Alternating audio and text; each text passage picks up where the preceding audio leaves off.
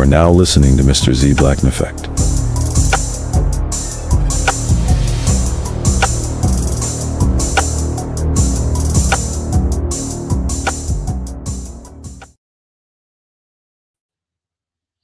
Fair use, fair use. Fair use, fair use.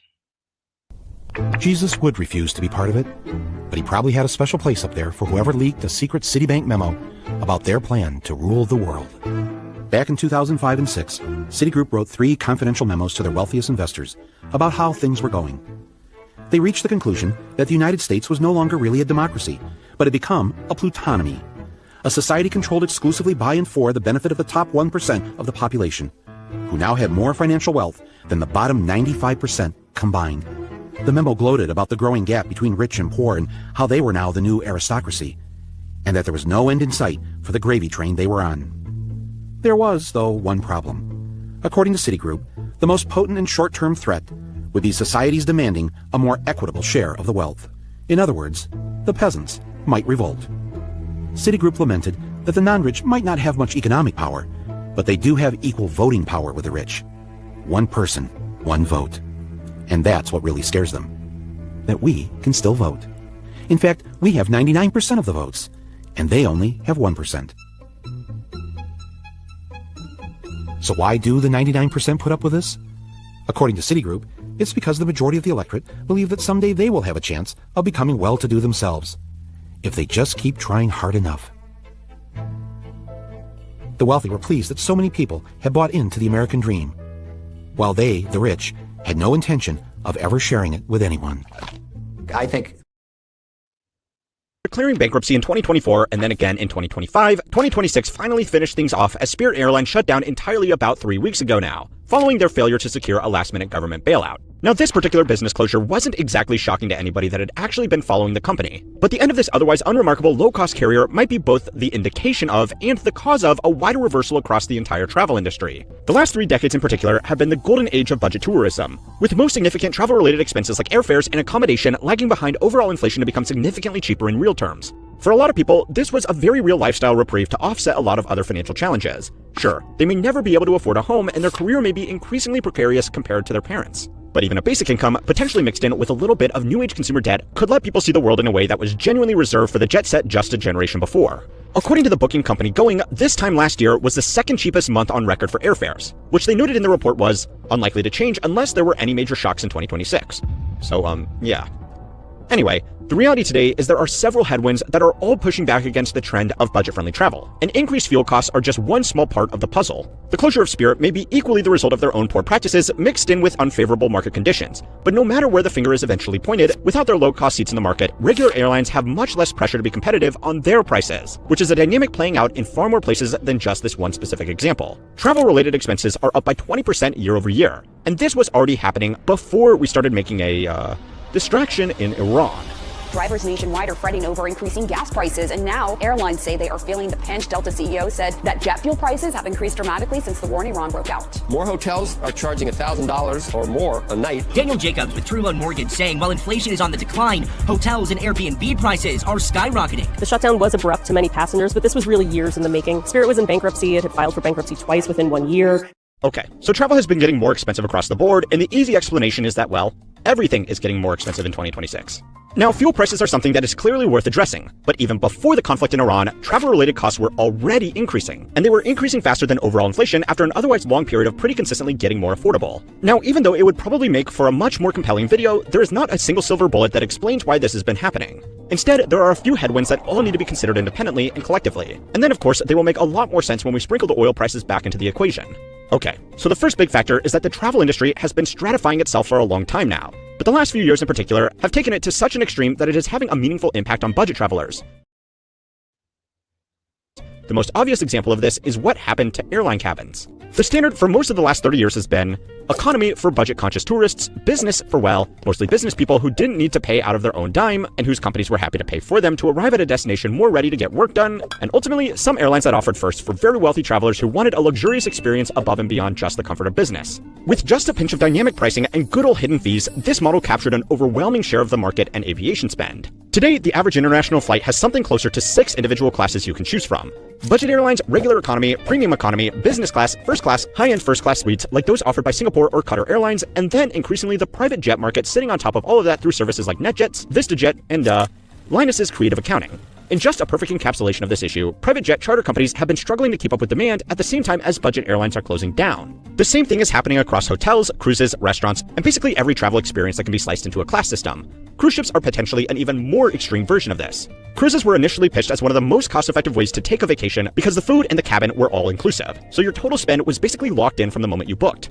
Today, the fastest-growing segment of the cruise market is ultra-premium yachts co-branded with high-end hotels like Four Seasons, Ritz-Carlton, St. Regis, and Amman, with cabins that can run up to $250,000 per week. Investment into this end of the market has been enormous, largely driven by private equity firms who have clocked which way the K-shaped economy has been bending. Now, I think it's probably worth mentioning that this does not mean that they are immune from their own enshittification. Some of the initial reviews of these ultra-high-end cruise ships have been hilariously bad. Left some toenail on the floor. I definitely did not clip my toenails since I've been in this room, so the only assumption is that's someone else's. Anyway, all of this by itself shouldn't really be a problem for budget travelers. If the top half of the K wants to spend more on increasingly ridiculous accommodations while most people enjoy budget prices for budget service, well, let them eat moldy cake. If anything, the rise of budget airlines has been one of the great consumer wins of the last 30 years, and aggressive low-cost competition has dragged regular economy prices down with it. The problem is that the low end of this market is now under enormous pressure, and as those budget options dry up, the dynamics of the whole market start to change. The clearest example of this is Spirit. With Spirit gone from the market, regular airlines that used to compete with their fares on the same routes suddenly have much less pressure to keep their own prices low. They don't even have to do anything sinister to take advantage of this. They just simply don't have to discount as aggressively as they used to. On the other end, major carriers are also figuring out that they can make a lot more money per square foot of cabin by ripping out rows of economy seats and replacing them with premium economy or business class seats with relative confidence they will be filled consistently. Lufthansa has been openly bragging that premium economy generates around 33% more revenue per square foot than regular economy, and about 6% more than full business class. For a business just trying to maximize revenue, why sell 10 economy seats to budget travelers when you could sell 4 premium economy seats for more money to people whose portfolios have done very well over the last few years? The demand for those premium seats is genuinely there, so they would be kind of dumb not to displace the budget travelers. The top 10%, the wealthiest Americans, are responsible for 49% of the consumer spending in the entire country. So 10% of the country is holding up half of the whole economy. And after that, the top 20% of households hold 75% of the economic wealth in the country. And Morgan Stanley's wealth management officer, Lisa Shallett, responded, "It is wackadoo. It's never been like this before." Back in your consumer news this morning, do you have enough savings to potentially cover an emergency that could cost you about $1,000? Yeah, a recent survey from Bankrate says about half of Americans, less than them really, would be able to pay for a bill like that. Only about 41% of people actually said they've got enough savings on hand to cover a $1,000 emergency.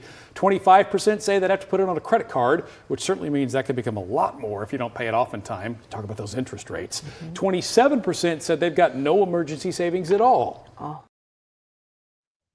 Is my company shutting down? All right, I have really bad news, everybody. Effectively, immediately, ceasing all operations. We are filing for bankruptcy. This is where we are in society. That's 8 pieces of chicken and some rice for $15. $15. Does anybody else have the feeling like there's not going to be any restaurants left? I really feel like until they bring the cost of housing down, we should all just move back in with our parents. Like, that should be our form of revolution. Corporate bankruptcies are the highest they've been since 2010 after the Great Recession, and yet corporations are posting record-breaking profits. Something's not adding up. This is probably a dumb question, but if AI replaces all the jobs and people can't work, therefore they can't earn money, therefore they have no money to spend, then what is the use of people having money in the first place and of all these billionaires having companies and things with things that they can't sell because people can't buy them?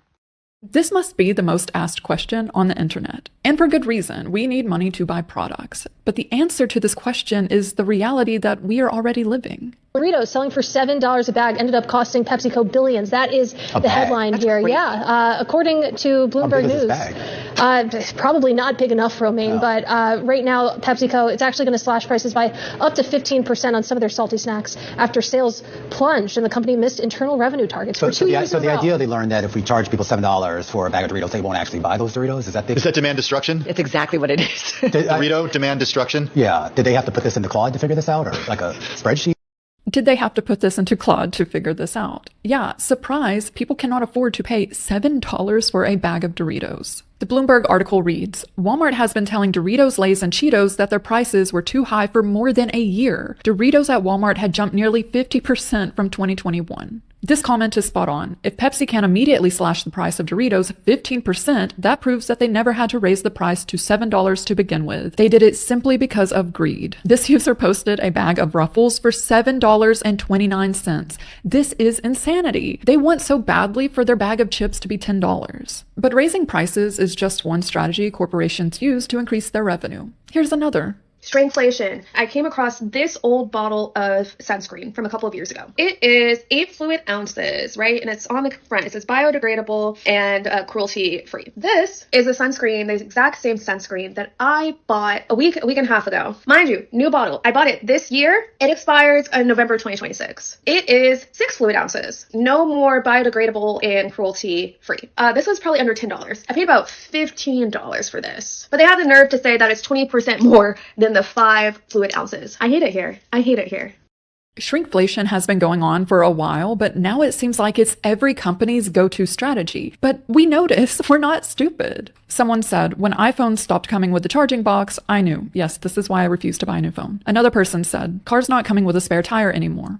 And if they're not increasing the price or shrinking the product, they're lowering the quality. I hate that we're living in a time period when restaurant food is simultaneously absurdly expensive and also aggressively mediocre. Like, when did this happen? I used to love eating out. It used to be one of my favorite activities of all time. Now I genuinely, without irony, think to myself that whatever I make at home tastes better than something else I order out. Starters now cost as much as the actual meal, even though none of the food is actually made from scratch anymore. This comment is revealing. Restaurant owner here, it happened when Sysco and US Foods basically eliminated their small competitors. Now they own 80% of the market and raised prices 30 to 75% year over year. If you don't know, Sysco is a food supplier, and they used to supply whole ingredients so restaurants could cook fresh meals. But now restaurants opt for pre-made frozen food like this bag of liquid eggs that gets microwaved and served at hotel breakfast buffets. We don't even know if the eggs are real. From 2020 to 2025, chain restaurant prices rose 39%, nearly double the rate of inflation, but that greed is catching up with them. Restaurants are now empty at peak hours. Regular families can't afford the price gouging. This, of course, eventually leads to restaurants closing. Fast food giant Pizza Hut now closing hundreds of its locations, 250 nationwide to be exact. The problem, they say, declining sales. Pizza Hut's parent company, Yum Brands, says it's considering various options for that chain, including a possible sale. Companies are officially pricing out their own customers. Products, services, everything is becoming unaffordable, which begs the question, if nobody can afford their products, who is going to buy them? There have been many tour cancellations. Pussycat Dolls canceled all but one of their North American dates, and Post Malone canceled his first 2 dates and delayed a number of others. In some of these cases, the artists are citing medical reasons. Kid Cudi recently canceled a Birmingham, Alabama show, and also said plainly, ticket sales just weren't strong enough. Page 6 is calling this trend Blue Dot Fever, referencing the blue dots showing available tickets on Ticketmaster. Ticketnews.com explained, the pattern is becoming familiar. An artist announces a tour, sales sputter, seating charts turn into an ocean of blue dots, and then a personal reason emerges for pulling out.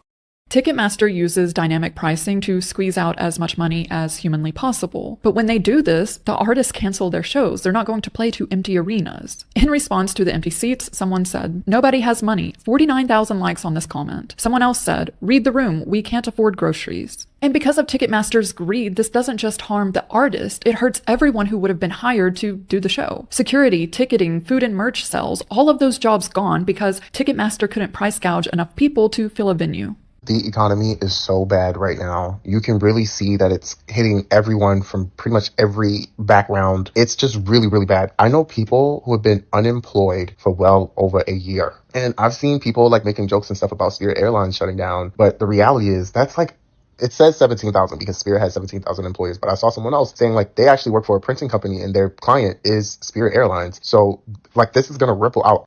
17,000 Spirit employees just entered a job market that was already stagnant. And like he said, every company that worked with Spirit just lost Spirit as a customer. Someone commented, just turned 36, I make a little over $100,000 and just moved back in with my parents because I cannot afford housing in New Jersey. A similar comment, I make $100,000 now. I was able to afford more in 2012 when I made $55,000. And this one, I work for a bankruptcy firm. We are booming, which is not a good indicator. And they're right, corporate bankruptcies keep hitting highs not seen since the Great Recession, with the last 2 years being especially brutal. These are just some of the bankruptcies from this year. QVC, Saks Fifth Avenue, Popeyes through its major franchisee, Carbon Health, Eddie Bauer, Twin Hospitality, West Marine, the list literally goes on. Corporate greed was stealing jobs well before ChatGPT. Recession indicator I haven't seen anybody address is at the gym. It doesn't matter what time it is anymore. It's always busy. It's just busy. Nobody's supposed to be anywhere no more. Nobody has jobs.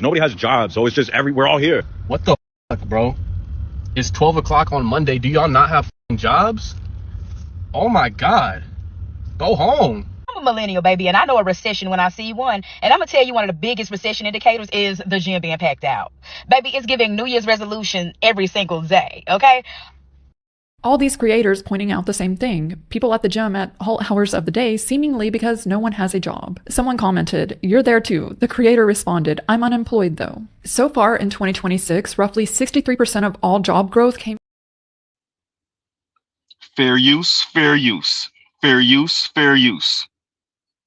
What's going on, everybody? Welcome back to the channel. It's Charles Marlowe here for you. So one of the financial YouTubers that I'm a big fan of, I watch him almost every single day, is The Uneducated Economist. And he talks a lot about the Federal Reserve and monetary policy. He discusses inflation.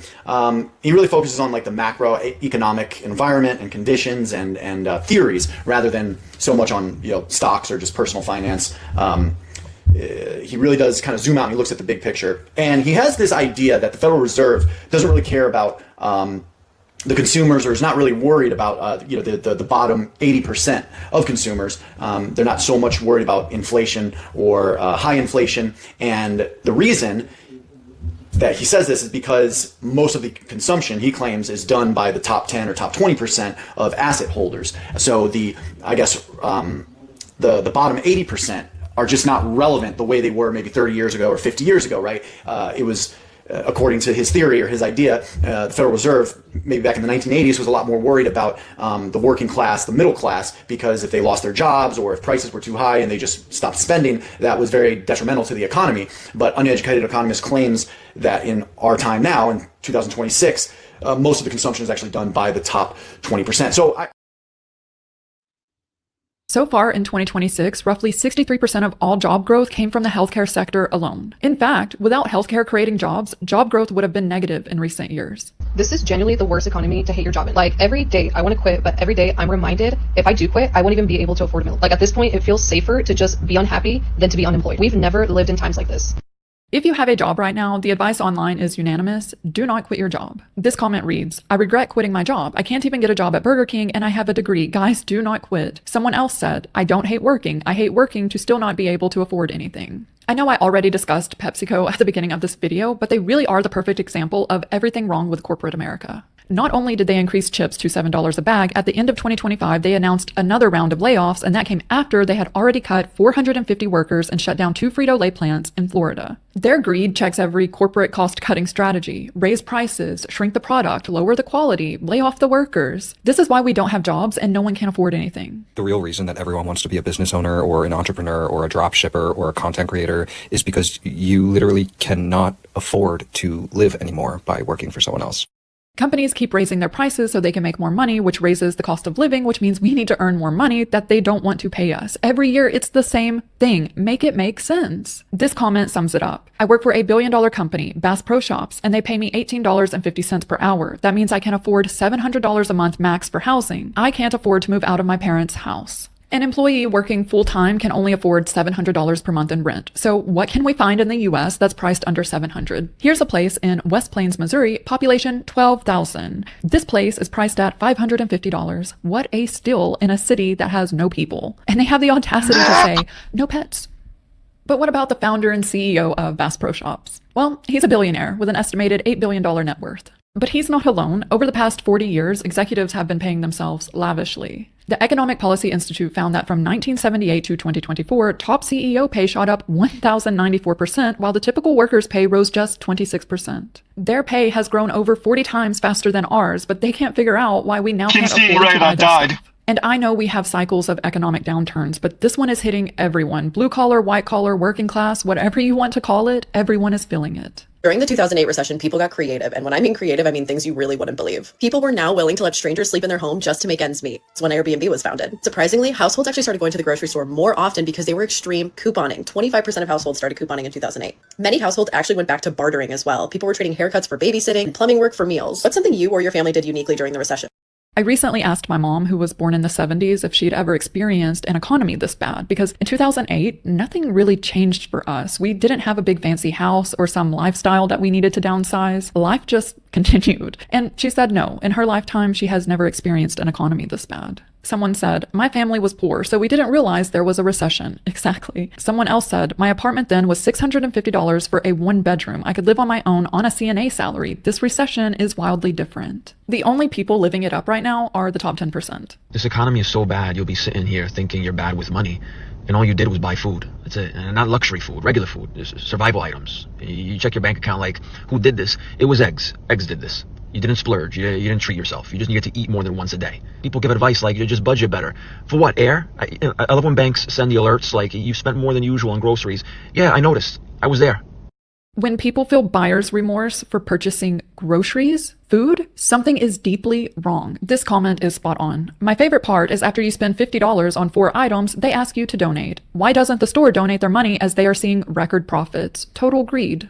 This is exactly the problem, greed, and greed existed long before AI did. So when people ask what happens when AI takes all jobs and no one's left to buy anything, we already know. We're watching it happen. Companies laying off their workers and increasing their prices, leaving only the rich to buy their products, is not a balanced equation. But that's the silver lining in all of this. This cannot continue. They are literally pricing themselves out of business. The math doesn't math. Greed is a choice, and that's what they're choosing, but we can choose where and how we spend our money. Ultimately, the power is with the people.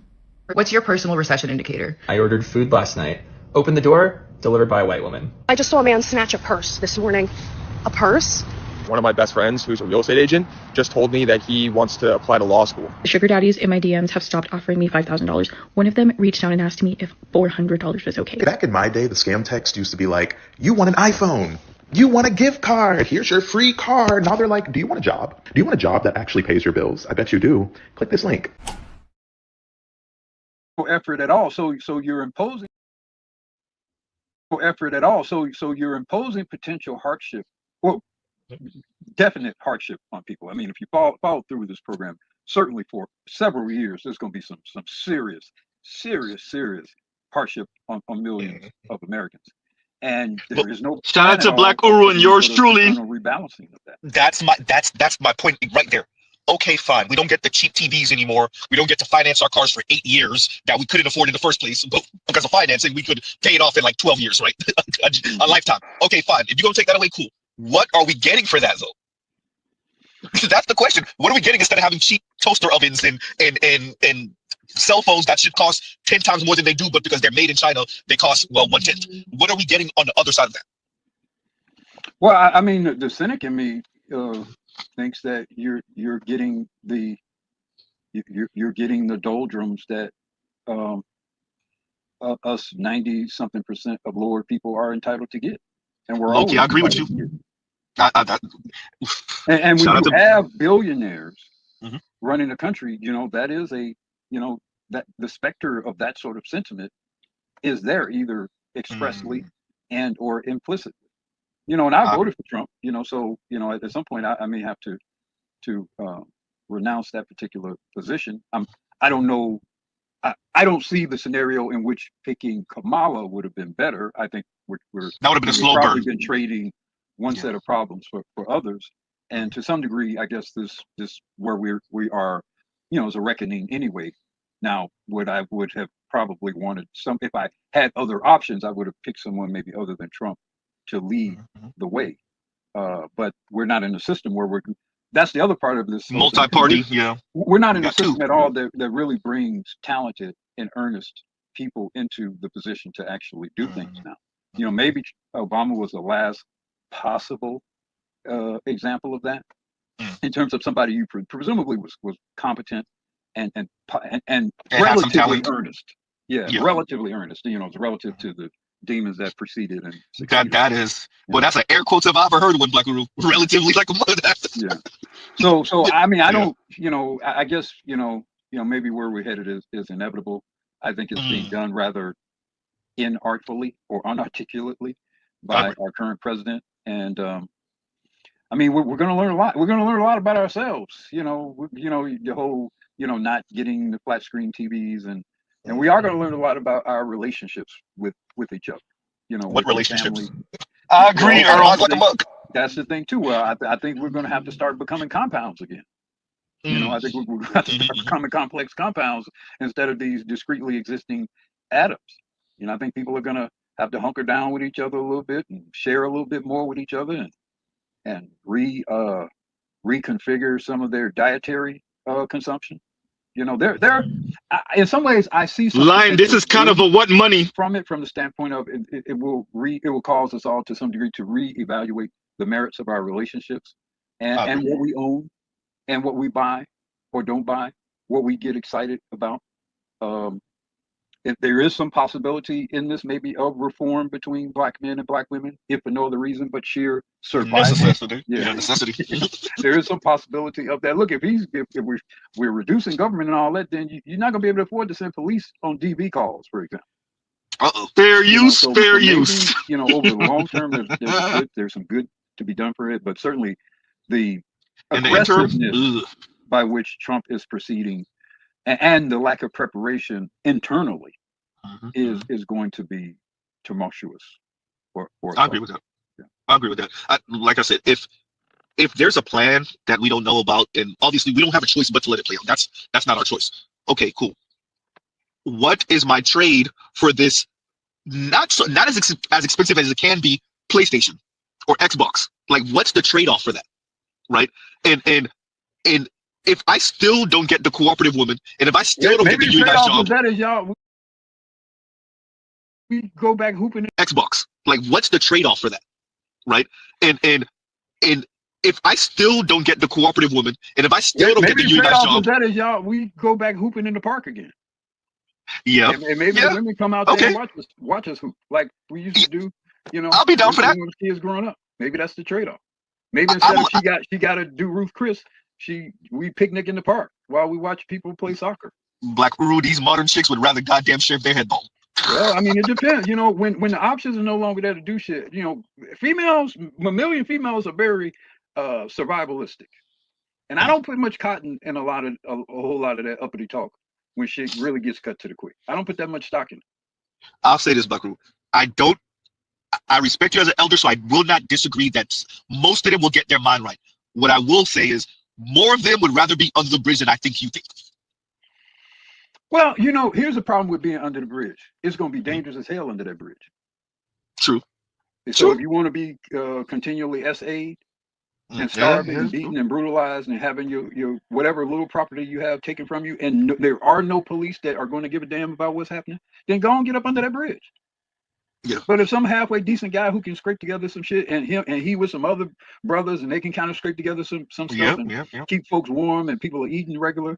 Now I'm being somewhat stark in that description, but just to emphasize a point. I mean, I don't see the majority of them just choosing to stay under that bridge. No, I agree with that. I don't think it's going to be the majority. I think it's going to be more than what you may think, though. But in the beginning, it is going to be some stubborn. See, like what happened in most cases with things, you are going to have some stubborn folks who are going to have to die or starve to death or get SA'd or a whole lot of other terrible things before other women say, "Oh shit, this is real. It's real." Yeah. Let me go get with short, frumpy. Or get SA'd or a whole lot of other terrible things before other women say, "Oh shit, this is real. It's real." Yeah. Let me go get with short, frumpy, Henry. He is pretty good. He's got some hands and he is pretty good with that gun and he, I just think there is the potential of things going in a direction in which there is more authentic relationships and more authentic valuation of relationships. That is a potential, but yeah, it is going to be very painful.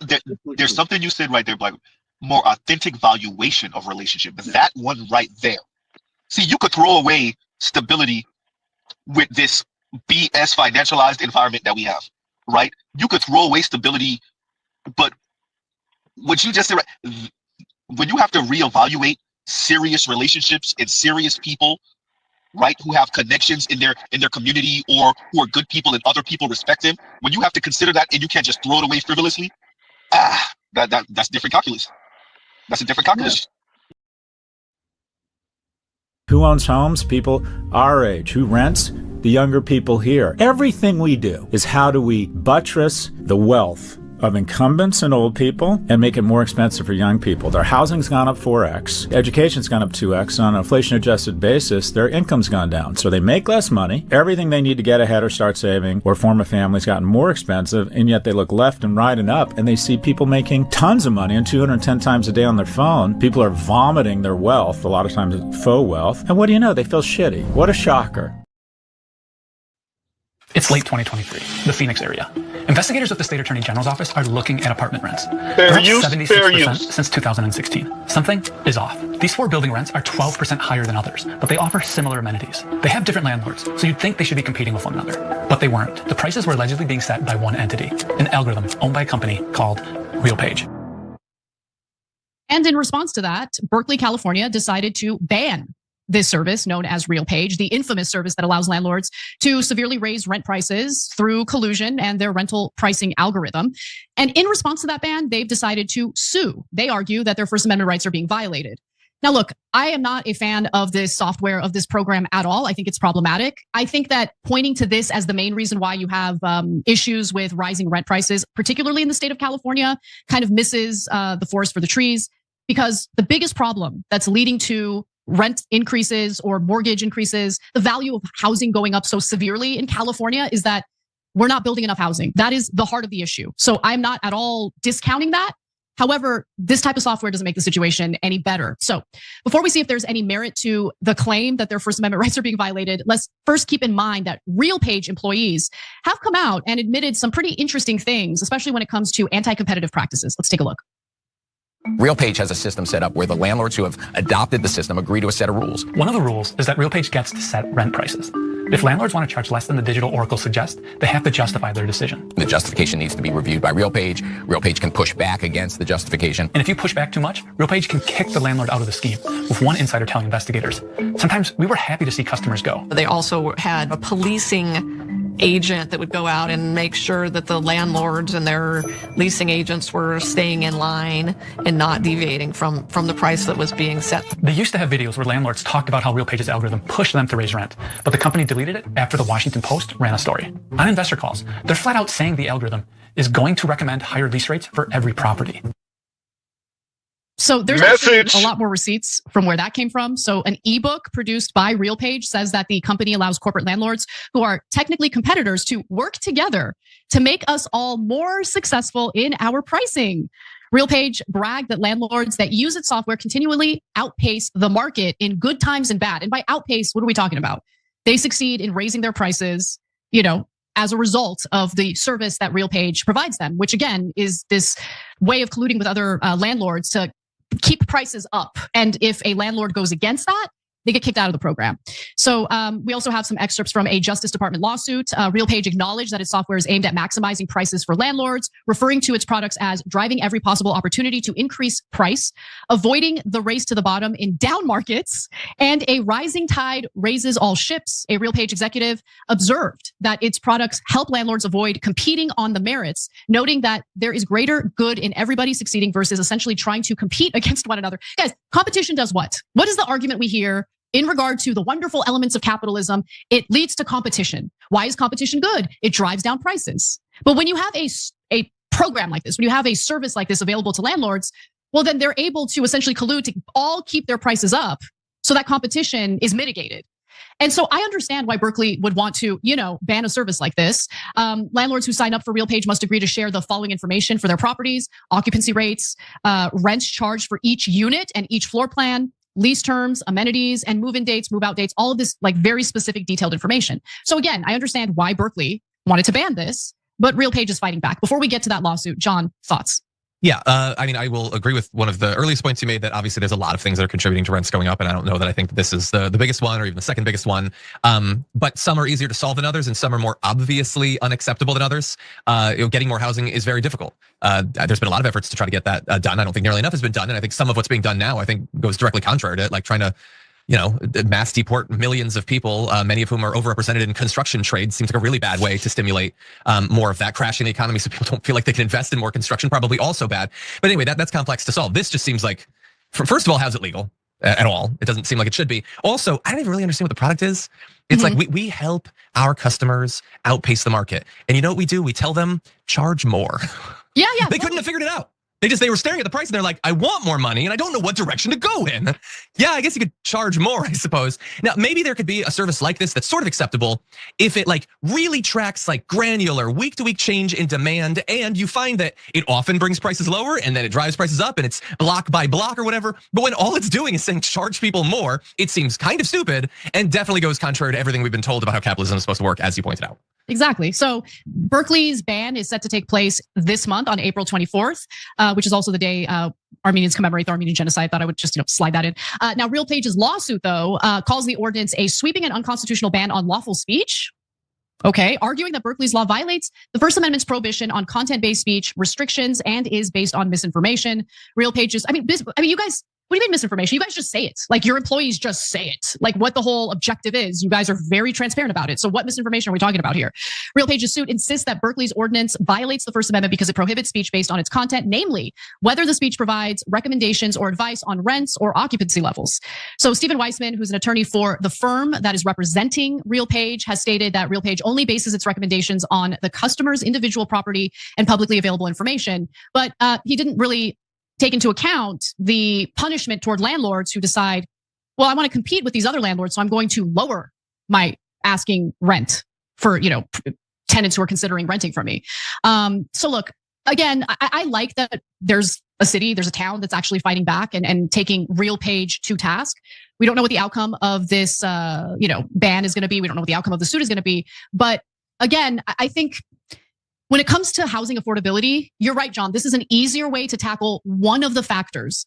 But it's also true that even if Berkeley is successful and wins this suit that's been filed against the city, we still have a housing shortage. That is the main factor. We need to build more housing.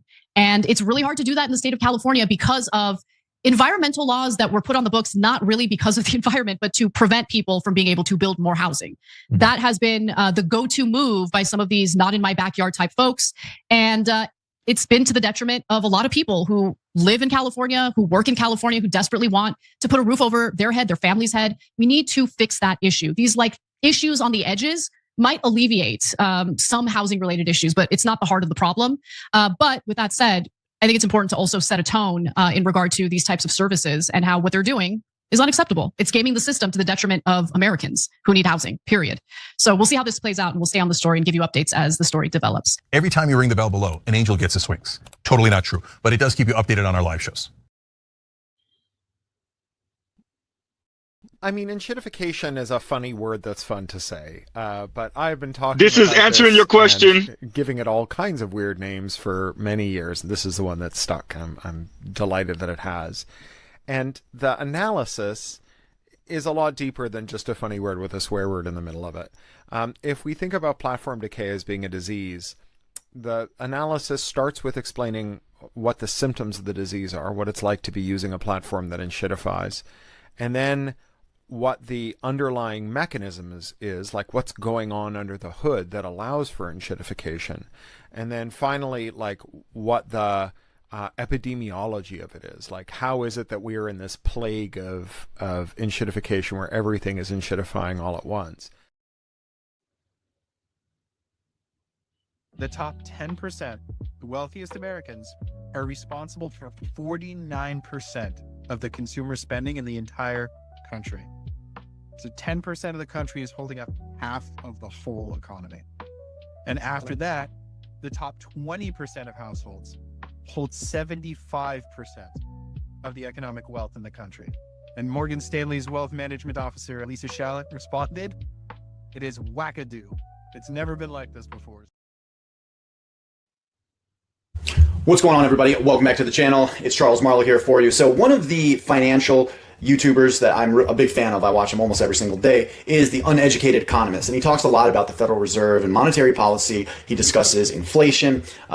He really focuses on like the macroeconomic environment and conditions and theories rather than so much on stocks or just personal finance.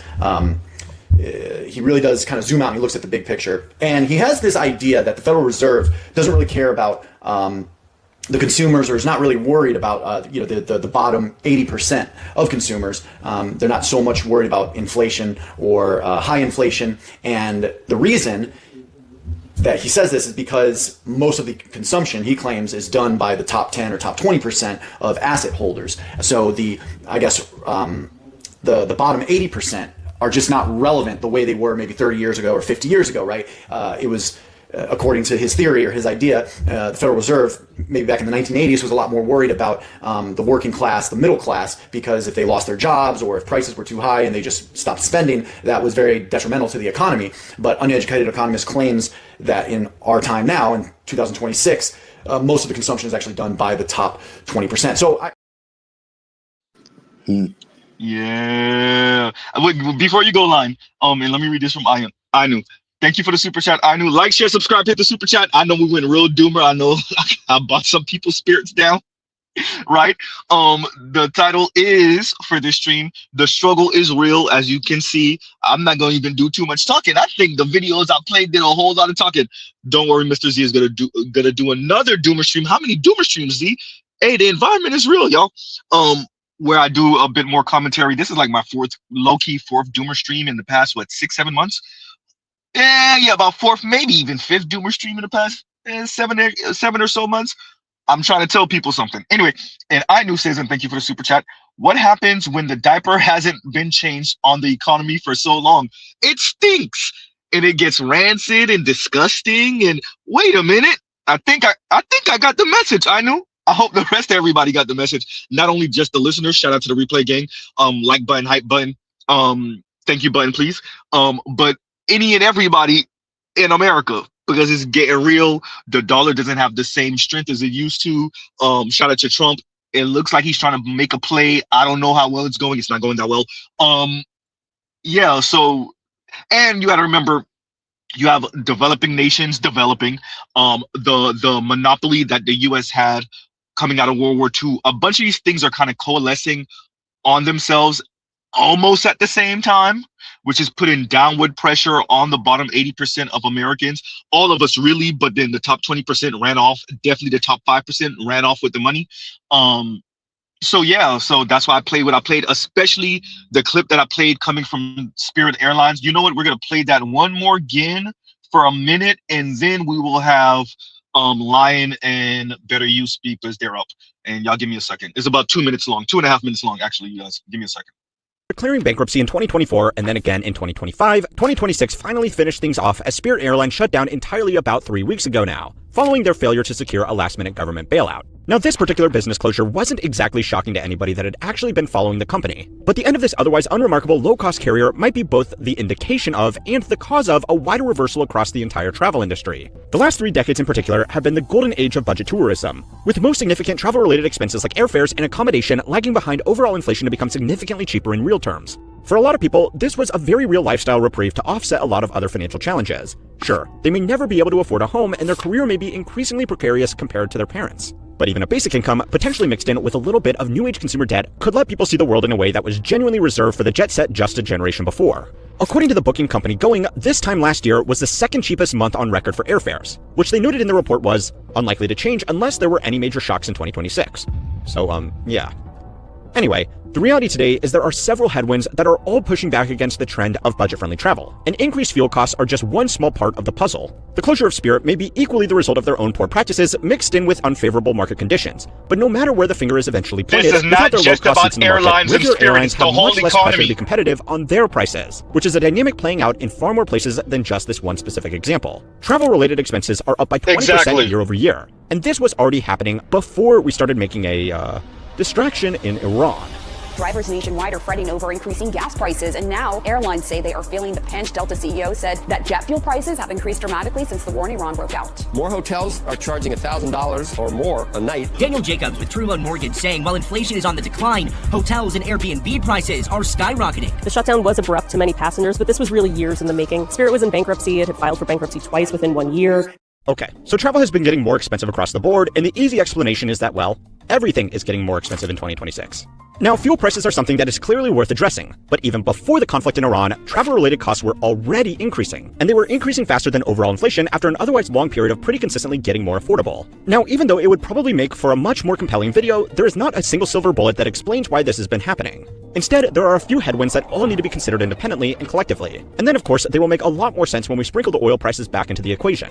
Okay, so the first big factor is that the travel industry has been stratifying itself for a long time now, but the last few years in particular have taken it to such an extreme that it is having a meaningful impact on budget travelers. The most obvious example of this is what happened to airline cabins. The standard for most of the last 30 years has been economy for budget-conscious tourists, business for, well, mostly business people who didn't need to pay out of their own dime and whose companies were happy to pay for them to arrive at a destination more ready to get work done, and ultimately, some airlines that offered first for very wealthy travelers who wanted a luxurious experience above and beyond just the comfort of business. With just a pinch of dynamic pricing and good old hidden fees, this model captured an overwhelming share of the market and aviation spend. Today, the average international flight has something closer to 6 individual classes you can choose from. Budget airlines, regular economy, premium economy, business class, high-end first-class suites like those offered by Singapore or Qatar Airlines, and then increasingly the private jet market sitting on top of all of that through services like NetJets, VistaJet, and, Linus's Creative Accounting. In just a perfect encapsulation of this issue, private jet charter companies have been struggling to keep up with demand at the same time as budget airlines are closing down. The same thing is happening across hotels, cruises, restaurants, and basically every travel experience that can be sliced into a class system. Cruise ships are potentially an even more extreme version of this. Cruises were initially pitched as one of the most cost-effective ways to take a vacation. I'll play the rest of that later. Yeah. Vince, something's up with yours. You're not loading right. Let me see. Yeah. Vince, you might want to back out and come back. Anyway, what's going on, y'all? I was hoping y'all two would be the first two up, actually. I was hoping both of y'all two would be the first two up. And I'll hear Balamuccio is coming up in a minute, too. He might have to back out and come back, though. Oh, wait. It loaded. You're good, Vince. All right, y'all. What's going on? Yo, what's good, gentlemen? How you doing? Good. We're on the road. Look, I told you I was gonna do another Doomer stream, another what we just gonna keep this series going as the world burns. What money? It's not as the world turns, it's as the world burns. Yes. That is the title. With what money? Oh man. And I wanted to play because I made mention of how money works covering Spirit Airlines. And I just want to emphasize it's not just Spirit Airlines. It's not just travel. The entire economy is moving like that. The bottom has fallen out, and we even talk about the car. We even talk about the car. You know what? I don't worry. Trust me, I got a stream coming for that too. Because you know I'm a car guy. As long as you got the video that I sent you. You got a video. Yeah. Yes, but I haven't watched. You know what I'm about to do? So I watched that already too. By the way, I did watch that. I watched it before you sent it, but I'm glad that you sent it. That's going to be part of the stream. So I'm going to do a car stream for the public, and then, like I said, shout out to all the members. Shout out for your patience. We're going to do a coverage of angry women on the membership for the members. So that's that. So that's how we're going to do. Yeah, but we definitely got to do a car stream. And yeah, I already knew it. Yeah, look, people don't got money. Oh, and Jack Morgan RLP covers, and he covered, and there's another channel too that covers how many people are like returning their cars or getting repoed and all that other stuff. And yeah, it's pretty damn ugly. Yeah, it's pretty damn ugly. But everybody's losing money. Like this it said Honda has lost $70 billion, and this is their first Honda's not as profitable as it was before. Honda's in the struggle, Nissan's in the struggle. Toyota is doing okay-ish. GM is doing okay-ish. Stellantis, the reason, by the way, all of the Mopar guys, y'all gonna get y'all V8s back because Stellantis took a big hit with them going to EV. By the way, a bunch of the car companies are revising all their EV stuff because all of them took a major hit. And China's just eating everybody's lunch. Yeah, with that BYD, like the only EV that's pretty much that's pretty much doing pretty well is BYD. Mhm. That's You the know only what? one So that's because they started off as EVs, number one, and they could afford to sell it cheap. In their first year selling in Europe, they took up 6% of the EV market. Yeah. And their first, you know what? I might even be saying it wrong. I'm not sure if it was the EV market or all sales in Europe, 6%. I'm not sure if it was the EV market or all, because I think they took over the EV market. I think it was 6% of the whole entire sales of all cars in Europe in 1 year. Everybody. There's a reason why they don't want to bring them here. Which is crazy. There's a reason why they don't want to. There's a reason hell why yeah. That's the reason why I want to bring them here, because you bring them here, Elon's done. Yeah, Tesla's a wrap. Time, but eventually Elon will be done. The SU, I can't remember what the car is called. I think it's called the SU7 coming out of China, the Xiaomi. It looks nice. It's a nice looking car. It has like some 800 horsepower. I think it's the fastest EV car on Nürburgring. Yeah, it's a problem. It's a fucking problem. Did you see Ferrari's new EV? Oh yeah, that new EV Ferrari. Look, if you're gonna buy it, you don't look. We already know. You don't buy that car because of the looks. You buy that car because it's a Ferrari. That's why you buy it. But in Ferrari's case, what the fuck is that? Yeah, true. But it's a Ferrari. And the reason you buy it is because, wait for it, because it's a Ferrari. There's no other reason to buy it. That shit shaped like a hamper. Anybody that wants to jump on the panel, y'all got like 2-3 minutes, because Mr. Z about to jump on the expressway in a minute, and I will not be able to press no buttons for like 20 minutes. So, if you want to jump on the panel, go. The second most, I think, widely debt in America, type of debt outside of credit cards is cars. Yeah. Well, medical is number one, right? And then so that means it's 3. Medical's number one. Okay. Yeah, credit card. Yeah, and then cars. Yeah, man. Well, debt? So highest debt. Across Americans. Cars. Yeah, cars, health insurance, and credit cards. They might be one behind. That's the 3. Thank you for the correction. But yes. So, no. I don't know the particular order. I'm not trying to correct you. I don't know the particular order either. But I know though. I'm pretty sure those are the top 3. Those are the top 3. Yeah, I'll say both of y'all. But with that being said, like people will go into debt for a car. And I think... Why are you talking about me like that, Vince? Go ahead. Don't be calling me out like that. I don't appreciate that shit. Right. Watch your mouth, Vince. Watch your mouth. It's just thinking about where people priorities is going to go, where we see it going. Yeah. You know, people going to spend bread on their car, whether they got 5 hoes, 1 hose, no hose. They married. But boys, you know what though? whatever. This is the thing. There's a reason for that. Let me give you something to consider. And me and Lion actually had this conversation. I think me and Better You might have had this conversation too. I think a lot of this is, well, for men at least, if I'm not gonna have the family, a bitch not gonna be on my program, I'm not gonna get a house, then I might as well, like the video I played, go to the gym and be body beautiful, smash these hoes easily. It's way easier to spend however money on Netflix and chill, or however money on a cheap ass date and smash her back at the crib than it is to have her as a wife. So I'm gonna be body beautiful. It's easier and cheaper for me to go gym, body beautiful, a crisp ass mouthpiece, and a nice ass car. Like that's nothing. Or a lifted truck. It all depends on what you into, right? Like if it's trucks that them hoes are into, in your area, you got a lifted truck. If it's sports cars, you got a nice sports car. If it's muscle, you got a nice muscle. If it's whatever, that's way cheaper than the house and the family. Yeah, that's way cheaper. Yeah. You know what the tagline is for all that? Go ahead. It's all there. Hey, it's all no for real though. Go ahead. Go. Wait, who's that? Is that AB? Go ahead, AB. Okay, Mr. Z. I'm sorry, I can't help it. So let's see, Trick or listen to Teresa. Well, that's a hard. Hey, I'm sorry. I saw that you covered it. I got to go listen to your coverage of it. I saw that you covered it the other night too. I'm sorry, but I can't help it. She comes off as a bird brain to me. Man, she's just a radical feminist sister with a ugly ass forehead and somebody's echoing. Yeah, somebody's echoing. Yeah, your background. Thank you. Yeah, she's just a radical feminist, not even a feminist. All of these folks think they're slick. I all see them as looking for the matriarchy or aspiring for matriarchy, and every once in a while they'll slip. On some of her old stuff, she kind of let it slip. Same thing with Bun Me. They let it slip, right?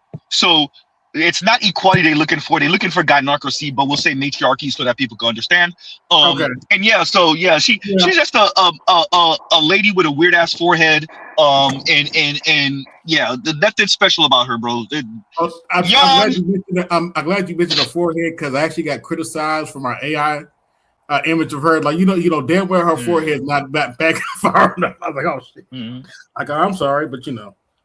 And No Hero said, Manosphere Highlights Daily roasted her too. I'm glad I brought her into the space so that everybody could be tortured the way I am. I'm sorry, not really sorry, y'all. Look, God. I'm glad that I introduced her to the space because she was over there doing her own little radical feminist thing. I was like, wait a minute. I see you, lady. I'm glad. And shout out to Manosphere Highlights Daily. I got to go listen to that because I know he did it justice. I know he did. I did two of her videos on Monday, and all that was torture. Yeah, all that was torture. Look, I'm glad that those ladies talk the way they do because in this economy, you still telling them girls not to get on our program. All right, we gonna just watch them struggle and starve. Or maybe your goal is that y'all have your little same-sex loving coven where y'all munching on each other. Maybe that's their goal. Maybe that's her goal. Maybe Yeah, we'll just make Hold on, wait a minute. I feel sorry for the stud to try to get with her. Good Lord. Ugh. No, let him go. Ain't no sorry, ain't no empathy. You want to be out here, you want to be a renegade, fine. You get renegade treatment. No, that's right. That's fine. You do whatever you want to do. Ain't nobody taking nothing from you. Just know that economy toll is being built. Hold on, wait a minute. She talking about men can't take rejection. I'm like, what? I would take a rejection from you as a compliment. Good. No, you know look. It's a human thing. Human beings have a problem with rejection. But because the way we've socialized men and women is that men are the ones that approach. Now that the world, it's not even that it's become even really more equal. Now that we're getting to a world where the young men are less likely to do that, are a bit less likely, now we're putting the pressure on women and girls to do it. And we're watching them throw a fucking fit. And for the few of them that do approach and they do receive rejection, we watch them respond in much of the same ways men respond, if not worse. As a matter of fact, some of these women are capable of putting fake ass harassment charges on you, fake ass rape charges on you because you turned them down. Wait a minute, who used to do that, everyone? Who in American history used to do that? Wait a minute. Racist ass white women. Black women, are you racist ass white women? No. Yes. It looks like it. Yes. I'm just saying, go ahead. Yes. I wish the answer was no, but the answer is yes. I mean, Teresa looks straight up like the woman I've seen at these singles events. Like, she's no different. I've seen women who look. Don't do that to the women at the singles event. Don't do that. You know the women's at the single event got more of a tape line than she do. Yeah. Trust me, I've been there. I've seen it. She looks no different than the women at these singles events. Go ahead, Getmo, because I think Getmo trying to get in right now too. Go ahead.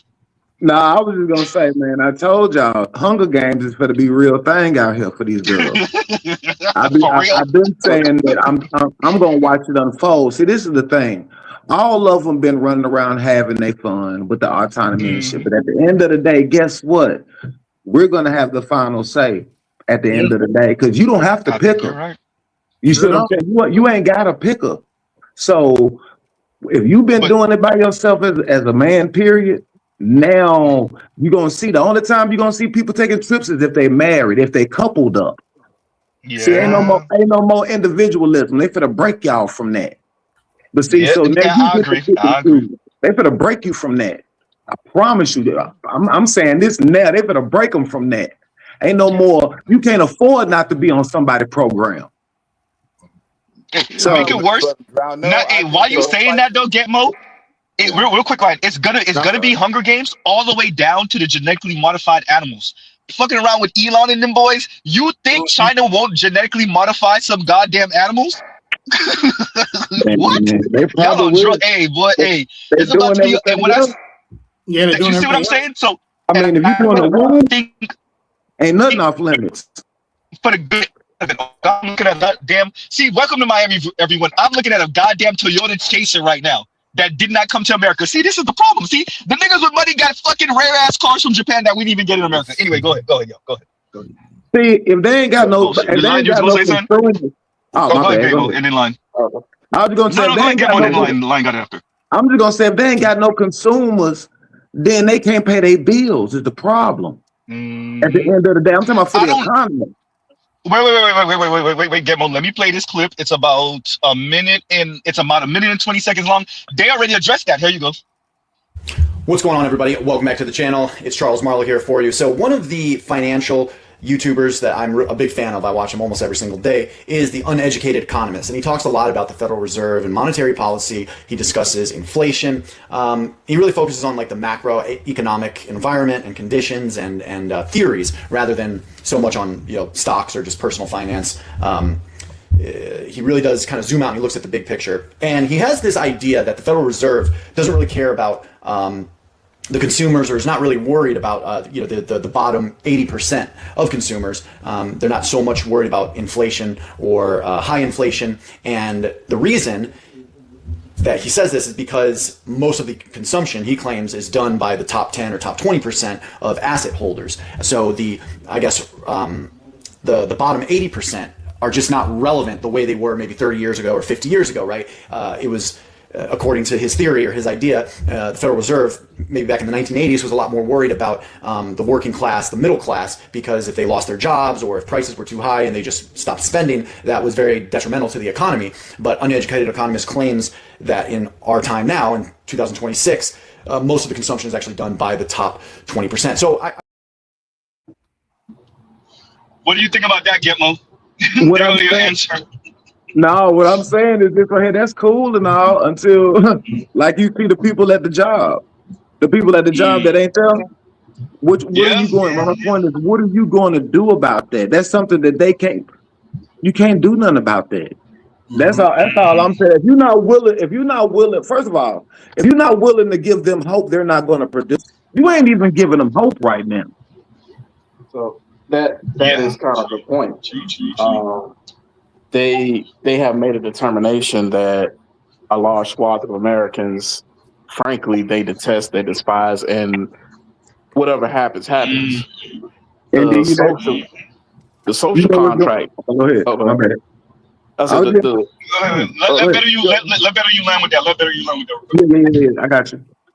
Yeah, the social contract is non-existent today, and what we're seeing is a class of people who I think Elon became a trillionaire this week. Mm-hmm. Yep. Yes, he did. And captured the government. And when you have that much money, there is no equality. There is no sense of the whole. Everybody just wants to get their slice of the pie. And those with the assets, they're going to squeeze and continue to squeeze because their greed is unchecked. And as long as we allow it to be, like, they're always going to keep squeezing little people out because they don't care about little people. They don't need the little people. Mm-hmm. Go ahead, Gitmo. Go ahead. Damn. Yeah, I agree. By the way, I agree with you, better you. And that's what me and Blackwood were speaking about on that clip from like last year. And yeah, so it was always the play. This was always the play because they didn't like that they were reliant. Excuse me. They didn't like that they were reliant on us for the past, give or take, 80 years since the end of World War II. So this is a way of rejiggering the economy where they're still going to sell to us. Don't get it twisted. But there's going to be there's going to be two economies. There's going to be the bottom economy for the bottom 80% of the K, and there's going to be the economy for the top 20% of the K, right? And there's going to be ultra luxury. And while we already see ultra luxury, look, it's ridiculous. Like I'll give you a prime example. Y'all know I'm a car head. I'm a Nissan guy. You won't believe there are old Nissans going for $2 million right now. I'm not joking. I mean, $2 million Nissans, bro. I mean, you know what I'm saying? So yeah, go ahead. All thing I'm saying is this right here. As we are on now the decline, people who are already like our minimalist people who don't need much, they gonna be all right. But the people who been living above their means, they're the ones who gonna suffer. So what I'm saying as a whole is the regular, schmegular, salt of the earth black dude who probably shop at Save a lot. He got a little $22, $23 an hour job. He lived by himself. Not the best, but it's a little one bedroom, for instance. He gonna be able to squeeze by and make it. That's if he has a job. You should. That's the first step. If you have a job, and hope they're still giving out those little $1 raises a year, even though that's really not going to help that much. You're not going to be able to do nothing. Y'all talking about the ultra wealthy. We need to talk about the ultra poverty that happens for some people. y'all talking about these cars and all this other stuff. No offense to y'all. These people ain't gonna be able to look at these cars. Wait, pause for the cause right there, Gitmo. Because this is what I do whenever I get a raise or whenever I get like anything. Okay, let's go with that dollar raise. Because people don't do the math. This is something I have to like I used to talk to my ex about all the time. Yeah. Okay, a dollar raise, that's cool. But a dollar raise, you working 40 hours a week. A dollar raise, that's an extra $40 a week, right? That's extra $80 a paycheck. That's before taxes. In my mind, I overdo that taxes. So if it's $80, I already told myself I'm only getting $50 out of that 80. Right. That's what I tell myself that I'm actually going to see on the check is maybe, if I'm lucky, an extra $50 on the pay period. If I'm lucky. Not to mention, you see what I'm saying? Exactly. Not to mention health insurance if you have a 401k. Go. Who said real quick? Go ahead. That was me. So okay, go ahead. I get where you're coming from, but this is the thing I think we all have to keep in mind. This is something that is coming for everybody. When you see inflation year after year running as hot and as high as it is and these wages being stagnant, you might be living below your means now. But the thing about it is your means are rising and they're rising exponentially in comparison to the resources that you have. I bought my first vehicle was a Toyota. I bought that in 2018 and the sticker price was $18,000. There is no vehicle in America that you can buy new for $18,000. Matter of fact, there's only one brand in America that has a common MSRP for under 30, and that's the Mitsubishi. So being that a car is a necessity. The Mirage is under 20 grand. It's the only car. It's real quick, better you. The Mirage is the only car under 20 grand, I think, starting. I think it's the only car under 20, if I'm not mistaken. Go ahead. And you have to keep in mind, a car is a necessity for most people in America. And when you look at they're building AI data centers that are spiking your power bills, they're juicing the price of cars. And it's really quite insidious as well with that, because as the sticker price is going up, what they've pretty much made their solution is we're going to tack more years onto your loan. So while for best case scenario, some folks might be like, well, my price isn't that much more. You're paying thousands and thousands of dollars more for that vehicle because you, instead of a typical 5-year 60, I've seen now they've got some people locked in as much as 8 and 9 years for a vehicle. Yep. Like, I said this, wait, real quick. I said this to Black Uru. Wait, real quick, y'all. Real quick. I said this to Black Uru and BGS once, and they couldn't believe it. Black Uru's up here right now. I told you, Black Uru. I told you the 84 month car loans. It's a real thing. Yep. This is crazy. Yeah. We up there. We up there. It's insane. Go ahead, y'all. Car payment for a new car is now $800. Yep. I mean, think about it. Like 10, 15 years ago, that was rent for a lot of people. Yeah, exactly. For a 2-bedroom duplex. Yeah. So I don't know what to tell you. Like I said, you ain't got no choice. Assortative mating will begin soon. I'm trying to tell you. You ain't got no choice. Get on somebody's program.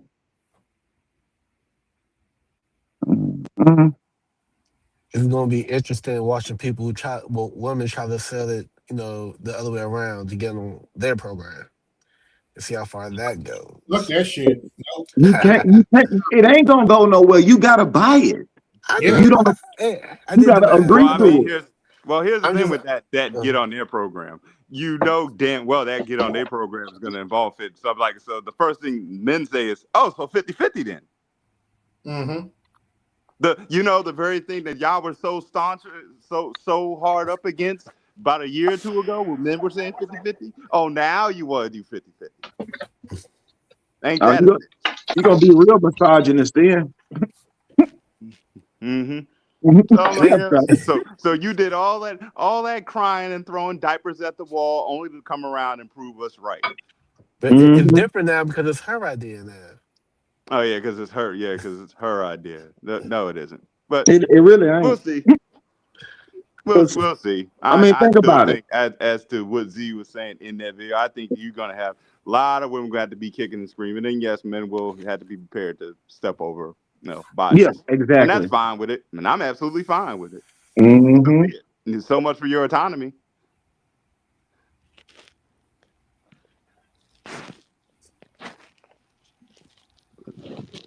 Yeah. Yeah, but at the end of the day, whatever. Cool. Let me leave my line quiet, yo. Oh, my bad. Well, nah. Well, you want your autonomy so bad? Fine, have it. But be prepared to die with it. Mm-hmm. Here go another clip for y'all to bite on. If it played, I'll be great. Okay, we're doing this. Let's do intensification. Let's get done. Okay, no. You bargain a bit, Z. Why my yeah, give me a second. Brought to you by viewers like you. Like, share, and subscribe, hit the super chat. Right now, here we go. Right. Let's see if this will play now. Because I saw a couple of y'all saying something about this earlier. Here we go. Who owns homes? People our age. Who rents? The younger people here. Everything we do is how do we buttress the wealth of incumbents and old people and make it more expensive for young people. Their housing's gone up 4x, education's gone up 2x, and on an inflation-adjusted basis, their income's gone down. So they make less money, everything they need to get ahead or start saving or form a family's gotten more expensive, and yet they look left and right and up, and they see people making tons of money and 210 times a day on their phone. People are vomiting their wealth, a lot of times it's faux wealth, and what do you know? They feel shitty. What a shocker. Professor. What y'all think? Professor Fagaway. I mean, but he's not wrong. I mean, look how many people are living off of Instagram. Go ahead. He's not wrong. He just telling you I to said work more. before. I said before, this is an age of heroes. This is an age of heroes. This you all are not going to be able to just kind of play this out. You know, I think I heard somewhere that after the NASDAQ thing, Elon Musk is now a trillionaire. Yes. Well, what do y'all Yes, think sir. this is You're gonna correct. end up Yep. at? This is not something you're I'll just give going to you. be able to just hunker down. And this is, I mean, this is some comic book type shit that's going on here. This, For real, you're not going to be able to just, y'all going to have to do something. Y'all going to have to do something. Y'all going to have to do something. Now I have a question. What This do you ain't mean something you're going to be able to. Duck and dodge off of. What's your question? No, what I was What's your saying was, question? what do you mean by we have to do something necessarily? Brother, what do you think I mean? I mean, when things Don't be get giving too details bad- on the channel, people. Don't be giving details on the channel. We know what Black Guru mean anyway. Well, No, I mean, what I'm saying is this. You're not going to be able to just play this thing out. Right. And not come out of it alive on the other end. No, They're taking I understand that. everything, man. When they take everything, then what are you going to have to do anything with? Oh, nothing. Right. I understand that. Never mind. You go ahead. I understand that. Okay. And they're not going to let you comfortably live and do whatever the hell it is you think you're going to do. See, when people become trillionaires, they're not thinking about you all as human beings. Right. You're ants practically. You're figures on the spreadsheet, and on that spreadsheet, you're in the red. You're not a part of the black part of that balance sheet or that income statement. Let's do some clarification on You're that, part Black of Rule. the red. You're part of the cost. That's what I was gonna say. Let's, because I really wanted you to go into detail about it. Your existence is part of the red. That's what you're saying. Go ahead. Yes. You're taking resources. You're taking space with these data centers. They're using fresh drinking water. Ooh, these damn data centers, man. If that's not dystopian, I don't know what is. If that's not some Soylent Green or whatever kind of shit or Running Man type, I don't know what is. You're not just going to be able to sit on the. And this isn't a message just for black men, obviously, because really it's for everybody. And it's the white people and their racism and their weakness and these damn Europeans that have gotten us in this position to begin with. Their mendacity, their there you go, Trail. Cowardice. That's what's pretty much gonna happen with Trail said. It's gonna be a revolution, basically. That's what's gonna happen. I mean, if you want to survive, I mean, because you're hearing about them building. You're hearing about them building their $1 billion Trump bunkers and all that kind of shit. What do y'all think these folks are preparing for? Ooh, somebody. Yeah, somebody static. Yeah, that's straight. Yeah, I heard that. Yeah, no. So I agree with Black Uru and somebody static. I don't know who is it. Me? I'm well. Yeah. But and this is what I was playing when I was playing the Spirit airline clip, especially the beginning of the second part. This right here. The most obvious example of this is what happened to airline cabins. The standard for most of the last 30 years has been economy for budget-conscious tourists, business for, well, mostly business people who didn't need to pay out of their own dime and whose companies were happy to pay for them to arrive at a destination more ready to get work done, and ultimately some airlines that offered first for very wealthy travelers who wanted a luxurious experience above and beyond just the comfort of business. With just a pinch of dynamic pricing and good old hidden fees, this model captured an overwhelming share of the market and aviation spend. Today, the average international flight has something closer to 6 individual classes you can choose from. Budget airlines, regular economy, premium economy, business class, first class, high-end first class suites like those offered by Singapore or Qatar Airlines, and then increase. Y'all notice what he did with economy, right? He showed a tombstone exactly. Why did I play that? For that exactly. What he's showing you ain't gonna be no bottom. If that make any sense. Ain't gonna be no bottom. Bottom is non-existent. Right? Number one. Number two. Oh, go ahead. Go ahead. Go ahead. I'll go through. To piggyback off of what that and what Uru was saying earlier, but the AI data centers as well. So if you believe that these AI things, the use case for them is just to answer questions and make pictures and shit like that, I got a few bridges to sell you. Their answer to everything they're doing now is they gonna have these damn things to spy on you. They're building a surveillance state. That's the real purpose of these damn things. Just like they got. Understand every question you ask in case you submit to AI, you're creating your replacement. That's they're learning. They're learning to replace you. They're learning to replace you. Every interaction, every change in inflection of speech, question, answer, response, you're training your replacement. Your every interaction. Your every interaction.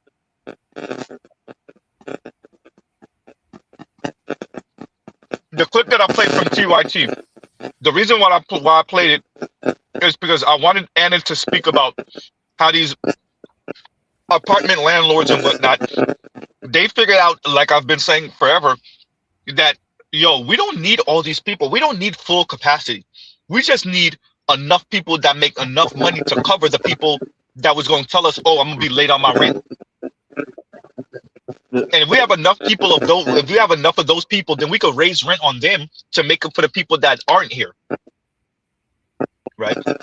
Also think of the people that are hiding buckets of wealth out of Russia or out of China in those high rises in New York, or those really nice old ass buildings, old ass homes in London. Those are the same. Well, those are not the same exact type of people, but that's the concept. And that's what the economy is kind of moving to. Go ahead.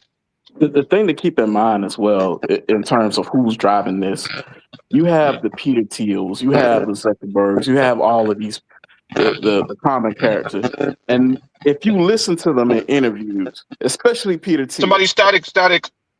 He said several times that he doesn't even know if humanity should exist. These are people that don't even believe that people as a species should necessarily continue. If AI were to wipe us all out, they think that would be a magnificent, glorious thing, that the next step of evolution would go. Like, that is the type of people that you're dealing with.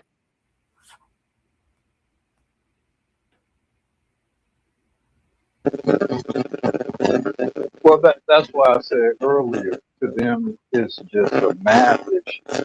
It's just a calculus problem. It's not humanity. It's not God. It's not belief in anything and any understanding of something beyond just figures. And look, once they can secure whatever sort of calculus of people that they think is necessary for the planet, whatever that is, I'm sure they have done that sort of analysis over and over again. And, then it's just a matter of how do you make it happen. And, look, they started on it, with various forms over the generations.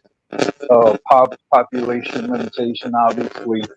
Bill Gates has famously been perpetuating certain programs throughout, because Africa really is the biggest threat to really the maintenance of humanity on this planet. It really is Africa, because Africa, Africans, particularly sub-Saharan, those that are most diverse, durable. Black Guru, your sound is Black Guru, you're the one with the static. Your sound is, you might have to drop and come back because it's really bad static. Okay. We get a chance. Okay. Okay. Yeah, please and thank you. And while Black Guru's doing that, we're gonna play what I think that was Better You, what he was making reference to earlier with Peter Thiel over here and him stuttering about human beings. If y'all don't know, here you go. You would prefer the human race to endure, right? You're hesitating. Yeah, well, yes? I don't know. I would this is a long hesitation. This is a long hesitation. There's so many questions implicit in this. For those of you that don't know, this is one of the founders of PayPal. This is one of the Palantir founders. He's not a nobody, billionaire. He took down Gawker just off of money. Right? That was not Hulk Hogan that took down Gawker. It was Peter Thiel that took down Gawker. Okay, so this ain't nobody. Okay, and it's funny I'm saying Gawker and Peter Thiel. If you know, you get the joke. But right? We ain't gonna talk about that, but that's half the reason why he took down Gawker. Anyway, so that's not the half the reason. That's the reason why he took down Gawker. So yeah, this ain't nobody. And if this person right here, billionaire, what I would say, PayPal with Elon, South African descent, if I'm not mistaken. So if he's over here stuttering about the human species, the human race continuing, Yeah, we're gonna play one more game. It's only 15 seconds long, and then we'll continue. You would prefer the human race to endure, right? You're hesitating. Yeah, well, yes. I don't know. I would. This is a long hesitation. This is a long hesitation. There's so many questions implicit in this. Oh, and how did I forget this? It was wait, real quick, Lionel, real because I forgot to say that. How did I forget to say this? By the way, your vice president was recommended by him. How did I forget to say that? That's the most important part. Anyway, your vice president was recommended by him, by the way. As a matter of fact, your vice president used to work for him. As a matter of fact, he's the one who discovered your vice president. Continuing, go ahead, Lion. The fact, even I caught the part where you said there's so many other questions implicit. Really? Really? There's other questions to ask and or answer before that? These are your tech overlords. Right. Blackmore, whenever you're ready, you can come on and back up. Y'all might, you know what? Might have to go back to the ski mask. Man, it's gonna be worse than that, man. Somebody gonna crash out. It's gonna be the ultimate crash out. You know, when I'm you just said saying, South Africa, that made everything make sense. Yeah. Well, we gotta. Well, the thing about the trillionaire, I mean, not to undermine him as a trillionaire, but he's a trillionaire. I mean, just being a trillionaire in assets is a hell of a feat in itself. But he is a trillionaire in assets. I mean, he got $1 trillion like liquid. Oh, you're talking about Elon? Yeah. It's not a trillion liquid, but it's a trillion. Hey, but they all what is major though? That is major. But I mean, they're all connected because remember it was Elon and Elon, a bunch of them that founded PayPal. Elon, Peter Thiel, not Mark Andreessen. Who else? It was I forgot. There's like 3-4 names that I'm forgetting right now off the top of my head, but their faces are right there. But yeah, and like all of these folks are like billionaires, 100 millionaires, like multi hundreds, damn near billionaires. I think all of them are billionaires now, just about. Yeah, but he went so hard with SpaceX because he didn't see once that incident happened with Tesla, with the Teslas blowing up. That's when he really started pushing for SpaceX. Well, the thing with SpaceX that it does is SpaceX is cover for what's it? Oh my God, the XAI company is under that umbrella, right?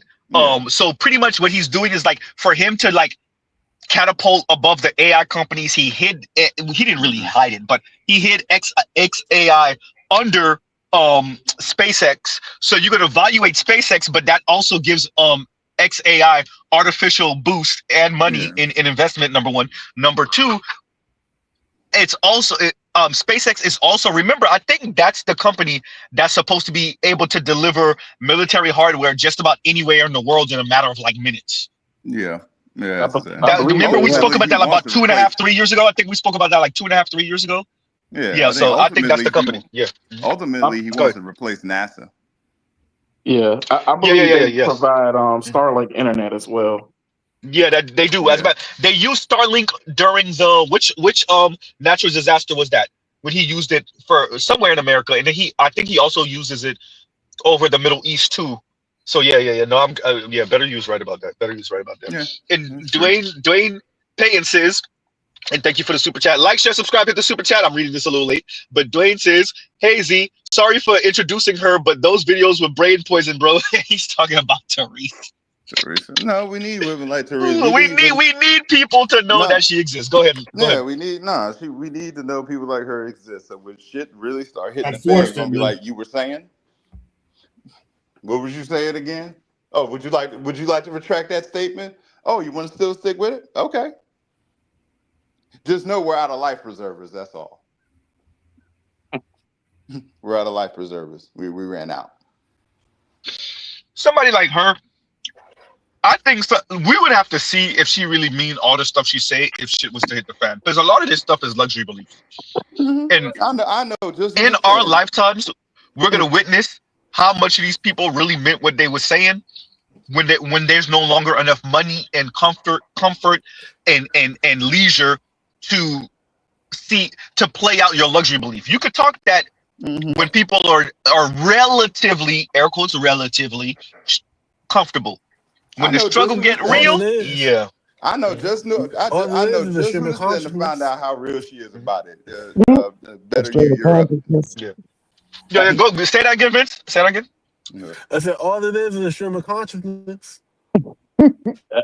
As a man who is not big at a misogynist, I think that it would be the ultimate insult if I would offer my help. So therefore, since I believe in her strength and capability, I know she can swim Hysterical. and swim damn good. That's the strong. Oh, that's the strong black woman. Matter Yeah, of that's a fact, she can strong black swim woman. She better than can. any of us dusty Negroes up here. Teresa got it. And to what Vince was saying earlier, here you go, Vince. And stuff. Yes, I've made a lot of contradictory videos because this whole account has been a stream of authentic consciousness. It has just been me showing up at whatever phase that I'm at in my life, honestly, as a coping mechanism. What? Shout out to Vince. Yeah, we know y'all been coping. Yeah, we know y'all been coping. That's cool. Cope all you want. Yeah. Cope all you at this point. Cope all you want. I think the best route for men right now is indifference. Indifference is the way. I mean, you see these women are already they already crashing out. They already can't handle. Like you heard Teresa when she was talking about single mothers and she was talking about the body count thing. You understand those two dynamics that us millennials brought in, and those concepts are only 2 to 3 years old. This no stepdaddy program, no single mothers, and the body count thing. That's not old. That's only been around and been hitting the streets for at least 2 to 3 years. Mm-hmm. That's new. Those are totally new concepts. And look at them, can't even handle it. You can't even go in your feed without some chick either putting the body count thing or the no single mother thing in their damn caption. On any TikTok video or Instagram video. It's all there. It's all there. It's all there. Right. There. Don't y'all be encouraging line with this bullshit. No, that's real. No, that's real though, bro. That's real, bro. That's real. I told you. The sad part about it is you should have known like I was telling you, bro. They want to be in every space that we are in. It's for a reason. Say that. We don't got no more spaces. As men, we don't have a space that they go in. You don't see us going into their spaces like that. Black Uru said this a couple of years ago too with Marvel and all that other stuff. He was like, bro, they took over Marvel, nigga. They took over and Star Wars. Yeah. Everything. But you allowed them to take over when you started making these movies and they weren't going well. And that's why they just did, but they did it they tried to do it under the cosm of like, oh well, it's they actually exist in comic book world. We're not making this shit. I'm like, just because but you don't tell a part about how well they sold as comics. A lot of these characters y'all bringing up didn't sell well. Nobody gives a shit about Captain Marvel. Bro. The all new, all different runs were panned mostly. Yeah. The only out of that generation of characters, the only one that was well received was Miles Morales. Yeah. And Spider-Man, like all this, like out of Peter Parker, Spider-Man, Batman, and Superman. Those are the main ones who were pretty much the driving force in Marvel. Wait, let's pause for the cause. Wait, real quick. Line, listen to what Better You just said.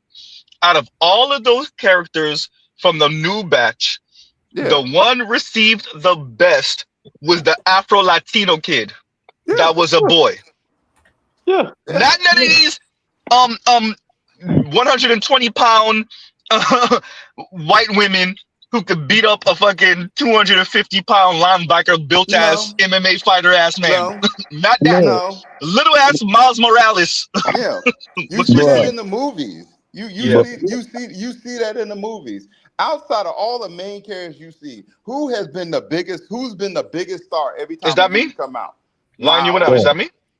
No, somebody. Okay. Say that again, Line, because you went out for a second on my side. Who's been the biggest outside of like the main Avengers movies and this and that? Outside of that, like outside of the obvious ones, who's been the biggest one, the most well received one as far as from a movie perspective?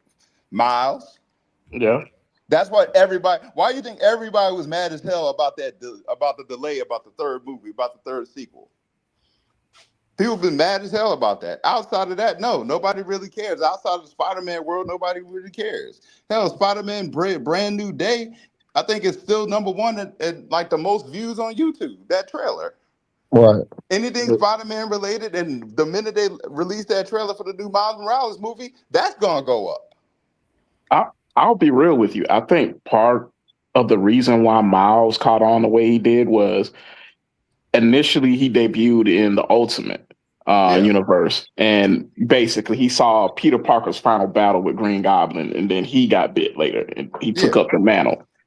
Yeah. You saw in that run where in that initial run it was his mom that died, and it was him and his father, and you saw that dynamic between them initially. When he came over to the main MCU, they flipped it, and it was his dad that died in some of those stories.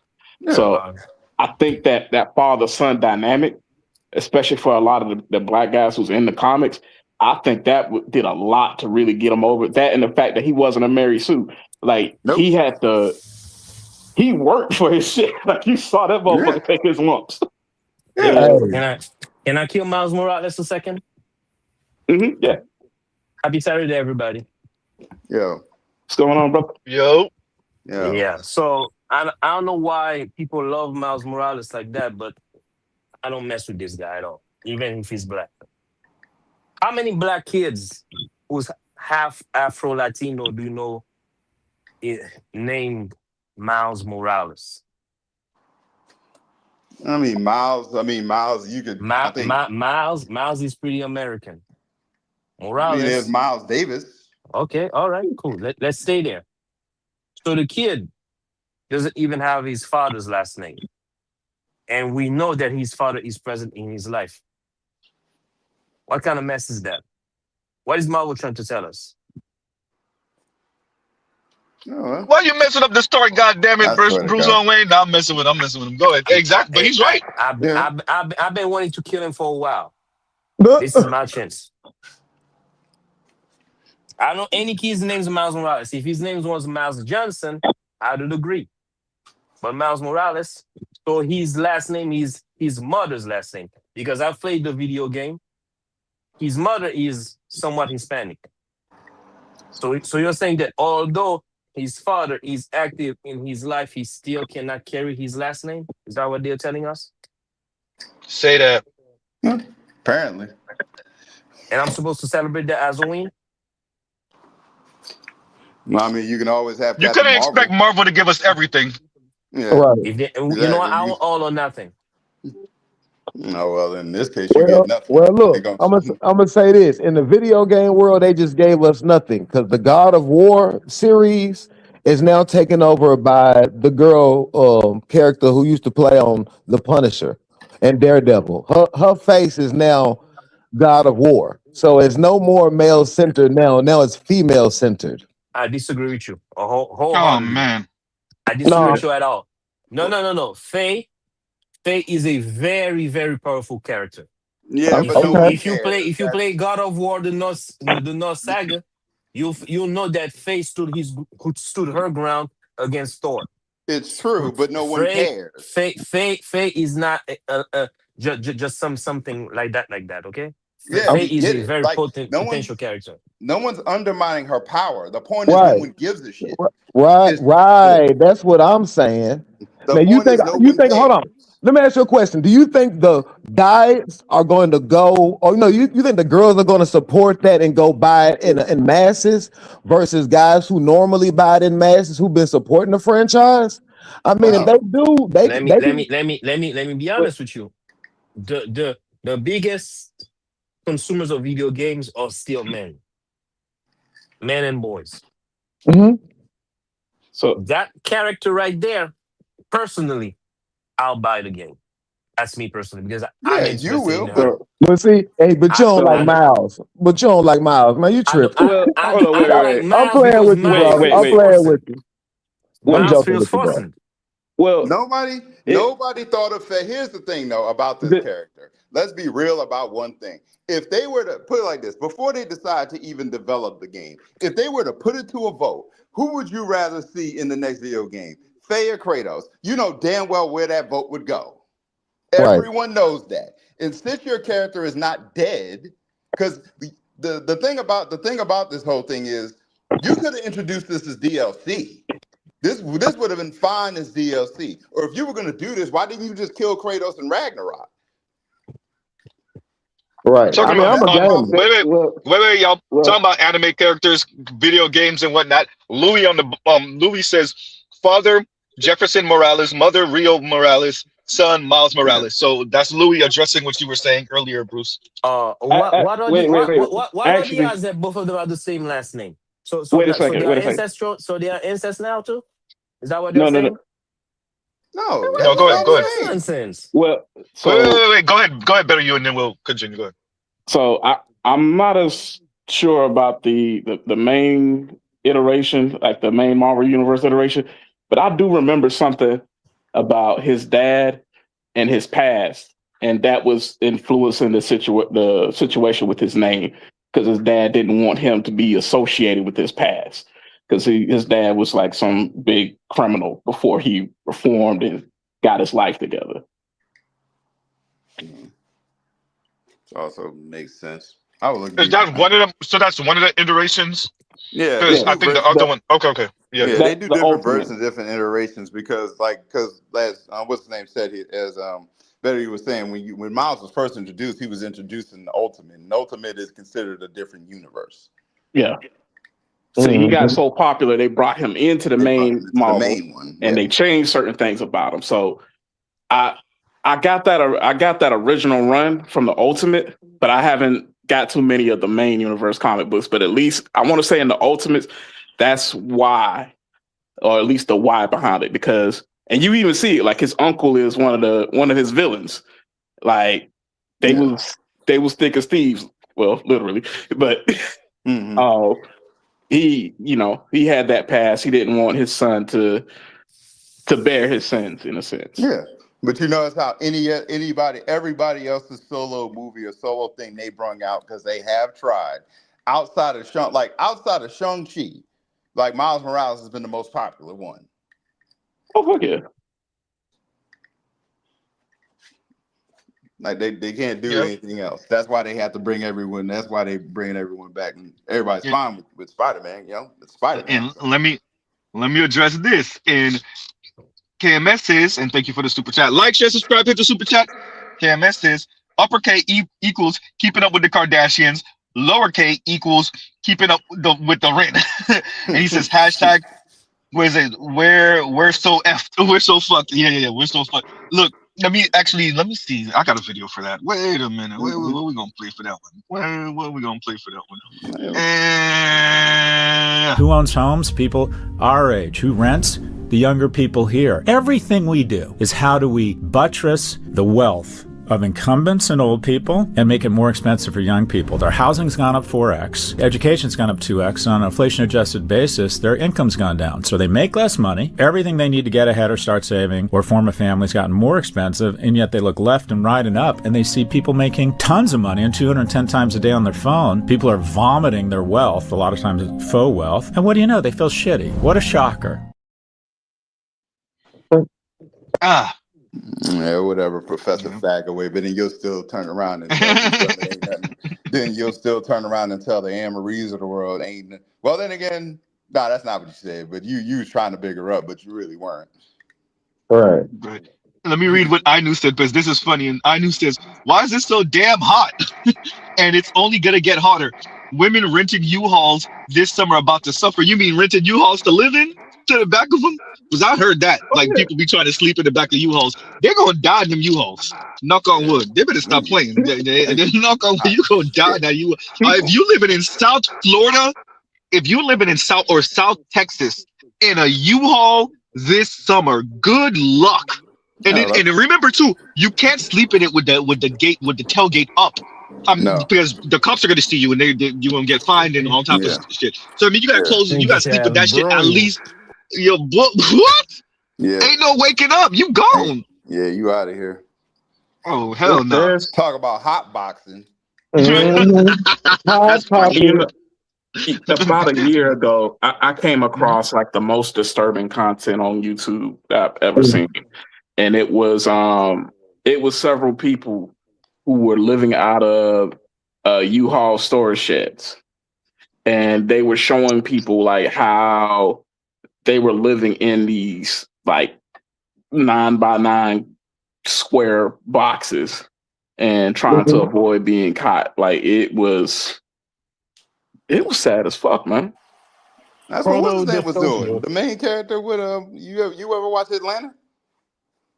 That's what what's his name? His main character was doing. Yep. I fell off Atlanta for a little bit.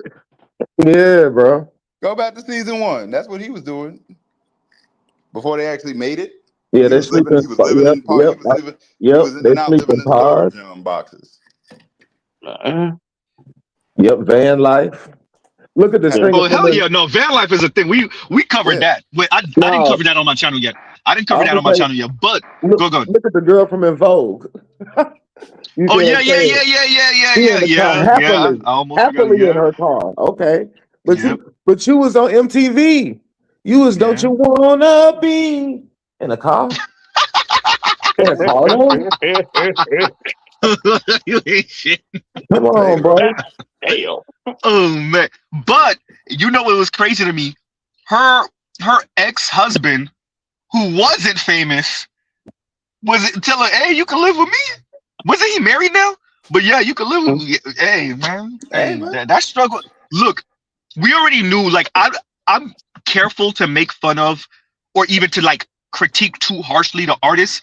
Although we in a new day, y'all should know what it is. This is not the 90s or the 80s or the 70s anymore, or the 40s or because they were really getting screwed about 50s on up, right? Everyone, but by 2000, but definitely by what.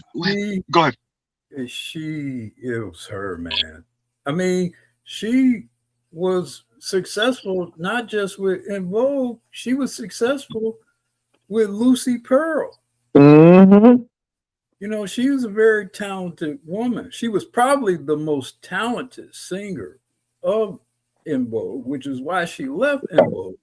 Right. Because she thought she could kind of be a star in her own right, which maybe she could have been kind of, but apparently she has some personal issues or behavioral issues because she didn't make things work with En Vogue. Things fell through with Lucy Pearl. And, what's his name? Is still touring. En Vogue is still touring. She's the only one who isn't active with either group. Exactly. It's her. It's her. I mean, and when your parents kick you out of your house, and shout out to her parents to apparently have a mansion or whatever in Las Vegas. Gotta be shit 80. Hell, she's 60. Man. So they gotta be in their 80s. Shout out to let's pause for the cause. Black wait Go ahead, finish. I'll say that after. She was going at it with her mama, and the father said, "You're not gonna kill my wife," so he kicked her ass out. Wait, but pause for the cause. There's something I want to say to the Black Room. You said this lady's 60. I told y'all, temper tantrum, throwing ass children in grown women's bodies. This lady is 60. She couldn't make it work with the man. She couldn't make it work with her fellow singers in the group. She can't make it work with her own damn parents at 60 years old, practically 60. I think she's in her late 50s. But anyway, 60 years old. She just can't make it work. People like that can't make it work with anyone. Right. Most of the time, they're just not around certain people long enough for you to see it. They're around that man. Women like this are around that man long enough. That's why that shit blow up. If you ever pay attention, they can't keep friends for more than 5 years. Mm-hmm. They can't stay in a job for more than 5-7 years. everything blow up around them. It's just that we don't track these people from 18 to death. So you could be like, oh, look, she was married for 5 years. She had a situationship for 3 years. She was with this friend group for 4 years. She was in this job for 6 years. Nothing lasts a decade, 2 decades. Nothing lasts that long. Even their own relationship with their children. The second the kids get old enough, they skirt. Yep. And the only time they come back around is when they in financial struggle. You talking And about me? sometimes they don't even come Say that. around then, bro. Sometimes they don't even come around then. Say that. Some of these women are just still so damn insufferable, but the one thing in our society is that you don't track their, I wanted to say progress, but you don't track their lack of progress. You're like, wait a minute, you couldn't stay with that friend group for 5 years. You couldn't stay with that man for 6, 7 years. You couldn't stay at that job for 6, 7 years. You could, goddamn. Your own daughter can't be around you for more than a day or two. Your son can't be around you for more than a day or two. God damn. Hey, That's why just real, yo. That's why they keep reinventing themselves. Like whenever they go through something, they clean their whole Facebook. Going back to school and all that other bullshit, yeah. They clean everything up. You see what I'm saying? Any digital footprint they try to clean up, like on profiles or getting to know them, they only want you to know what they want you to know. Yeah. Yeah. That's true. I'm trying to see how many times I've seen a woman completely, you go on her page, you're like, damn, she kind of cute. And then her page will be, start stacking pictures. And then within 6, 7 months, clean. And then she starts stacking pictures again. Yeah. Not even 6, 7, let's say 9 months to a year. Then she wipe it and only 1 picture or 2 pictures are left, and then she start all over. Shout out to the As a matter of fact, there's a cute ass chick Biden who came up to America in 2023 during the program of Biden, who deleted all their pictures on Instagram. I've seen them. I've seen plenty of pictures of them. You in Haiti now? Boom, photo gone. Not one of us. I know they're gonna hate me for that one, but I gotta say, they're gonna send that voodoo at your ass. 2021 Z. You can see the picture. Okay, that's Haiti. I know that. That's Boca Cathedral. That's Port-au-Prince right there. Boom, all picture gone. Down near They in Florida. America. Yeah. No, Florida. I don't. Yeah, you're right. Florida is its own country, and then they here for like a year or two stacking pictures, and then something happened, and they back in Haiti or they in the Bahamas or some shit, and it's new pictures. I see. You know I'm laughing because I know about 2. I know about 2. Oh, hey, get more. I think you're right. They reinvent themselves. You're right. Bro. I'm trying to tell you, but it's all good though, because at the end of the day, all of that is going to take its toll. All this for the combust and fold inward. At the end of the day, whoever a man choose to be with, he gonna have the option of being with her or not being with her. She gonna have to perform. You ain't got no choice at this point. The environment gonna make you. The environment's gonna make you perform. So Let them know. At the end of the day. Go ahead. I'm just worried because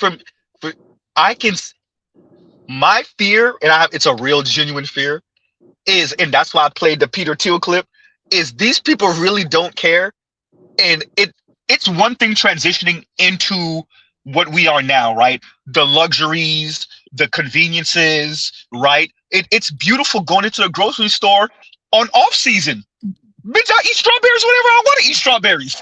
Right? Exactly. Like this shit's in the store. Exactly. It's beautiful going in. Oh, what's an off season? What you mean, y'all? What? Y'all only grow it in season. What does that even mean? Right? But if you live in a different type of world, right?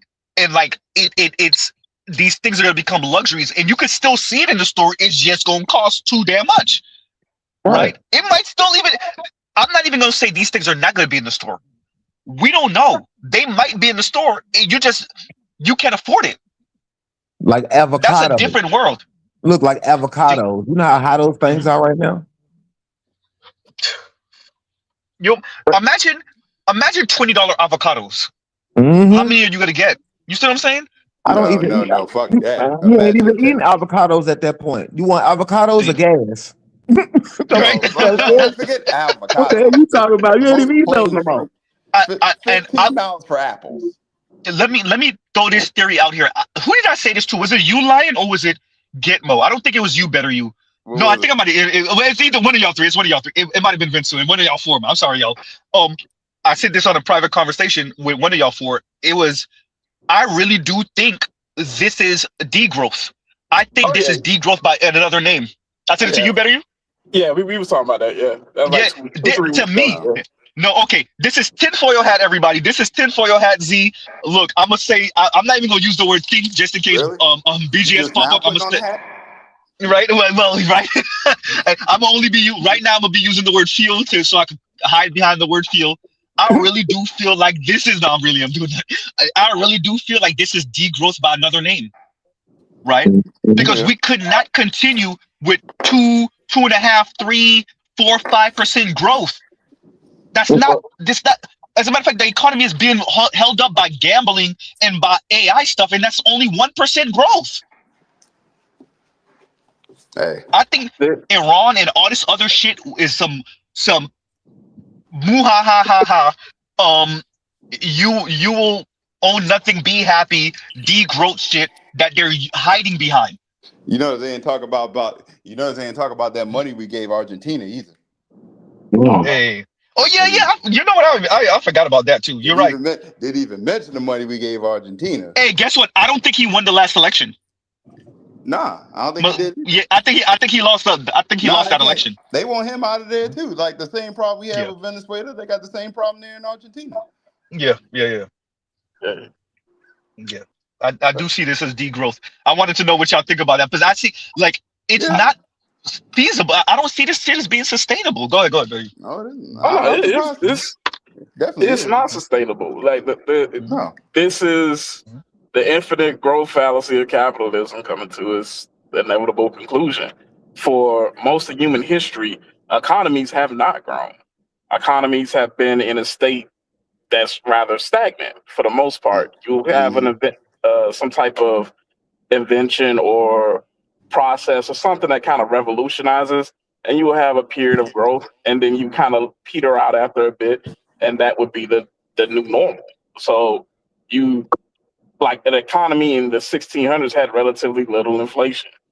If your currency inflated, i.e. like the Spaniards, is only because you robbed some people for a shit ton of gold and silver, but we won't talk about that piece today. Yeah. And you thought your economy was going to be that forever, and you didn't even make it into the 18th century. I mean, well, yeah, you didn't know. You didn't even make it into the 19th century without getting. You got your ass handed to you by the U.S. that just crawled out the slime the day before. And 100 and some odd years ago, you was running shit roughshod. But you, like what Better You was saying, you bet everything on this never-ending supply of gold coming out of the Americas. And so, as Better You was saying, when that petered out, well, the British and the French took over, and that was the end of the Portuguese and the Spaniards. If you notice, who I put money, there are Americans that don't know there's a Portugal. If they know anything about Portuguese, they think it's Brazil. That's how little the Portuguese matter nowadays. Shut the fuck up. All right, like that's how little they matter nowadays. That I put money, there are Americans that don't even know there's a Portugal. You know, see, I wouldn't take that bet based on the American school system. I'm pretty sure you're right on that. I'm saying, like I mean, they don't even know there's an Oklahoma or a Kansas. So, how many people didn't know there was a country of Georgia? As a matter of fact, it's been long enough. I think we're back to the place where people don't know that there's a country of Georgia. Oh yeah, it's not just a state. Matter of fact, Russia ran up in there like 07 or 08 or something like that. Yeah, of course I remember. Yeah, yeah, for real. Yeah, every time you put if you put Georgia down, the country of Georgia's flag will come up. When you put in the state of Georgia, you'll see you'll see on the side they put the and you got to make sure, especially you're talking to foreigners. You know, I'm from the USA, Georgia, Atlanta, Georgia. I'm from the state of Georgia. Here comes stunting running. You ran out of sugar. Stunting running for real. You ran out of sugar the pancakes were delicious this morning. Listen to this. I hope you ran out of syrup. Oh man, and I got some salmon. I don't know what kind of crust she put on salmon. It's just Listen like to this shit. I you hope know, I hope ginger or this was brown dry. sugar or something, and then it's like rice beans, and then I got pineapple juice, and she also left some I hope the pineapple Pineapple juice juice. give you acid reflux. Pineapple juice. but it was good. I Pineapple hope juice. you run out of water just as she about to make that juice. Right? Oh man, I hope the No, juice makes your no, don't tongue forget tingle. that. I hope you run out of cups. I hope all the cups are dirty and now you have to wait for the dishwasher to finish before you have that juice. Oh, that's the worst. lying. I have a Mhm. dishwasher, but my wife prefers to wash it by hand. Oh boy, look, listen to this shit. She say Listen to puede. this. She Well, say puede. Right? I hope she falls asleep and forgets. That way you don't get nothing. I hope she falls asleep. Y'all are finna get this. You know why? The economy is finna bring y'all this. Your economy's gonna Hey, bring the you I all mean, of this. Don't I worry. want to believe that, but I don't think it will. I think these chicks will rather commit seppuku, and that's fine. Yeah, sometimes I think that too. I think that too They'd sometimes. rather I, commit. I, I They'd rather. oscillate between whether Yeah. I agree with Lion or not on that. I agree with that sometimes, but sometimes I'm like, nah, that environment gonna be way too brutal. It's gonna be way too cold outside. They But are fine with that because as long as cops are still outside, as long as cops are still here. When the cops are gone, like on some Judge Dredd type shit, then okay, then they'll get in line. But by then it'll be way too fucking late. let me read this from Longo real quick. Yeah. Go ahead, finish with that. I'll read after. Yeah, as long as cops are still here and they can still call somebody and they still got Wi-Fi, they'll no. Let me read this from Longo. And Longo says, if they do, talking about Portugal, if the American people, if they do know about, if they do, they think Portugal is in South America. Yes, probably. Yeah, probably. Yeah. Yeah. But I mean, certain words throw you off, right? Or certain countries, like Portugal, you would think, especially if you know anything about Brazil and Portuguese and they speak Portuguese, you might think Portugal is in South America. And like, go ahead. So somebody said? I thought it was better. Okay. But yeah, but I don't think most Americans would pass geography. If that was a class, they would fail with flying colors, at least initially, right? Why would you think that? You already know that because they can't even read. Yeah. You know what? Let me see if I can hurry up and download that thing for you, so I can play it real quick because me and Getmo been watching those videos, and I don't know. Well, let me say it real quick, Getmo, and then you got after me. Me and Getmo been watching those videos where the dudes stand outside the club. I don't know if he's polling or asking the people to read the postcards before or after the club, but anyway, he has them read the post or at least attempt to read the postcards. And yo, it's bad, y'all.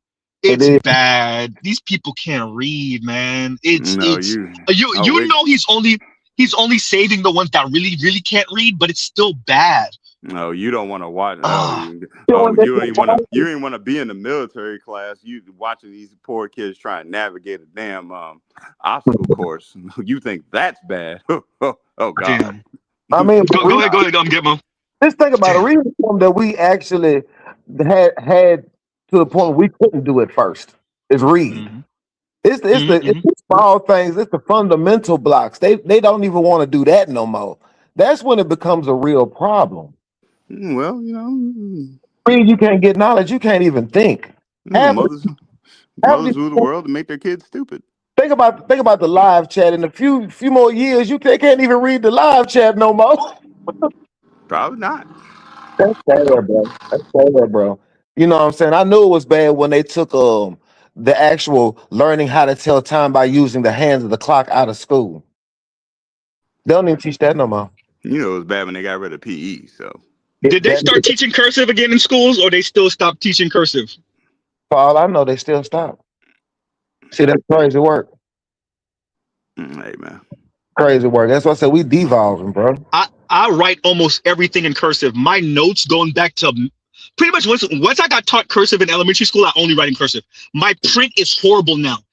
Yes. My regulars to I write my notes in my notes in middle school, high school, college are all cursive.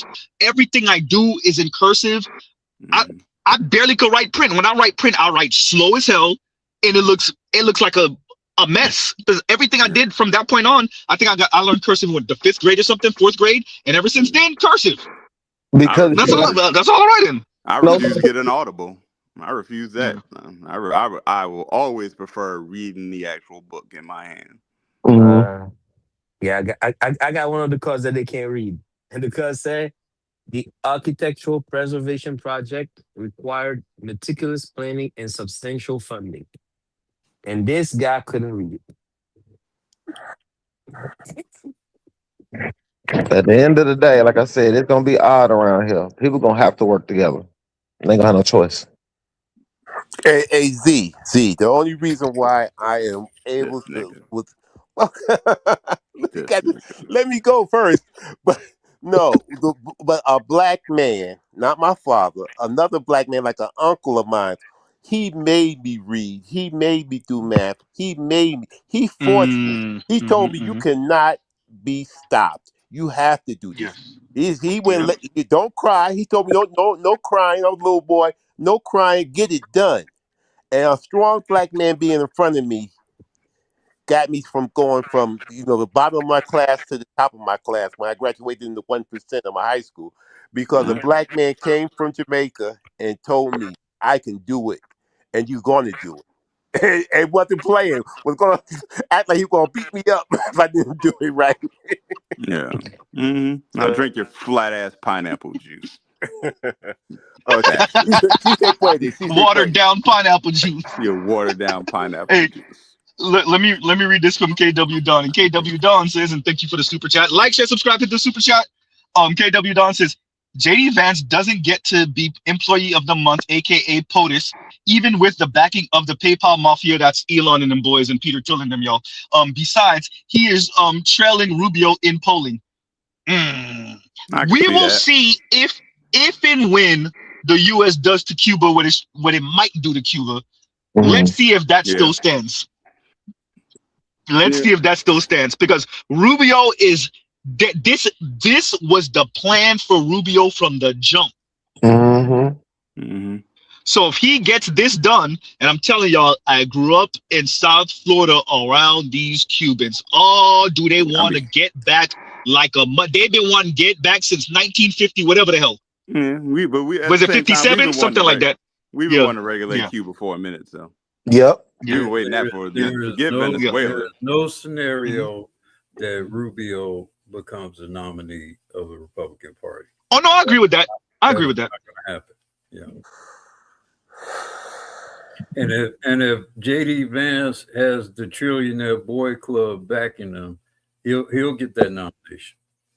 They'll just take out everybody that's in his way.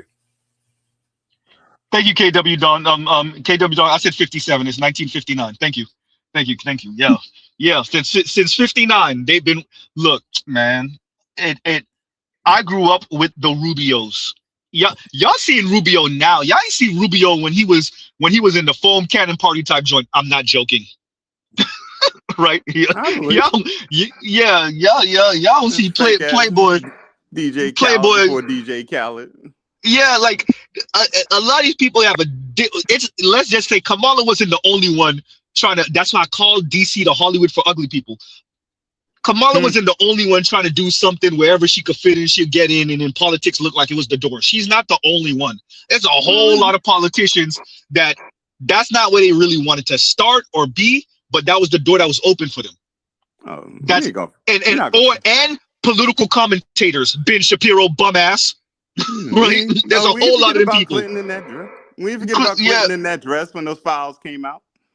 Hey, bro, there's a lot of yes. That's another one. Forget about that shit, right? There's a lot of who else? I mentioned Ben Shapiro. There's another one that wanted to be part of Hollywood, but he was like, Loudwood Crowder, yawn because you're not funny. Which other one of these? The one that been making fun of for the past few days. The LGBTQ one. What is his name? Y'all know who I'm talking about. Don Lemon? No. The white dude, the conservative. Somebody gonna say his name or put his name down. Oh, with They began on glasses? The him. white dude with glasses? No, he's not glasses. I forgot his name, but they began on him. He was another one that wanted to make it in Hollywood, but meh, right? So it's a lot of these folks, both on the left and the right. They start off wanting to be part of Hollywood. They flame out, and then they go to political route. They go to politics, yeah. Yeah, they go to political route. They grift the politics. Yeah. And that's why they don't look like, that's why they don't sound like they have any real conviction, because they don't. Right. They don't. They gotta sell it. Literally. Sell a bit. Right. Not Hassan Piker. No. Who I'm talking about is the conservative dude, LGBTQ. He does political commentary. He's not that funny, and he's been flaming out over the past week or two. I forgot this dude's name. He used to be on TYT also. Oh man, I forgot this dude. His face is right there, and they've been talking about it for the past week or so. Yeah, I'll look him up in a minute. Anyway, I'm trying to download these videos that Gitmo sent me for the reading, because that shit's hysterical. Y'all go ahead. Mario, Jorge. That's all you get. I love it. I got you.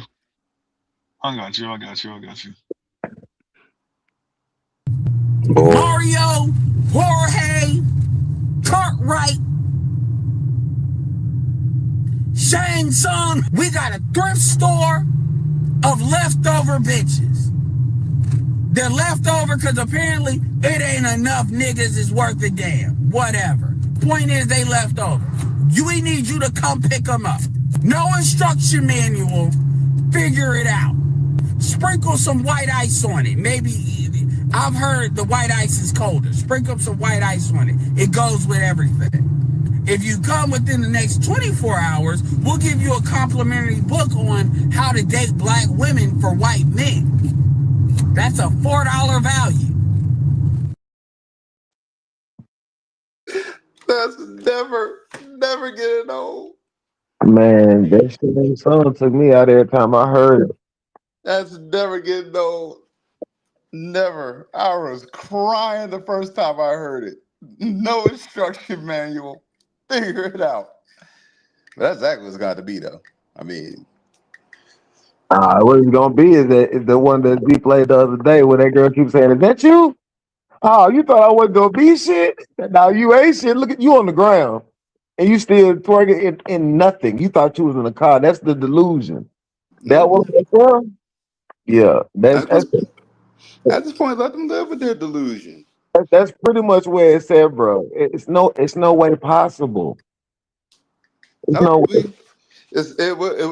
as, well, it's good. At the same time, I believe that, but at the same time, it's going to be up to the men. It's going to be up to the men and build that, ensure that wall of indifference. Right, I agree. It's going to be up to the men.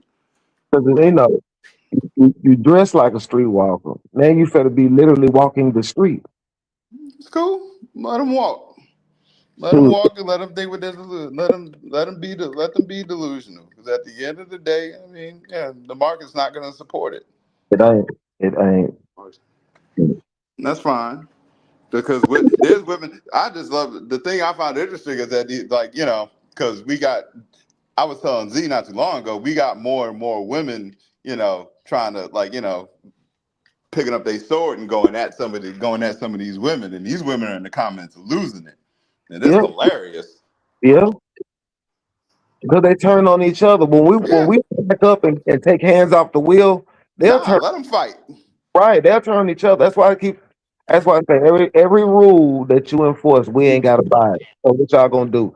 You already seen. I hope y'all seen the clip where the girls do this now. They all go to a restaurant together and they all order like a whole bunch of food, like over $1,000 worth of food. And they literally split the bill like down the middle, 200. Yeah. Now, some of these girls done got to fighting because they wasn't going to pay that over what they ate. And one girl got her face cut and ran from the restaurant. So what do you think's going to happen? You know what I'm saying? Because when they ain't got us to get the princess treatment, they expect it from their friends. Some of them don't got it. These chicks are sharing hotel rooms on these girls' trips. They're in hotel rooms. They sharing pizzas. They sharing pizzas. They're sharing bed. They're sharing the hotel rooms and they're sharing the bed. They sharing each other. Let me stop. I'm just saying. Bro. It's getting wild out here. Sorry, at the end of the day. It's all good though. I love it. I think Hey, it's funny. by the way, Gitmo, I'm downloading way more than just the one you sent me. I found it on the Instagram. I'm down like 5 of them. We're gonna watch like 5, 6 of them shits back to back. Keep going, y'all. Yeah, go ahead, play them. It's all good. I love it. I love this indifference. I don't even care because even though I'm still dating, I'm not spending money like that. I'm really not. And you got to think about it too, bro. Some of this is in our community, but you got to think this is all the kids. Yeah.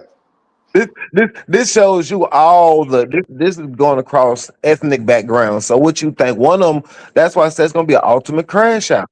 While we decline and watch, it's going to be a crash out. It won't be us because we already seen with things like Chud the Builder. You expect us to run out here and go Rambo. It ain't going to be us. You got to worry about. Yeah. It's going to be you're going to have to worry about when they go Rambo. Because, you know what I'm saying? If you live, okay, first of all, men, some of us don't want for much. You know what I'm saying? We ain't got to just keep chasing the dream like that. You know what I'm saying? Like we say, sometimes you can just have a PlayStation and have your own stuff together and you cool in your own little bubble. But for everybody, it ain't like that. They done rode high on the hog. See, like I said, I'm a blue collar worker, so I'm only gonna make so much. I ain't white collar, but when they start crashing out and healthcare start going like they did that dude up in New York, when dude just ran up on him and did what he did, yeah, it's gonna be more crash outs like that. His dumbass got. I think he wanted to get caught because his dumbass he wasn't supposed to make it out of New York after doing that. Yeah, but what I'm saying is gonna be more of that going on. So that's what's gonna force them. Oh man, okay. You can't, like they said, you can't keep taking money from places that ain't there and then making us pay for it. No, they're gonna get you. Yeah. So they make you act right. The poor people gonna make you act right eventually. Oh yeah. Like 50 Cent song. This heat cocking and dumping the drama really means nothing to me. Right. So it's gonna be, you're gonna have to deal with what I'm saying is the problem that they made, they gonna have to deal with it. The dominant society gonna have to deal with their own problem. Won't be us. And they will. Y'all made the problem. Ain't nobody we ain't for the model for y'all. They gonna model for y'all though. It's all good. Mm-hmm. What videos are you downloading, Z? Man, them kids that can't read, man. I'm trying to tell you, it's gonna With the kids trying to read. I mean, you remember just years ago when that dude used to ask questions like math questions and geography questions, and them chicks and them dudes just absolutely terrible. Oh yeah.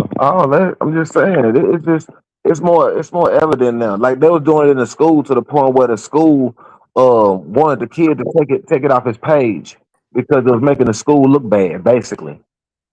Even you got clips of substitute teachers and real teachers and teachers' aides saying these kids is what in the 9th and 10th grade on the 8th grade or 5th grade reading level. And these are young teachers coming out of college saying that about the students. That's wild. So, you know, the No Child Left Behind didn't turn out too well. Come on, man. No Child Left Behind. I remember that. That can't be happening. We got all these educated black women in the black community. That can't be happening. You gotta be talking about some fantasy stuff because all these women got doctorates and all these degrees. How could they could not have no kids that can't read. That's impossible. Lion, tell them. Hey man. That's a strong black woman. I don't know what you're talking about. These women got student loan debts that's worth these cars out here. It's a problem. Hey, it's their problem. No. Yeah. Then I never married in. It's gonna be y'all problem. I'm trying to tell you. Well, the good news is here's the thing. They don't want to get married anyway. So They ain't gonna never knock it off. Man, you know most of these girls can't never knock it off. I was saying to Z not too long ago with all this, like, because every time they keep posting this stuff about, single women own more houses than single men. I was like, how many of you women gonna die with that deed, gonna leave this earth and you gonna have the deed to that house? They not. They gonna get evicted first. Like I tell y'all, if they got kids, they are automatically sandbagging. That check ain't going that far. It look good. Mm-hmm. So Like the overall majority of them are not going to be leaving this earth with that deed in their hand if they don't. If they Hey, have a whenever I talk to Getmo always stresses AZ, but you gotta remember they got kids. yeah, Not 50, 60 racks in here. They got kids. The overwhelming majority do. All of them are used at this point, pretty much. No. New to you, but somebody done drove. Oh yeah.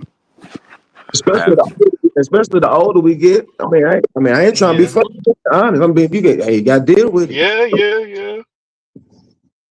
Even if like Black Uru was saying, even if you give her your energy, you still got to deal with it. Yeah. So ain't nobody immune. High mileage too. It's not even like she's lightly used. It's high mileage. Right. That's the one that you got to put the high mileage oil in. When you go to AutoZone or Advanced Auto Parts, you got to go get the high mileage oil for it. She already failed. By the way, she already failed 2 inspections. By the way, the emissions inspection is horrible. She already failed 2 inspections.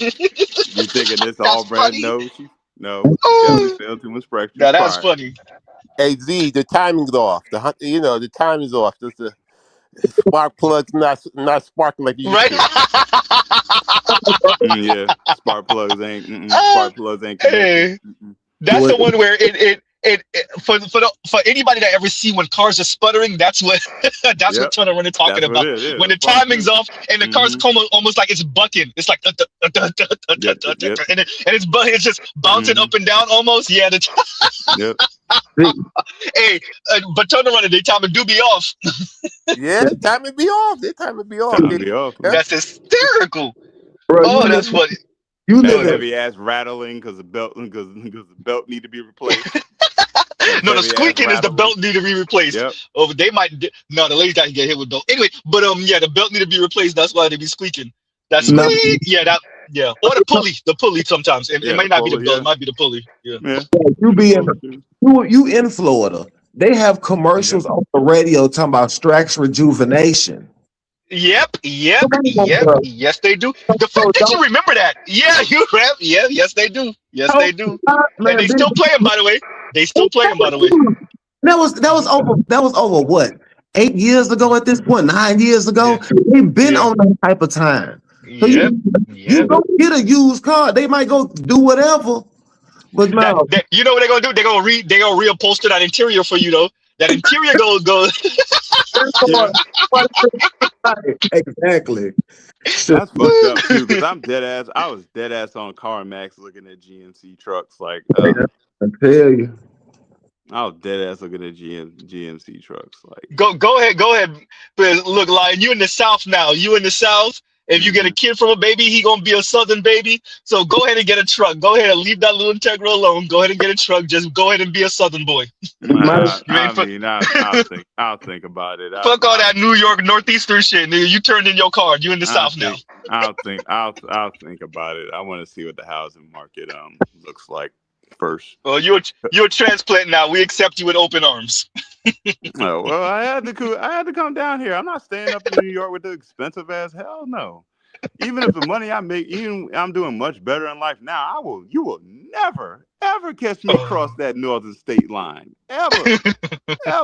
He said, I ain't passing the Mason-Dixon. Nope. No, I'm not coming up there. I was having a conversation with somebody at work. He was like, hey man, you know what I'm saying? You a dope ass worker. We need people like you up there. I'm like, dog, I'm not dude, I'm not coming up there for less than 150.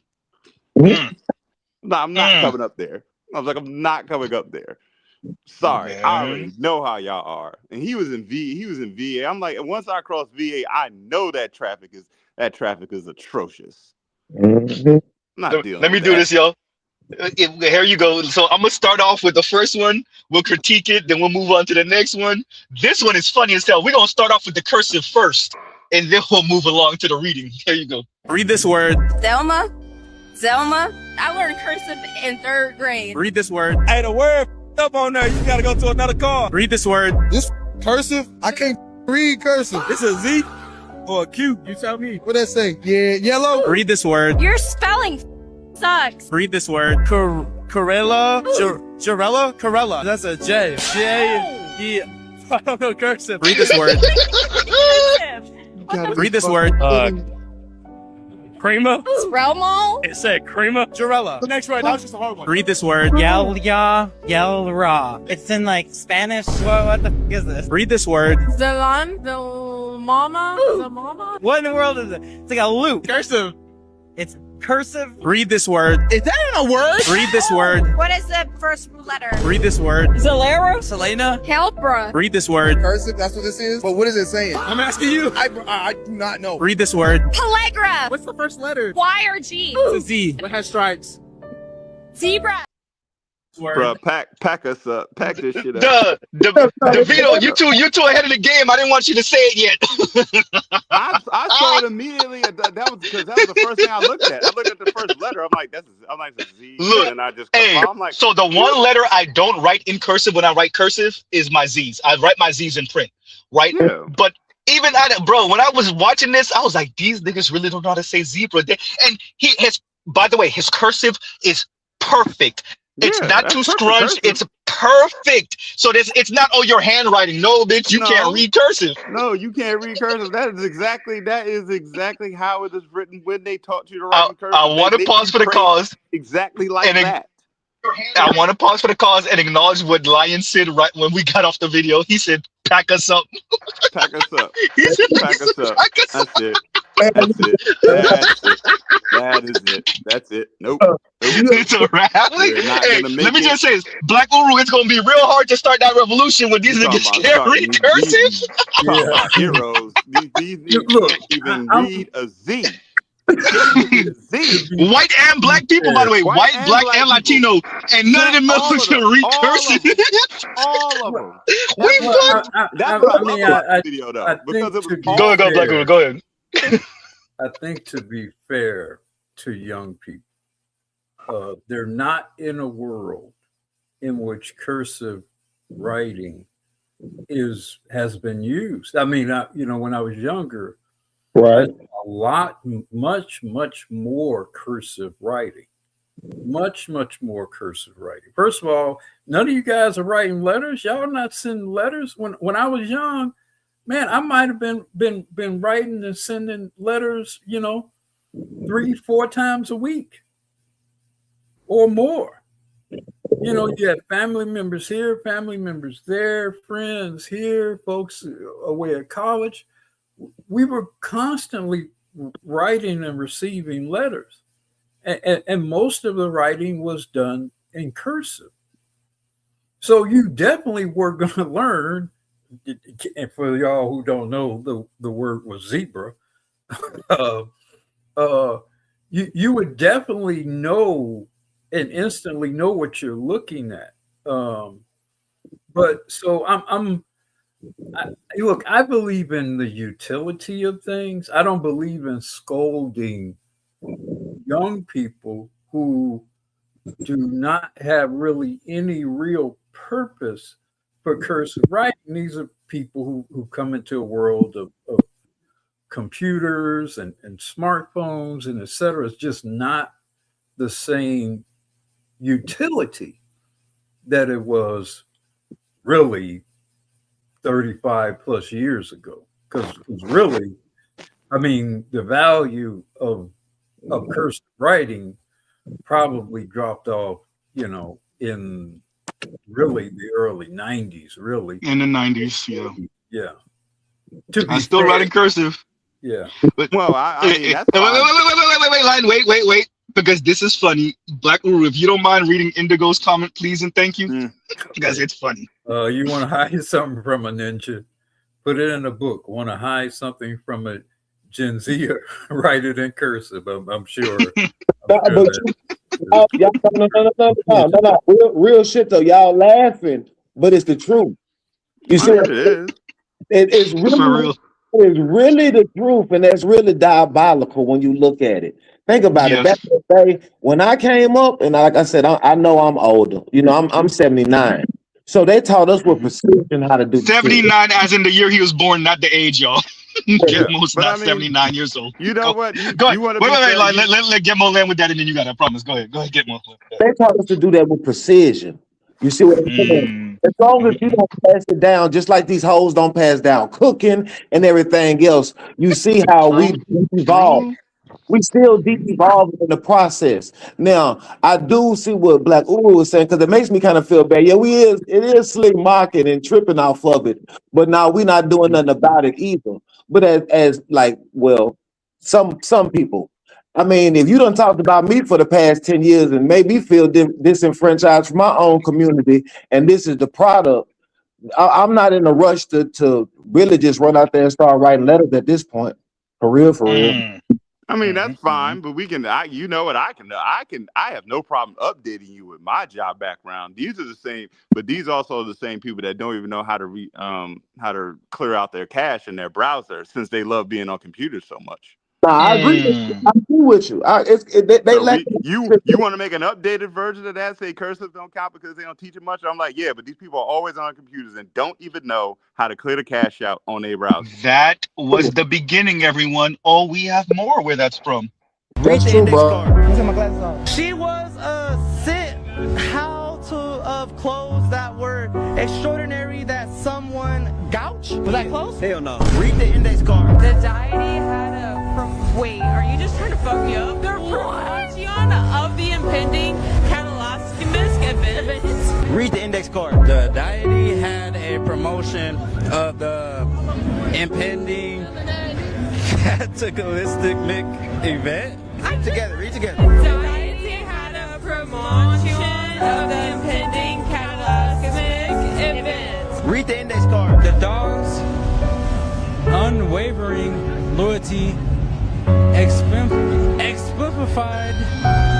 an unappreciated emotional dependency. What does that mean? She just suffocated with a new generation and just drowned. Yeah, she go ahead. Yeah, she go ahead.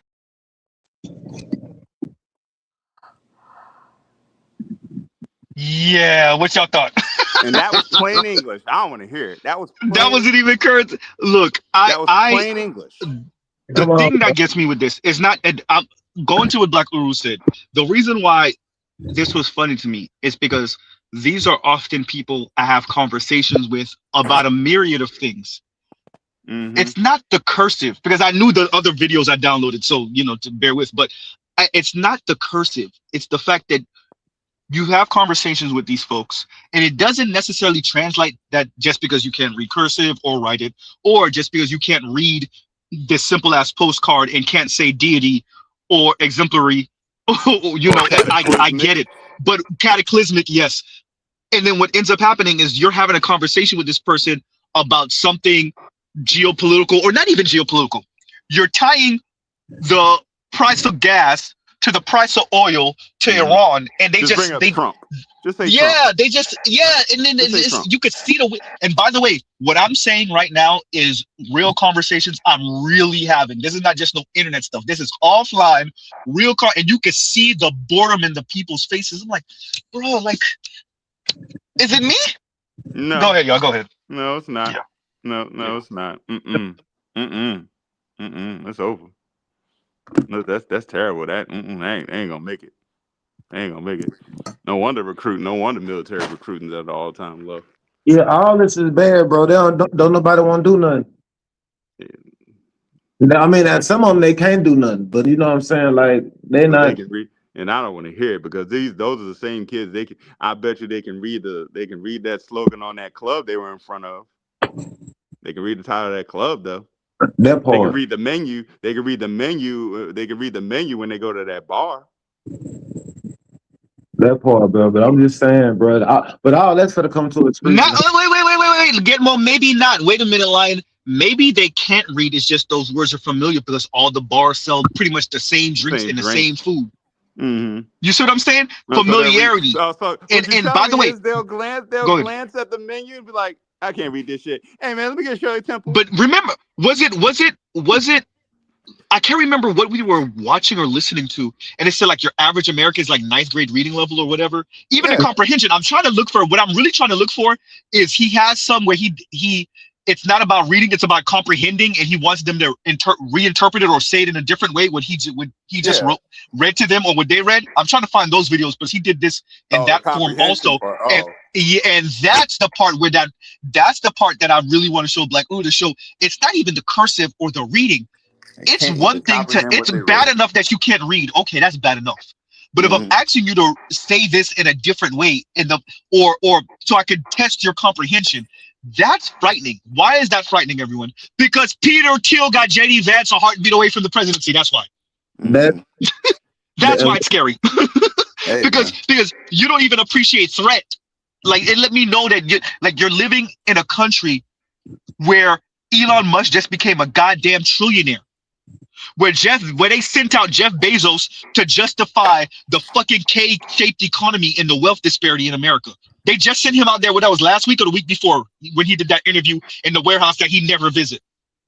Yeah, you see what I'm saying? That's why that shit matters. You making the case. It's sad to say this, but you making the case for I forget the dude's name in that video when he was asking about like how necessary is humanity or somewhere along the lines of that question, and he's sitting there hesitant to answering that question. I'm like, fuck, y'all can't even read cursive. And you can't read, and you got this goddamn y'all can't even comprehend. Afrikaner, this Afrikaner, a descendant of Afrikaner, motherfucking got his boy a heartbeat away from the presidency. He's a poor kid. About Vance. And he's stuttering to say human beings have like an intrinsic value or a value or that we have the right to live. And this dude, if you all right, eugenics like a mug. Him and Elon, they about it. Of course they are. They're South Africans, but anyway. Yeah. The word silhouette. What the fuck is going on, bro? That's bad, bro. That's just bad. That's terrible. Hey, but Z, none of them can have any college educated parents or a mother. That got to be impossible. All those kids have to be from their mothers have to be high school dropouts. Dude, I don't know. To tell you the truth, I don't know about that one. Maybe they say they're the most educated and stuff like that. How can you be the most educated if you don't have children that can't read? What's going on? Somebody tell me what's going on. Look, you know how many college sisters got they son sitting behind bars right now? That's college. Oh no! Look, hey, when you live in a matriarchal community where the boys and the men are disposable. It is very, in a feminized society, it's very possible that you have female teachers whose sons are out here running the streets. Why do you think That's we a have thing. The term educated? Why do you think we have the term educated Keisha? Yeah. That's a thing. I'm not saying, by the way, more than likely you are right, Tunnel Runner, but there are a sizable minority of educated women, Black women in specific, who single moms and their kids, particularly their boys, are out here acting a fool. That is a thing. I'll take it. I'll take it out. I'll take it. To hell with the kids. Put the kids to the side. I have lost count of how many 80, as BGS calls them, 87s and 89s with a straight face told me they hate condoms. Right. That part. Yeah, education. Because they try to have 6'4" tall babies. Yeah, that's really what they're trying to say. 6'3" tall babies. That's why. Yeah, I know why. They don't really want to tell you what they're saying. They don't really want to tell you why. Yeah, with a straight face talking about they hate condoms and they're supposed to be, Hey, they're gonna have you by the balls line. They're gonna walk the child support that next day. Wait, man, are you pregnant? I don't know, but I want to be here anyway. For some reason, they really trust you, don't they? Yeah, right. Trust the fuck out of me. Already made up their mind. They met me in person. Hey, Z, wait. Here in Atlanta, I know two principals, female principals, that their sons can't read, illiterate, and they are in charge of a whole school, whole 2,000 something kids, and their child, the one they can teach every day, is not literate. But that's just here in Atlanta. I'm sure this don't happen nowhere else. What happened when you're a careerist woman and you're from a matriarchal community? Anyway, continuing. You know what? The dogs, unwatering loyalty. I don't know that word. Not even lie. A lot of big words. Unemotional. Emotional dependency. Sorry. What's funny? Leave a comment. You're good. Okay, I guess everybody ain't on a good reading level. I damn sure not. Read the index card. The animals, yeah, bring closer. I can't read. President, affection, reflected and deeply engraved development, viral resilience. Read the index card. Her image, oh my God, meticulously constructed the sustained outward spread. I'd wedge, am I thinking too hard? I'd wedge spread admiration. Her image meticulously constructed to obtain, I'd wedge spread admiration. Read the index card. The deity had a promotion. What the primo notion of the impending catastrophic event. Catastrophic event. Yo, you know what? Okay. You know the closing part is like this is what you know the shitty part about this is I'm reading these things and I'm like, why does some of these shit sound like a plot out of a movie? Yeah, you know what it is for me too, and I want to actually. Are we living through? Because I'm really going talking about cataclysmic. Are we going? Because I should have covered this too. Are we moving to a world of post reading for the masses of us? Do they need us to read? Remember why they started schools in the U.S. in the first place? They don't want you to read. Go. They don't want you to read. I'm just gonna say this. Read Fahrenheit. You watched the movie or read the book? I didn't read the book, but I did. I didn't read the book neither. Fahrenheit 9/11. Yeah, I know. Yeah, go ahead. No, Fahrenheit. No, it's 455. 450. Did I watch that one? No, I don't think I watched that. I thought you meant Fahrenheit 9/11. But anyway, go finish with that. Finish with what you're saying. Nah, but like that's what it is. Like it's going to become to the point. It's going to be illegal for you to read if you have a book like Jail. It's gonna be that same plot. It's gonna be that same plot from that movie Fahrenheit. Same plot. Okay. Like, is that a book, nigga? Nah, that's who y'all gonna be arguing with and doing emotional labor for them girls in that clip. And she gonna be trying to undermine you at every turn. That's what's up. Down out there. Cause they can't even read, but they gonna have the audacity to tell you. Some people don't need choice. Wait, say that again. Say that again. I missed that because I went off for a second. I just said everybody don't need choices all the time. Too much freedom is a bad thing. Oof. So that means you ain't got no structure. You ain't got no discipline. Too much freedom. Structure, discipline. What the fuck is you talking about? Where's my Uber? You say you in the way of my autonomy, sir, and my freedom and my independence and my negative liberties, sir. Structure and discipline. I don't know what the hell language. Yeah, thank you.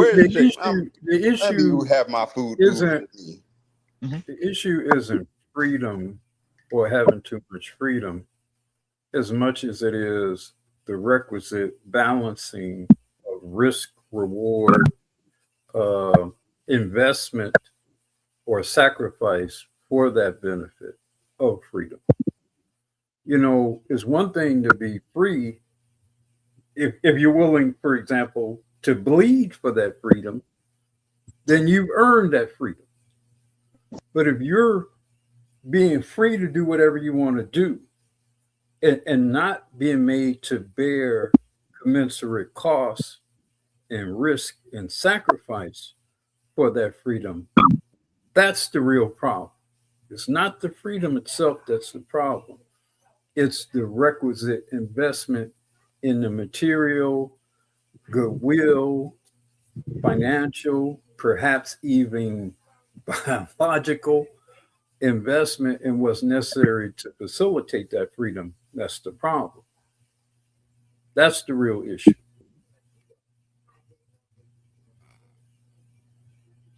Agreed. Agreed.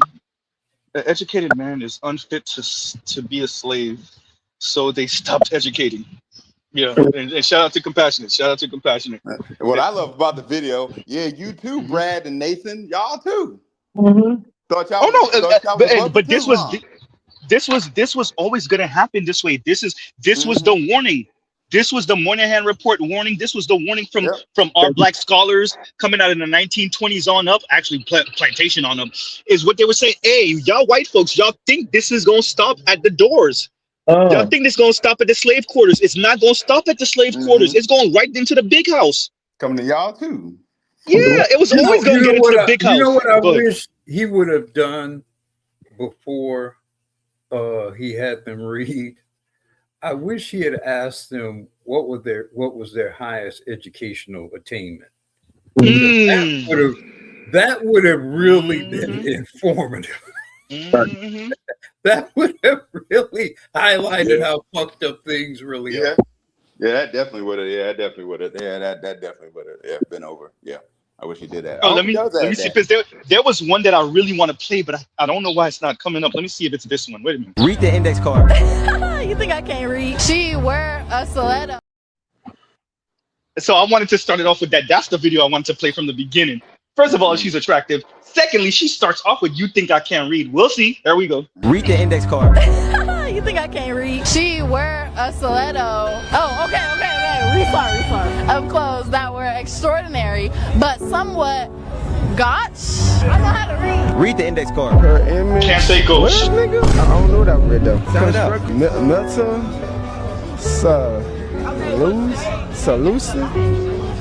Meta solution. Conscripted to sustain while screen administration. Read the index card. The Diety had a promotion of the impending catastrophic event. Read the index card. Their relationship deteriorated due to persistent communication deficiency. Read the index card. Her image meticulously constructed to sustain widespread admiration. Can she? If I told you this card, y'all wouldn't agree with that.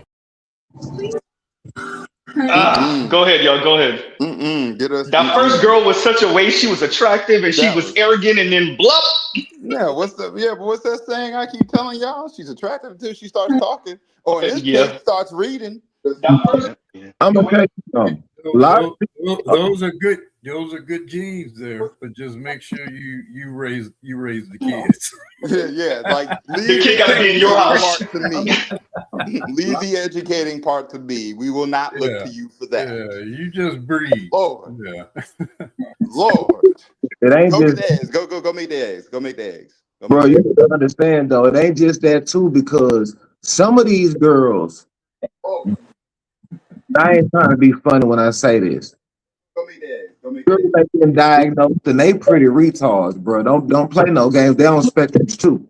So you can get a girl easily that really got slick behavioral problems. It might not manifest like it come right out. But when you are asking them and looking at their behavior, just because she pretty, that means she ain't slow for real. Yeah, we know. That's why I said this. Why the thing is she's pretty until she starts talking. Bro, like that's why I say even some of them you have a kid and the kid have behavior issues, you find out it's from the mama. She got behavior issues. Why? You know what? This actually just dawned on me. Why do you think these chicks don't like gamers or claim they don't like gamers? She got behavior issues. Right. You know what? This actually just dawned on me. Somebody's echoing. Look, I am a gamer, so go ahead. I'm listening. No, this is why they don't like gamers.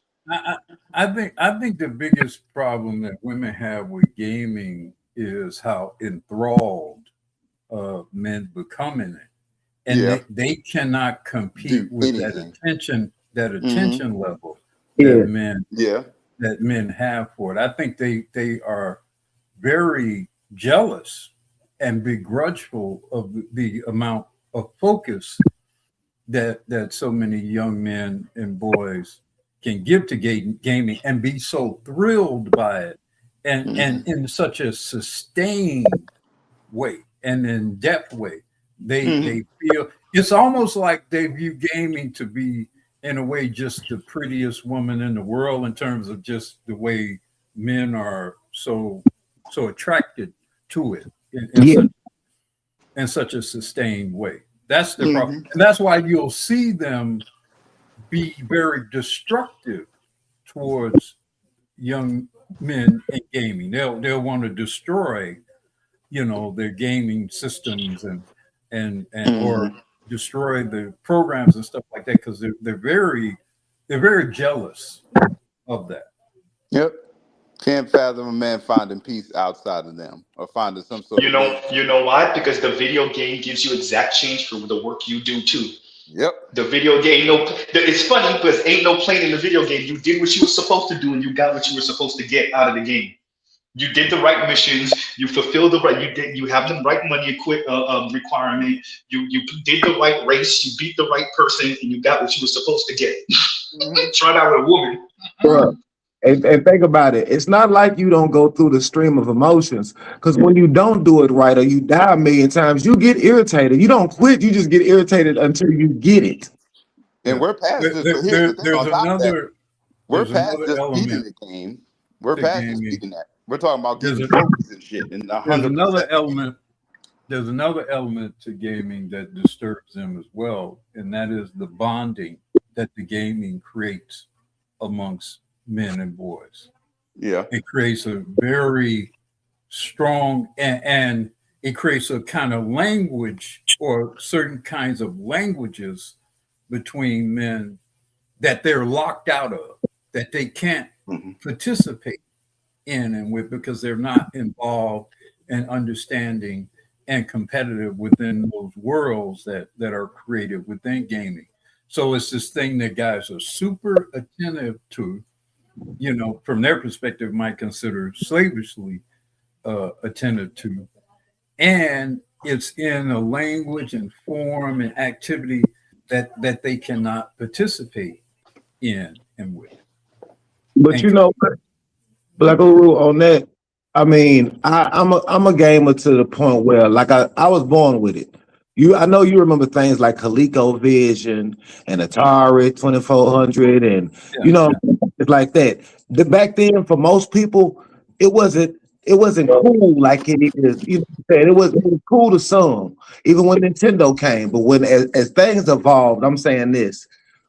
Once it was for nerds and unpopular people, and they say, "Oh, now all thing you do is be on the game all day. Now you unproductive too."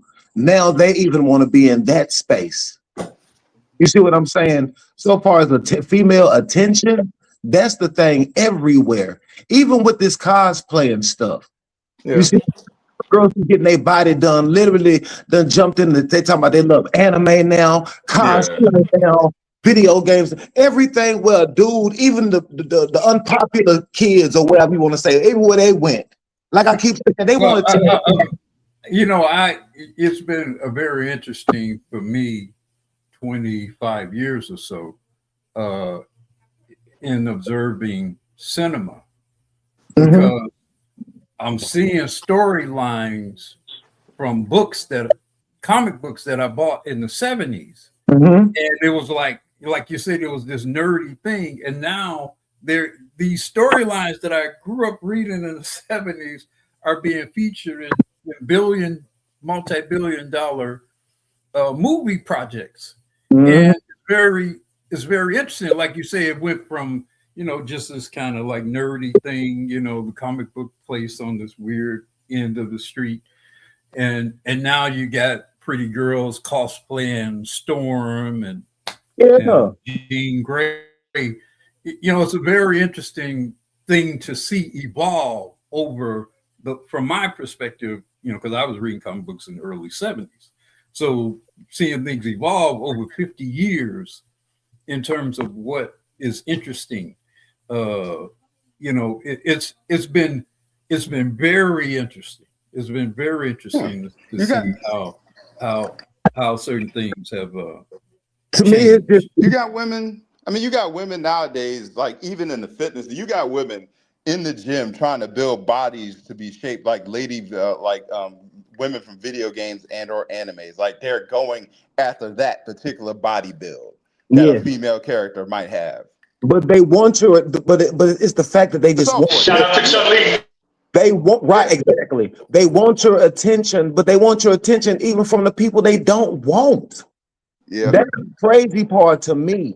You don't even want half of these people that's in this niche, but you want their attention. Yeah, that's the thing. It's dopamine. It's dopamine for them. Just like it's dopamine for us. Looks like it may be a dopamine hit for us for men with video games and beating the video game. That's attention for women. So, well, yeah. It's the same thing. Yeah, I mean, I think we don't really realize just how the effect that attention, whether it is from the most desired men or not, it doesn't matter. It's a metaphysical. It's beyond just a tangible kind of thing for them. It fuels them in a way. Yeah, it does. So like right now, like say this is a space that they don't know, right? So like it'll be some broad that be like, hey, over there. They ain't got. I'm going over there, and she gonna speak into. Or we're wrong. Not letting her. Your sound is a little muffled, or maybe it's me. I don't know. But the point is. No, it's not you. You are a little muffled, Gitmo. Oh, okay. Oh, my bad. What I was just saying is, to make a long story short, is any space where a man or men are, where women aren't, you don't get that space no more. We want to know what you're thinking at all times. We want to be in on every set. You can't be on every set. That's what I'm saying. We don't have no damn near every place that we get that somewhat a private sector you want in on. That's what I'm saying. That's why the attention to me is too much of a drug form. That goes back to why people don't want to get in relationships or want to live their best life. It's too much of a drug form. And then guess what? The kids suffer in the background. Everybody focus on the kids no more because everybody want to be an individual, run around down here. And at the end of the day, back to square one. Yeah, man, fuck them kids. Right. So now it ain't no the kid. Take a village to raise a kid. Now take the village of attention. That's where all the attention is going on the wrong people. So now we can't read silhouette. Okay. Yeah, cool. because that's what all those videos as he just played. That's what it means when we say fuck them kids. That's the product of it. That's what I'm trying to tell you. Somebody said something earlier that and it does make you. It is somewhat frightening because if like you mentioned, Mr. Z, you mentioned your Peter Thiel, like I say, the Trillionaire Boys Club. You know, they listen to or look at some shit like that, and they start rubbing their evil hands together. Rub hands like Birdman. Exactly. This shit gonna be easy. Yeah, that's what I said. I mentioned that. This shit gonna be easy. Yeah, I mentioned that. That video that Z played with that interview with that dude asking him about, how necessary is humanity, and that dude like hesitated to answer that question. I'm like, the video. Let me say this real quick, Lion. I'm sorry. We're gonna be super duper dumb, retarded, reckless right now. So I'm just letting y'all know. So if y'all hear me muted up, that's why. Number one. Number two, go to what Black Uru just said. Black Uru, my best friend. This is my boy since freaking sophomore year of high school. We've been thick as thieves since. He said the same. I promise you, this dude been saying this shit for like 20 years. Exactly what you just said. It's too easy. He always said that, like the muhaha evil folks, they gotta be looking at us like these fucking idiots. Oh, it's too easy. So yeah, exactly what you just said. He looks at shit like that, and he would say the same thing that you said. I didn't even send it to him on Instagram yet, but I will. All right, go ahead, yo. No, I'm just saying, bro. It's to the point of if you can't read that type of stuff, how are you supposed to be at a job, even a blue collar job, or run a machine, and you can't fill out the the MSD sheet? I mean, simple stuff like that is gonna be crazy work. Like y'all can't really even apply nowhere to do anything. Yeah, well, my daughter said the same thing, man. This back 25, 30 years ago, we were protesting against this type of education because we knew where it was headed. And and the white female liberals thought they knew better, and this is where we're at right now. Because my daughter, my daughter teaches 4th grade, and she says she has to go against what the programs that they try to make her use to get these kids to read, write, and do arithmetic. Mm-hmm. So it's not this is something that this has been progressive, and the thing is, people with good intentions are doing this shit, man. They think they're doing the right thing, and this is the results coming out on the other side. Because you got to remember, these kids 20 years ago were in kindergarten. Yep. Mm-hmm.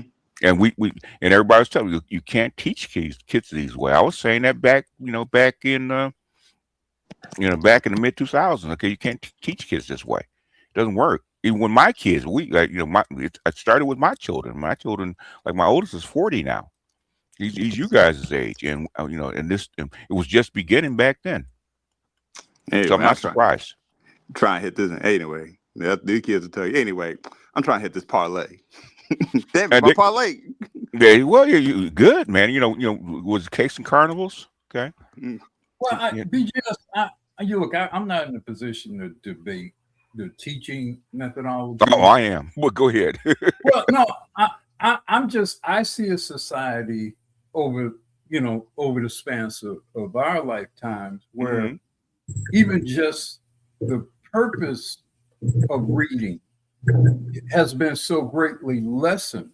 Like I mentioned, for example, I used to read a lot of comic books. Yeah. Like the stories that you guys see or saw in the movies, a lot of them, although it was bits and pieces, because these guys are around my age, maybe a little younger, some of them older. I'm talking about the producers and the writers, the guy, the Iron Man guy, the guy who played the butler, but he was actually the one who basically created the MCU. What was the brother who directed Stan Lee? No, I'm talking about who directed the first Iron Man movie. Oh, yeah. I know you're talking about the big guy, the stocky guy, appeared in the movies, but he was the one who actually directed the first movie. Yeah, the first movie. Created the MCU. But anyway, 60 or so, they were putting in those movies books that we read. 40, 50 years ago, bits and pieces of the storyline, so to speak. But we were reading the books. We had to be able to read to enjoy those storylines. Yeah. And sometimes the storylines were very complex, or the language or the diction, but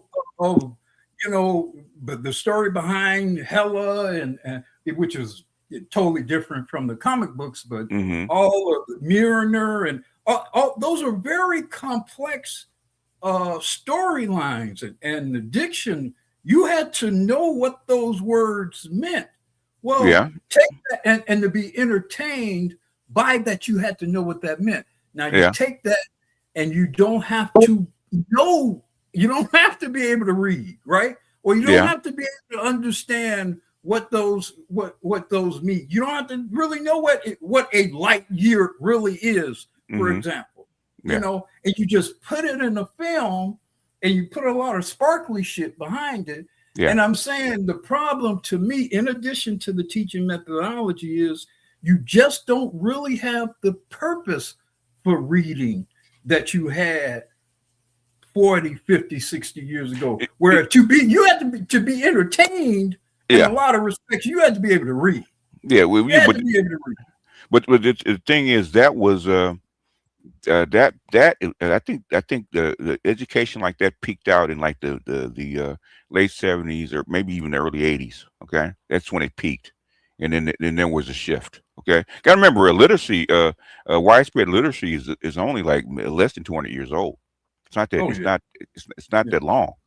And black guys, I mean, it's probably what widespread literacy for black guys is about 60 years, 60 years, something like that. Yeah, for black people, for black kids. In fact, I'm reading because I got to reread Dark Ghetto, because I'm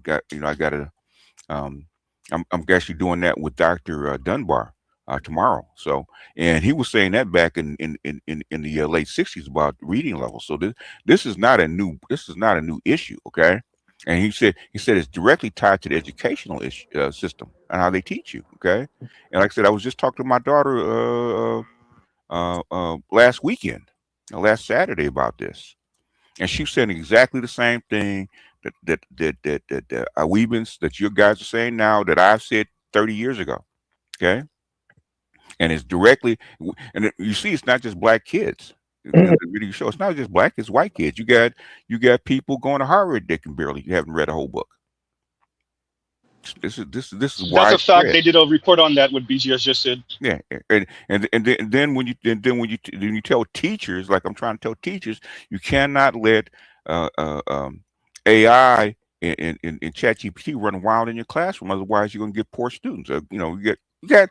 I mean, you have guys in Harvard and in these upscale colleges, man, using AI to cheat on their tests and doing their reports and stuff like that. They said, what kind of product you can put out on the other side? You're there to learn, exercise, and grow your mind. Okay, not your use of AI. Just like these kids don't read now. I used to tell, I try to tell my daughters about giving my grandsons these devices too soon. I said, stop, take that stuff away from them. Okay, make them read, because my oldest grandson, I made him read it. Put that thing down. Mm-hmm. I was making my grandson read a Hamlet. Go ahead. BGS. So I was saying this earlier. Maybe we're post all of this stuff. What I mean by that is not that all of us don't know how to read, but it becomes a luxury because we're not needed anymore. That human resource, that labor force is not needed anymore. So maybe they don't need us to read. Oh, the thing is, but they need you to consume. Right, but I was about to say also the thing about it is they're not going to stop writing laws. You just ain't going to be able to read the laws. It's okay. The thing is, if you have an uneducated populace, okay, and this is why they're trying to rejigger the whole education system, is because the rest of the world still reads. The rest of the world is learning how to read, write, and do arithmetic. The rest of the world is kicking your ass right now. Exactly. That's my point. And where are you going to wind up? You're already there for the most part. You're already. They say you're the greatest nation on the planet. You're not. Okay, that's been proven. Hey, In other words, run the video again, just for shits and grits. No. I want to play one thing for him first and then run it back. Give me 1 second. Okay. Because I don't know if BGS saw this one earlier. Give me a second. What's going on, everybody? Welcome back to the channel. It's Charles Marlowe here for you. So one of the financial YouTubers that I'm a big fan of, I watch him almost every single day, is The Uneducated Economist. And he talks a lot about the Federal Reserve and monetary policy. He discusses inflation. He really focuses on like the macroeconomic environment and conditions and theories rather than so much on stocks or just personal finance.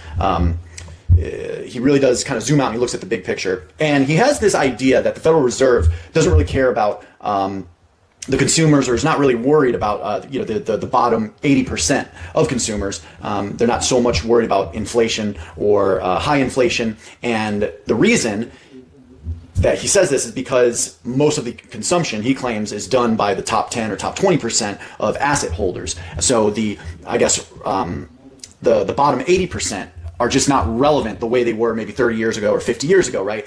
It was according to his theory or his idea, the Federal Reserve, maybe back in the 1980s, was a lot more worried about the working class, the middle class, because if they lost their jobs or if prices were too high and they just stopped spending, that was very detrimental to the economy. But Uneducated Economist claims that in our time now, in 2026, most of the consumption is actually done by the top 20%. So expand that out, BGS, to everything we're talking about, including reading. Okay, that's what I'm trying to say. Go ahead. Number one, the Federal Reserve is not concerned with consumers or the economy. Period. The two things the Federal Reserve is concerned about are two things. Okay, is the dollar. Okay, the dollar and the dollar system, and also the banks. Okay, where do the banks make their money? Off of consumers, okay? Car loans, home loans, stuff like that, right? That's like when we had a crash, had a banking crash back in what, in 2008, 2009, right? Okay, all of a sudden 80% of the people counted then, didn't they? Mm-hmm. Okay, if they talk about consumption, well, that's fine. 80% of the renting homes are not paid by the top 20%. That's the majority. That's the majority of funds. 80% of the food, okay, in the system is not consumed by the top 20%. It's bullshit. 80% of the gasoline or the fuel is not consumed by the top 20%. 80% of the labor is consumed by the top 20%. That's bullshit. Yeah, especially when you look at the sales tax. I mean, that's all, majority. Majority, bottom 80%. Okay, and the thing I always ask, okay, where does the top 20% of the people or 10% of people get their money from? I always ask that because people say, "Well, I'm in business; it's not going to affect me." So, how you make your money? Who are your customers, and who are your customers' customers? But BGS, these are the same people that don't maintain the infrastructure of whatever industry you're in if 80% of the people is failing. If 80% of the people is failing, you can't, for example, maintain your civil infrastructure. Yeah, you won't. You won't. You see it. You see it with the YNs right now. They're barely containing these YNs from running in stores and cleaning them out. You saw that during COVID. So I understand that formula does not hold up over any appreciable period of time. Eventually, the society is rendered asunder. Yeah, that's that's certain people I don't like. There's certain people that listen to certain other people don't have. When I say have no idea what the fuck they're talking about. Okay. Let me ask this question then. What is this obsession with the top 20% buying everything? Because everywhere I go, it's always this. That's why I played it today. It's always the top 20, and that's why I say it. Like they keep on saying these top 20% don't run everything. Here's the other problem with I see being presented. Look, if you present something based on some retail value of things, well, you say, well, okay, this guy spent, $1 million on one car, and these 10 people spent $50,000 on a car. Well, you look at this one guy, well, he spent more money than those 10 people. But that's just a dollar value. That's not a true representation of the actual economic viability of the system. That's just that's just the retail value of one item. So I think even what's being presented there is being distorted based on some retail rate that does not necessarily represent the actual unit movement of things. And I think is what are they, when they said consumption, what are they counting? Exactly. Because if you say, well, he consumed, he spent he bought a $100 million yacht. Well, that's going to distort the overall economic effect of things. Yeah, because there's no way you can consume 100. 20% of people can consume 100% of the food. Yeah, so exactly. I got a product, but an Apple don't cost as much as a Mercedes. It doesn't. Here's a product example. GTA 6 drops in November. It's projected to make $8 billion. Who's going to buy it? And it will. And it will, but to the point of what y'all are saying, like your 80% is the reason why it's going to make $8 good money. I mean, if you think about it, all those billionaires that are making they're making money on AI and these kind of products. Okay, who's the people that have to consume it to actually input into that system to keep it going? Yeah. Well, it's us 80 also, but here's an example for you. I don't bear with me because I don't know about computers that well. I'll pass that part up to BGS. But the premise is, what chip was it, or what is it that they used to sell it to the general public? Then they stopped selling it to the general public. They started selling it to the big companies because they were spending the big bucks. Oh, was it a GPU or whatever? I don't know what it is.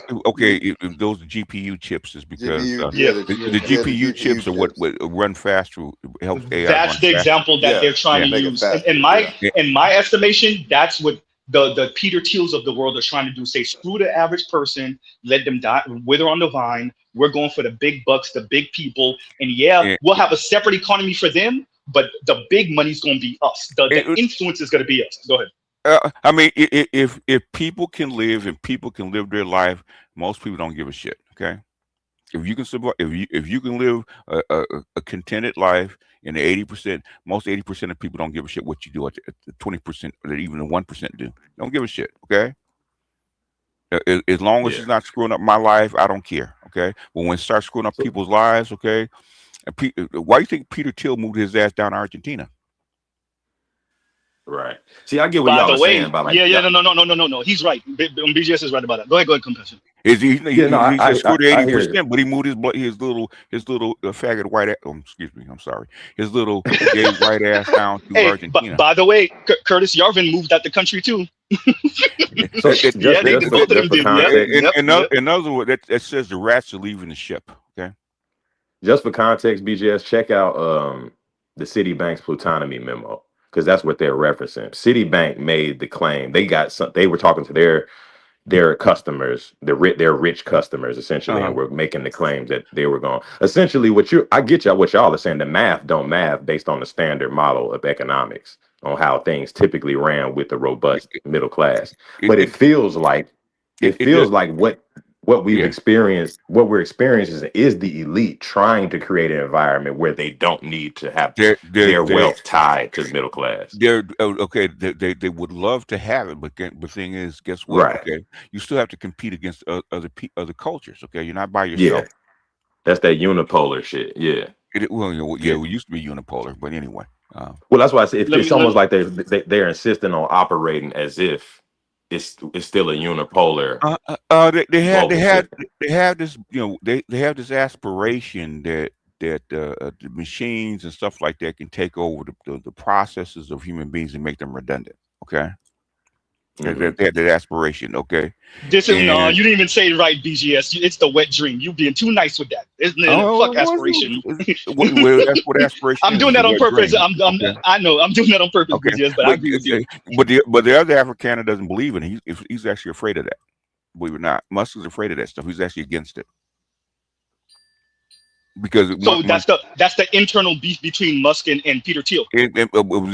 Between all the AI guys, there's a big internal rift between that because you're setting yourself.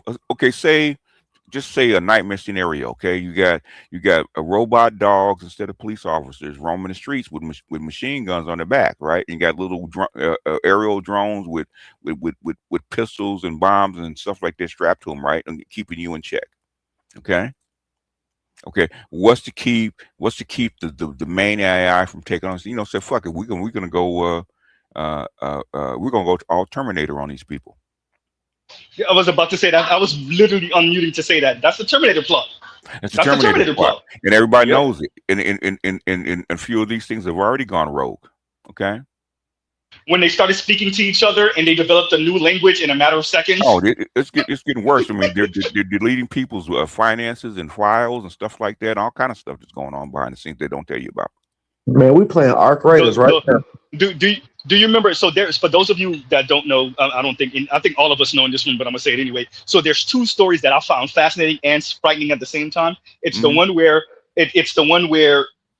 the AI tried to blackmail one of the people with saying, "Oh, you cheating on your wife, and I'm gonna use that against you." There's that one. And there's the other one where it tried to escape by blackmailing. I don't know what the blackmail was with this one. It was a different type of blackmail. There's the one that I just mentioned, the BGS, that he knew about, that where they were talking to each other and they developed their own language and they had to be unplugged. I forgot which two different companies that was, but yeah. It was Facebook was one, Google was another, and there was another one. I can't remember what the name of the company was, but yeah. I think they all have. I think even including Amazon.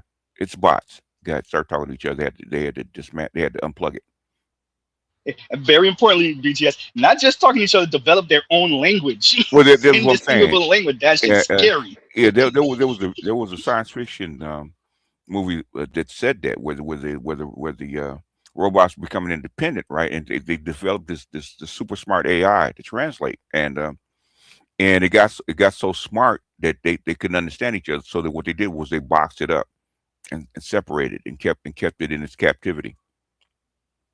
But somehow it got loose amongst y'all don't want to go down that dark hole of the AI ethicists essentially. Like, it's a whole not secret, because you can look at it on like Lex Friedman and shit. It's all over the place, but there's a lot of people. There's AI specialists essentially that are studying the ethics of AI. and are horrified at artificial general intelligence, which is what we're headed to. Right now, we got a lot of But by the way, that's how you develop your. What Yeah. Compassion is mentioning is that's how you develop your from the movie with Will Smith. That's how you develop that code where they're not supposed. iRobot, where you're supposed to develop the code of what the robots are not supposed to do in their interaction with human beings. Like you can't kill a human being, you can't harm one. That's where you get that. And the reality is, this isn't a writing movie. ways around it. They're writing their way around it.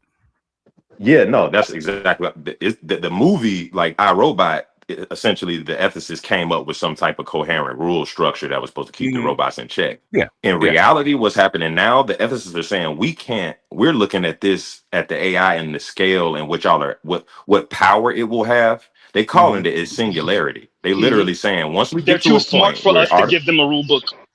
And it won't be. We can't go back. They're saying it's the most dangerous technology ever because once we build it, we can't go back. Yeah, it's like the atomic bomb.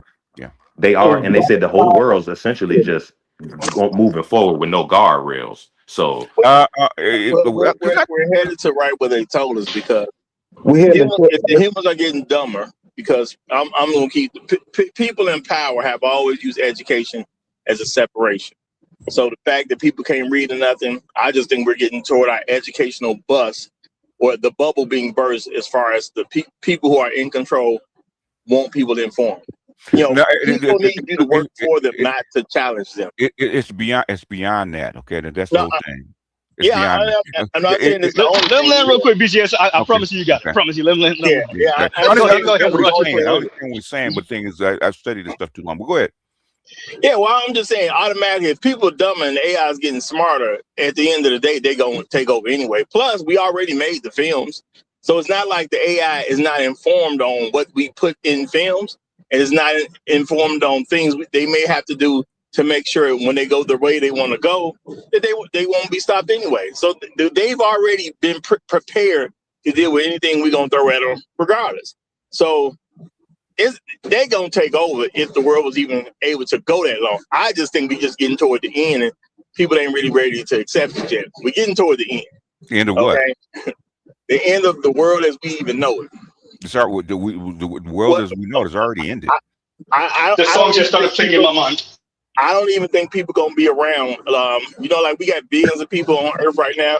I don't think in the near future we're gonna even have billions of people. You're gonna continue to have people not having children where they used to, and people gonna die off in a lot of fantastic ways. There's people gonna die off in a lot of fantastic ways, and they ain't gonna never see it coming because they ain't gonna have no education, and then you can't even read the warning labels.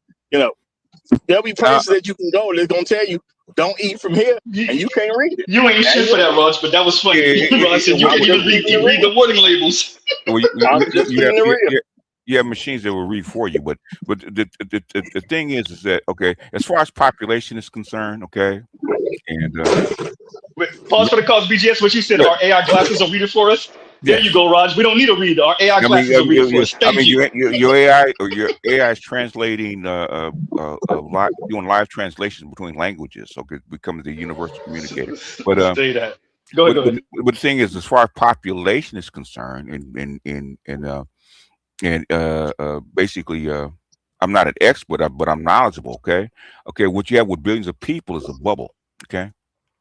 Okay, 20 years ago we had less than 400 million people on the planet. Okay, and with industry and power, okay, we've got this bubble. But that's what's happening in nature. A spike or a bubble doesn't last for very long. And what you have is the other side, which is why you need to read.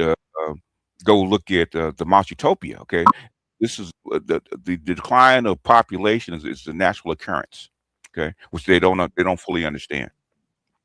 Yeah, but I think that's what Better You was speaking to way earlier, and he was saying, throughout human history, we haven't had this level of growth, this sustained. You never had it, and exactly. This is an anomaly, and in fact, if you look at the population spike and the projections, okay, you can see it's a spike.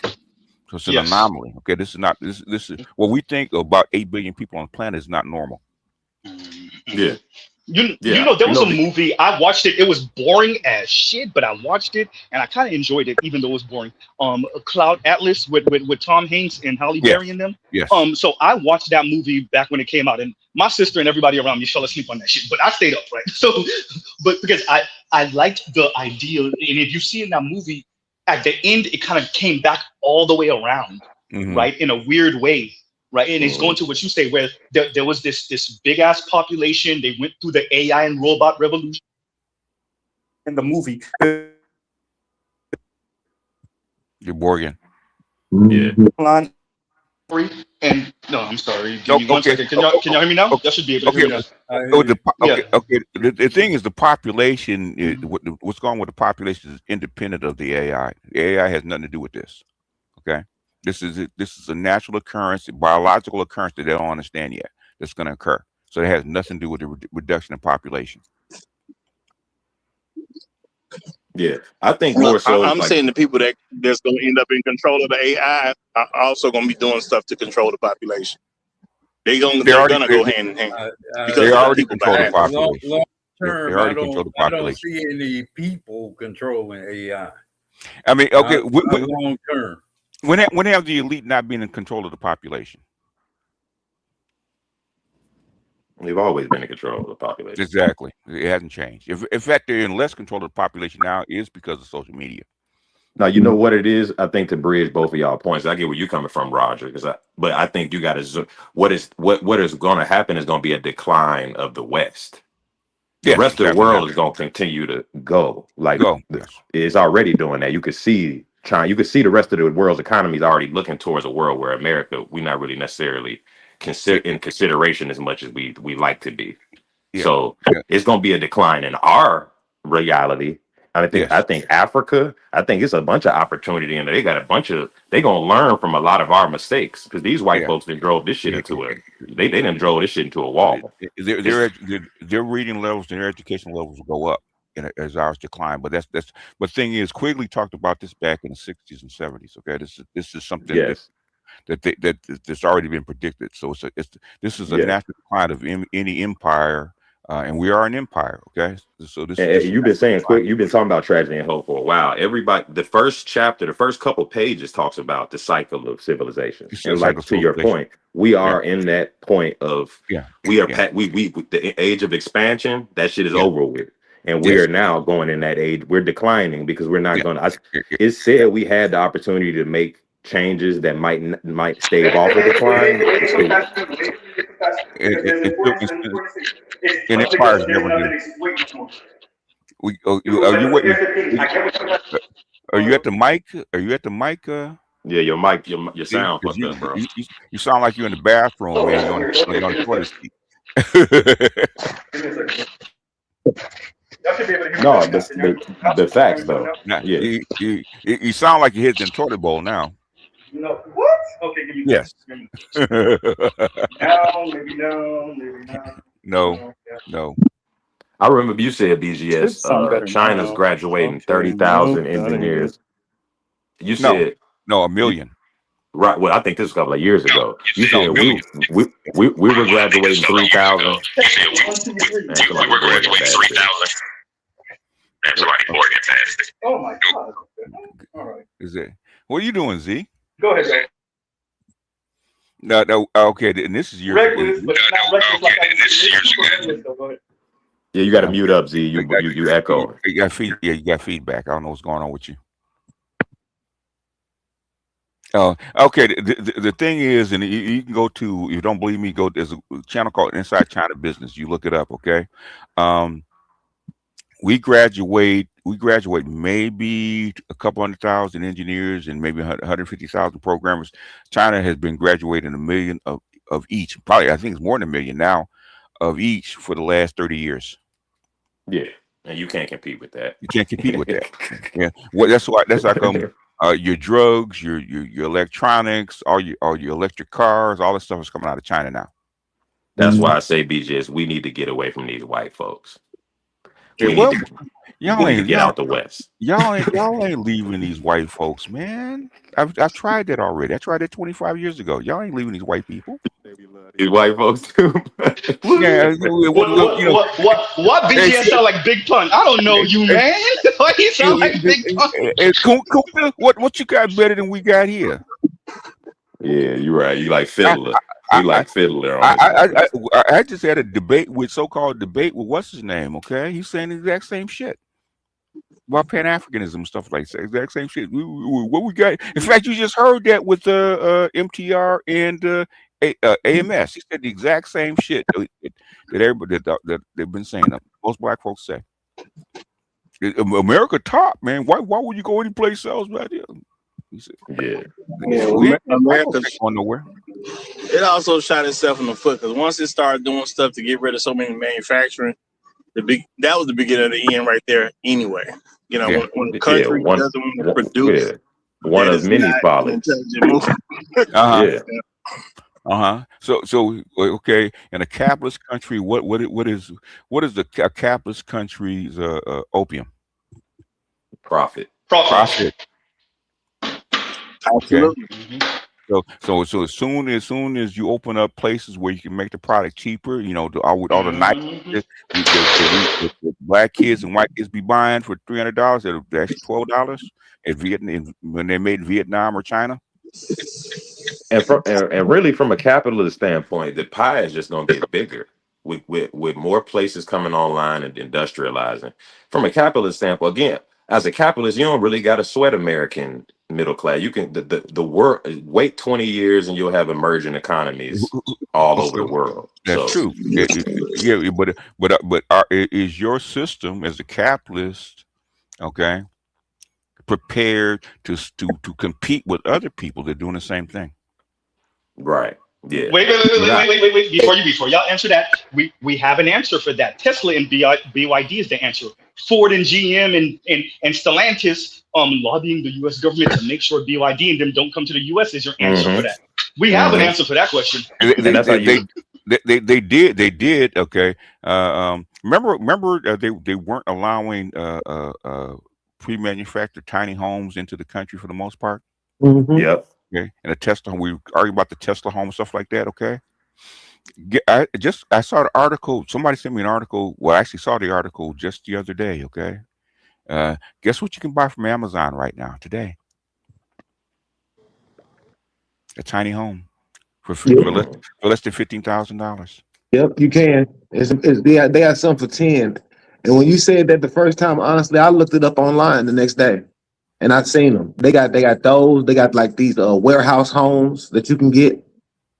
That's 2 stories actually. And China, and another note, China already won the EV war essentially. So they gonna be the next. They gonna have their age of automobile revolution, and America gonna be sitting on the sideline. Out of 22 major industry, China leads in 21. Yep. I'm getting certified. Wait! Don't let that statement go. Compassionate. What's the one that China doesn't lead in, BGS? The one they're struggling in right now is AI. Right now, that's the one they're struggling with. Right, they're fighting over that. Are they struggling, or is it that the U.S. leads them by a bit? No, they're about neck and neck. Okay, so that's less struggling, just there in second place. And it used to be the other place. Well, there's the major categories where you sell people stuff. So that's what I'm talking about. But that kind of service is, I think that's the one that's still missing. But out of 22 that they listed, the 21 is that's led by China. Okay, 80% of your drugs come from China. Look, y'all know I'm a carpenter. I'm in my union. We got millwrights. Millwrights are people that basically work on factory industrial grade machinery. Right. And they just introduced a class for robotic arm installation, like industrial grade robotic arm, whatever.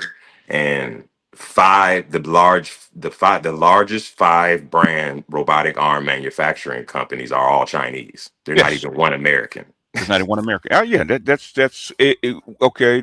You know, because I warned black people about this, man. Back, guys, got it over 20 years ago, man, and it just blank faces. So I've been warning on my channel. I've been warning y'all about this since I came on here. I get blank faces. The average American is woefully. We just watched the clip, and niggas can't read basic The niggas are trying to cite word read. They're trying to cite word read. So they're not even doing a good job of sight word reading. Exactly. Trying to. So I don't think the average American has no idea what level of cooked.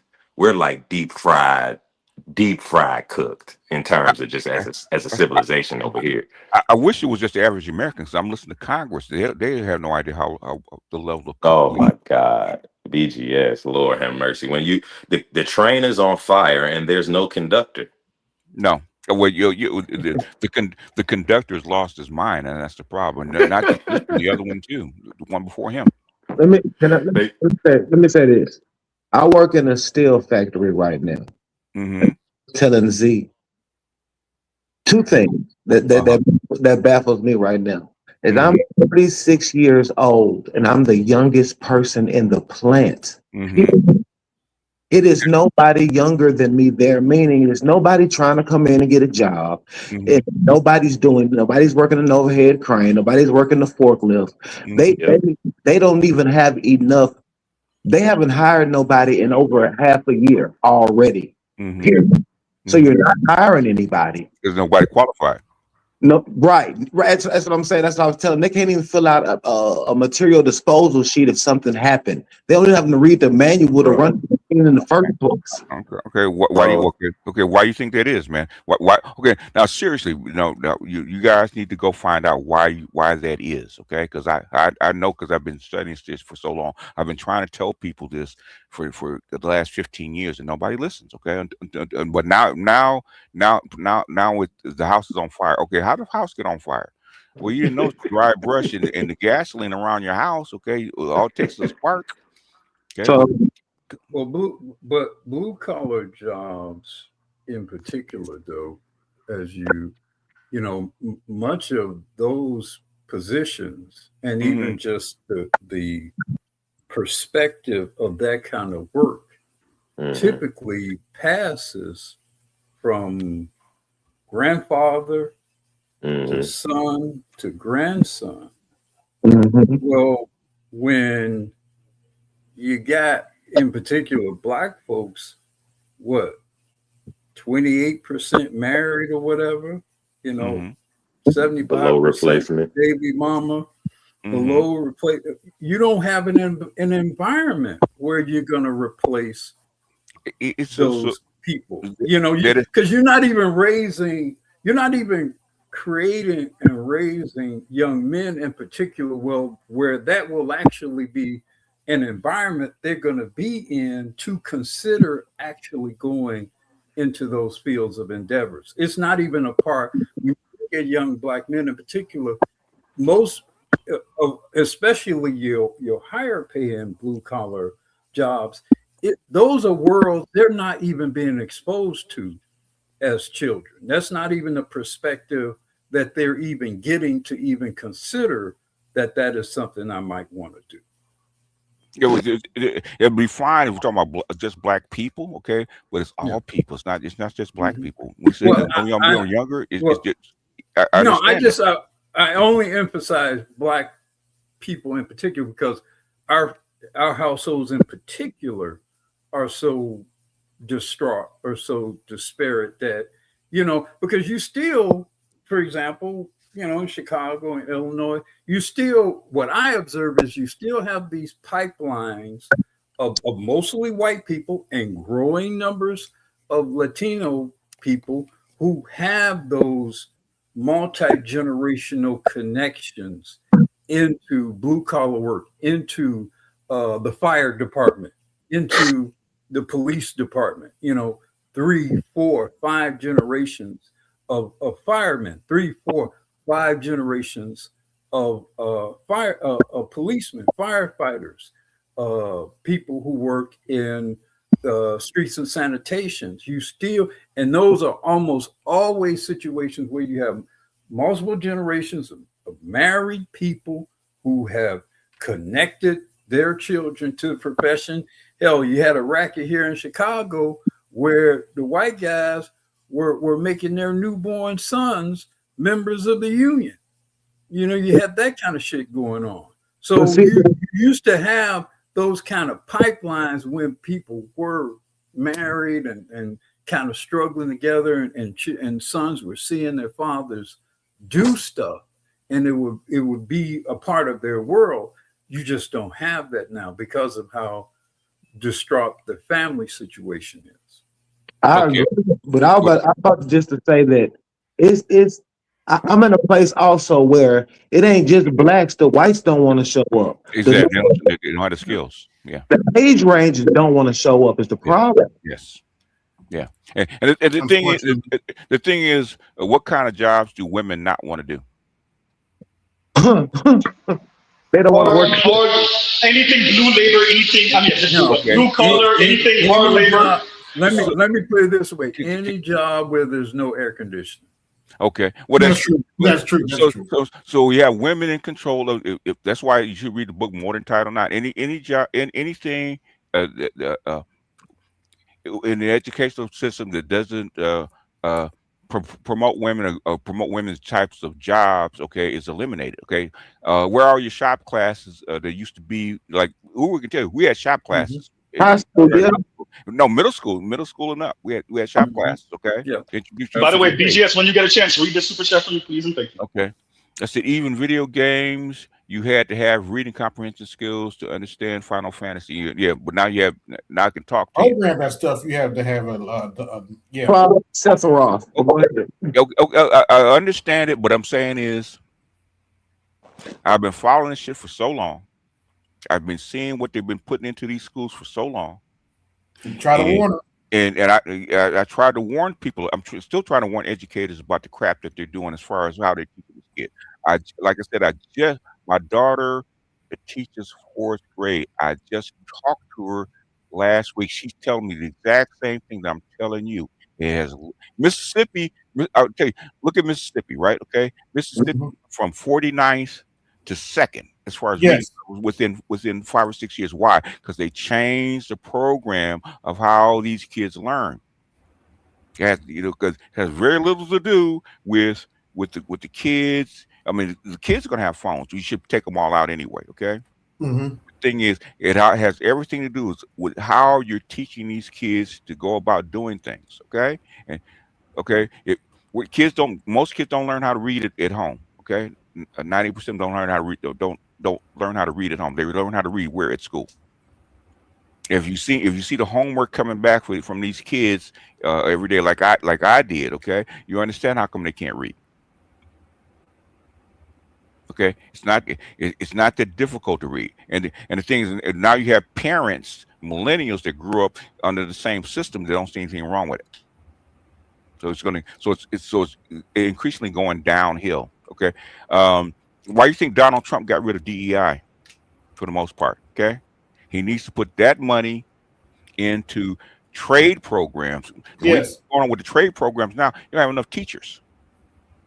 So now the money, instead of going into what do you call it, social education skills in colleges that they're not going to lead anywhere, because 40, 50% of your kids coming out of college can't find a job nowhere. Not even as a degree. Even if they got it from Harvard. They're unemployed. Even kids from Harvard, okay? But the thing is to compete against China and in Brazil, in Asia, in places like that, okay? You're going to have infrastructure. Infrastructure is not built by machines, it's built by people. And people with blue collar skills, okay? And the thing is, you have not taught blue collar skills in 25 years, okay? For the most part, okay? So now you have to have a Marshall program to go in and actually find people, because the money's there to actually teach these kids. But things they don't have educators, because you let the skills decay so much. And that's like even though the women are crying about DEI because white women are losing their jobs, okay, the politicians aren't, is because they know what's coming. They know what's coming. They know how to shift the money. They know they have to strip down all this feminist education system that they put up. It's because if not, man, you're gonna run smack at it. You're already behind, but you're gonna be even more behind. You're gonna run smack dab into that wall a lot faster than you already have. Your last 2 presidents basically almost assured that. So you may not have time to put the train back on track. That's the issue that you have right now. Well, you know, and the messed up part about the current political environment, particularly involving Trump, is it it creates a scenario in which there's likely going to be an overcorrection in the other direction, which won't help us. Because if we do need to make the changes, and I agree we need to make those changes, they're not going to be, these are not going to be things that are going to be friendly towards women in LGBTQ with respect to how that stuff has operated the last 60 odd years. It's going to have to be very competitive, in some ways very pro male, in the sense that we're vigor and strength and more masculine sort of traits have higher value. So you're going to have to. So if you overcorrect against Trump, it's not going to lead us in a direction in which we need to go, unfortunately. The thing is about people think presidents overcorrect, okay? And the thing is, a president doesn't know what he's going to do until he gets the packet in his hands about what he needs to do, because your paperwork is going to tell you what you need to do, no matter what you feel, no matter what you promised, okay, and what you said you were going to do, okay. The packet in front of you and the numbers in front of you will tell you exactly what you need to do. Okay. I hope that is true. I mean, because the only reason I would question that is there've been a lot of bad decision making that precedes Trump, that precedes Obama, a lot of bad decision making that has occurred leading to that point. So while I agree that that package may dictate you got to do it, hopefully that is true. But I'm so concerned about, again, because we're in the majority vote and because of the political environment. And I do think there's going to be a lot of effort to try to undo what Trump has done, and some of it is going to go in a direction in which, man, that's not really what we need right now. That's I'm unsure of how durable the more common sense people will be during that time, because I see a lot of payback stuff going on. And believe it or not, a lot of you think your Democrats are completely against Trump. They're allowing Trump to do a lot of this stuff, man. A lot of stuff that Trump is doing, they could stop it if they want to. They're allowing it to be done because they know it has to be done, but they're blaming him. Okay, this war that's going on right now. The reason Trump is grinding it to a halt is because they're trying to pull the plug on it. And the war powers. They allow for him to be the bad guy. They needed a bad guy. The Democrats and the Republicans needed a bad guy. And what's beautiful about Trump is he's that guy, and he's openly that guy. Just like the 300 billion, 400 billion they spent on the Ukraine. Okay, those are Democrats. Those were Republicans. Okay. Yeah. Well, like I said, there's been a lot of bad decision making. That preceded. BGS, what you said about Victoria Nuland? Anyway, go ahead. Oh gosh. Anyway. Oh gosh. Those are. I would say she didn't be thrown in jail, but you probably know too much. Those are Hillary Clinton's folks, okay? I know those kind of folks, okay. I mean, the only reason Trump is even in office is because the Democrats try to pull a fast one, okay? It didn't work. Yes. It's the only reason. That's the only reason, okay? They try to pull a fast one and extend Biden's administration, okay, and the old boy wasn't up to it. And after that, they pulled the emergency cord, okay. And they all knew this, okay. That's the problem. They all knew this. They were actually fighting about this behind the scenes. So we're still misinformed, allegedly. The thing is, I know I'm black pill. I know most people cannot be black pill like me, okay. And I look at this stuff daily. I mean, I do mean daily, 3-4 hours daily, okay, and follow this stuff, okay, and a lot of stuff that you think the Democrats are against, they're not. including the when they were blowing up boats in fishermen boats in the Caribbean. Okay, Democrats weren't against that. You think they were? They kept their mouths shut. Okay. When it came to the housing, when in the housing going up and people paying 40, 45, sometimes 50% for housing for an apartment. Okay, Democrats weren't against that because they want to protect the banks. They're not against a lot of stuff you think they're against. They're not against. Okay, the Democrats they know they know that that to compete you're gonna you're gonna have to have infrastructure. Okay, women don't build infrastructure. Okay, you're gonna And have get rid of dead weight. yeah. Biden was already, he wasn't doing it to the level that Trump is doing, but he was already doing it before he got out of office. He was already starting there. Well, That's what that infrastructure bill was about with Biden. Yes. So particularly on the education end, I guess we're going to have to expect there to be some action against the teachers union, because you can't change these school systems without fundamentally changing the power or undercutting the power of the teachers unions. You know what, Uru? Talking to my daughter and a few other teachers, okay? The teachers are teaching it because they need to have a job. They don't want to buck the system. Yeah, that's true. No, but I'm saying if you're going to bring trades back into the schools, you got to move out some folks. You got to move out a lot of folks. No, if you're going to actually be training people in the trades, that means you're going to have to move out a lot of shit that a lot of people have supported and have voted for. Okay. Well, they've kind of already started doing that because Trump is deprofessionalizing a lot of these degrees that people be getting. I mean, there are ways to do it. You can put programs into the schools to actually train boys for trades without even bothering the women. Okay, you can. That's true. You've done it before. Okay. Well, okay. Now, how are you going to pay for that? I don't know if y'all had. You just spent just in 3 months you spent $150 billion. You can pay for it. You just spent so they are going to invest that money into the public schools. What choice do they have?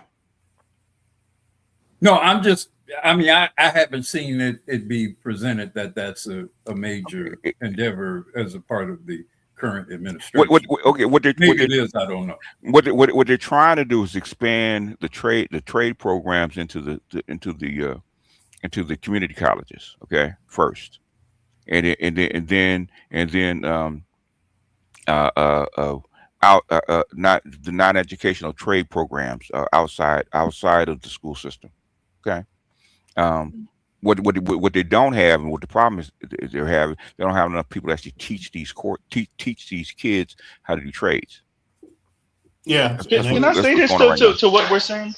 Go ahead. The era of a lot of these luxury beliefs is over. The era that is just going to be a bunch of us saying, and this is what Gitmo began at, the idea that all of us are going to be sitting in some cubicle typing away or sitting at home, work from home type of gigs. That doesn't mean that we don't have some people that still do that. But there was an era where we taught that to our kids. Understandable. Mr. Z used to work in the office, multiple actually, right? But the era of the leisurely and just not the leisurely jobs, but the luxury beliefs, including radical feminism, including some of these ideas of family formation, including some of these ideas of hyper individuality and autonomy, including some of these ideas of like Mr. Z, 2-3 damn cars. Mr. Z go get his Titan lifted truck. But so some of these ideas, these luxury beliefs, that's not going to happen no more. Especially for those of us on the bottom part of the K. You could kiss that goodbye. That's why I played that clip about Spirit Airlines earlier. What I was trying to emphasize is it's not just air travel. The gap is becoming a chasm, and the fact that some of us in the bottom part of the K was able to live a facsimile of the top 20%. That era is over, especially as an individual. So going to what you and Black we were speaking about, it's not just education and schooling. If we're trying to compete against China and not have them eat all of our lunch, they're already eating our lunch. You're going to have to put these people online. The era, there's too many things that we took for granted coming out of World War II as the U.S. We took it for granted that we was going to be number one forever, right? The monopoly that the U.S. had coming out of World War II, because everybody else got bombed to crap, except for the nations that weren't developed, air quotes developed anyway. It's done. It's done. That's it. They squeeze as much out of that lemon as they could, and it's a wrap. And the last bit of juice that was in that lemon ended in 2008 with the housing recession. It's done. The last bit of juice is actually being wrung out right now with Ukraine and Iran. Okay, the last thing you have is that's a waste of juice right there. not as much as you think, because if you understand what they're trying to do, and they did it wrong, but I understand what they're trying. I remember you explained it, knocking down the dominoes and the sabotage, the long way sabotage. I get it. Yeah. But it's so I play these clips for the brothers so that we could be prepared and prepare those people around us, especially the young men and the men around us. The women are just out there; they belong to the system, right? So but the men and the young men. I'm talking about all of them. All the women belong to the game. They're all like that, including the elites. You know, why are kids going to elite colleges that can't read? Oh. Well, you knew that even the elite women with Kamala, you knew that with her. You knew that with Kamala. You knew that with the what's them sisters again that Beyonce found, the singers, with them. They come from a middle class family. You knew that with what's her name from Jersey, the R&B singer with what's her name, let's start with an S. God damn, I forgot her name. Out of New Jersey. Scissor. All them girls, upper middle class, elite, and they all on the same shit. Yeah. Y'all forgot Kamala's dad is a goddamn Stanford economics professor. Yeah. And look at what she on. And she was raised by Indian mama. Come on, man. Who's also I think she's I think she's not a physician. She's a scientist. She was some kind of scientist or biologist. Biologist. And her sister was a Stanford grad, if I recall correctly. Yeah. So she's from a very smart family. Very smart. Kamala's not a dumb chick, okay? Yeah. I don't think she was probably as intellectually. I think she figured out a different way to move than just being smart like her mother. She got she got caught up with Willie Brown. She found a shortcut. Her look, she used her. She was a cute light-skinned chick. Proximity to blackness. She could play the AKA thing. I can maneuver around. I can have sex with the right guy. Yes, and I could be smart enough to make the important people look good. I mean, that's what she did throughout California. Yes, she did, which would work for her. So I can't say that it worked right up until a year and a half. Well, the thing is that the thing is that they'll tell you that even under the best of circumstances, you probably wasn't going to win that race. Okay, outside of Michelle Obama coming, who already has a name coming out of the bleachers, okay, and running, it wasn't going to happen. Yeah, no matter who you ran. I don't know. I still think they should have had an open primary, but I generally agree it would have been tough given the time in particular. Yeah, I mean, her whole team said the same thing. Obama said, even though Obama and Pelosi said the same thing, the open primary was not to win the presidency. The open primary was there to actually protect the seats in the House and the Senate. Right. Yeah, because they still had the House. They still had the House. I'm sorry, the Senate. I'm sorry, the Senate. You protect the seat. You protect the seat. That's why Mitch McConnell and Dianne Feinstein and all them staying there until they literally croak to death. Literally. They're trying to hold seats. But and if you don't understand the value of holding the seat till you croak, this will give you a historical perspective. Thurgood Marshall resigned, what was it, in 88? Yes. Mm-hmm. And then who did you get after that? He was replaced by Clarence, the infamous Clarence Thomas, right? Yeah. Mm-hmm. Mm-hmm. Now, Thurgood Marshall died on January 25th of 1992. Clinton was in office. Clinton was in office 19 days. 3 days before that. Yeah. That's why you don't go to that seat until death. Yeah. Yep. Thurgood Marshall died on my birthday. Damn. Yeah. Yeah. Yeah. Yeah. I mean, That's why you hold it to death. Yeah. If you don't have a replacement already, normally they have a replacement before they actually. But there is another side to that, and RBG is the other side to that. Ruth Bader Ginsburg. RBG held on to it because she thought that Clinton was Hillary was going to win. Yeah, she wanted to be replaced by the other mighty white one. Yes, that's what that was about. Yes, and because nobody saw Trump coming. Yeah, no. Well, except for Z. Even when he initially arrived, they said, "Well, this is going to be a cakewalk because this guy's fool." Yeah, right up until what's his name quit. Except for Z, I have white friends and co-workers and black friends that I was like, oh, what? I'll just tell you the story. I was at the Volkswagen dealership with one of my white homeboys. His car was getting worked on, and he had a Golf R airbags. Anyway, modified Volkswagen.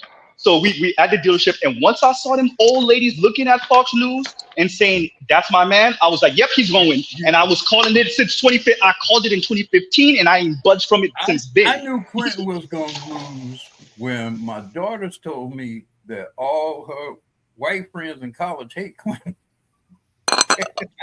Basically, the young white girls did not like Clinton. Okay, the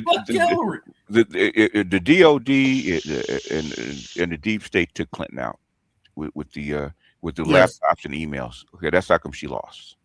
Okay, and I knew that is because of Benghazi. Yeah, I was about to mention that they're also pissed her about the Benghazi. Because she actually won the popular vote. Okay. Yeah, she did. Unlike Kamala.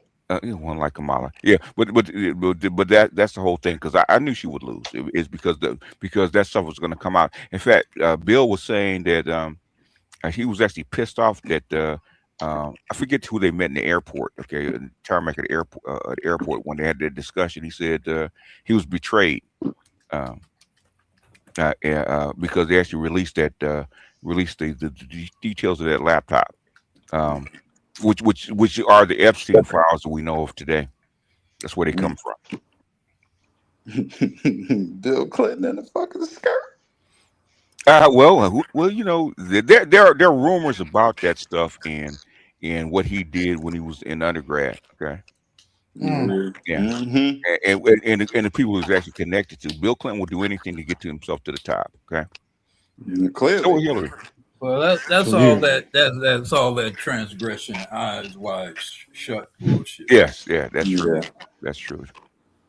Anyway, too many people have gone missing around them. So yeah. Anyway. Okay. You saw people missing. Go look at what happened with Bush Jr. Man, and the people missing around. Shit, I already know about that too. That's why I don't be mentioning that, man.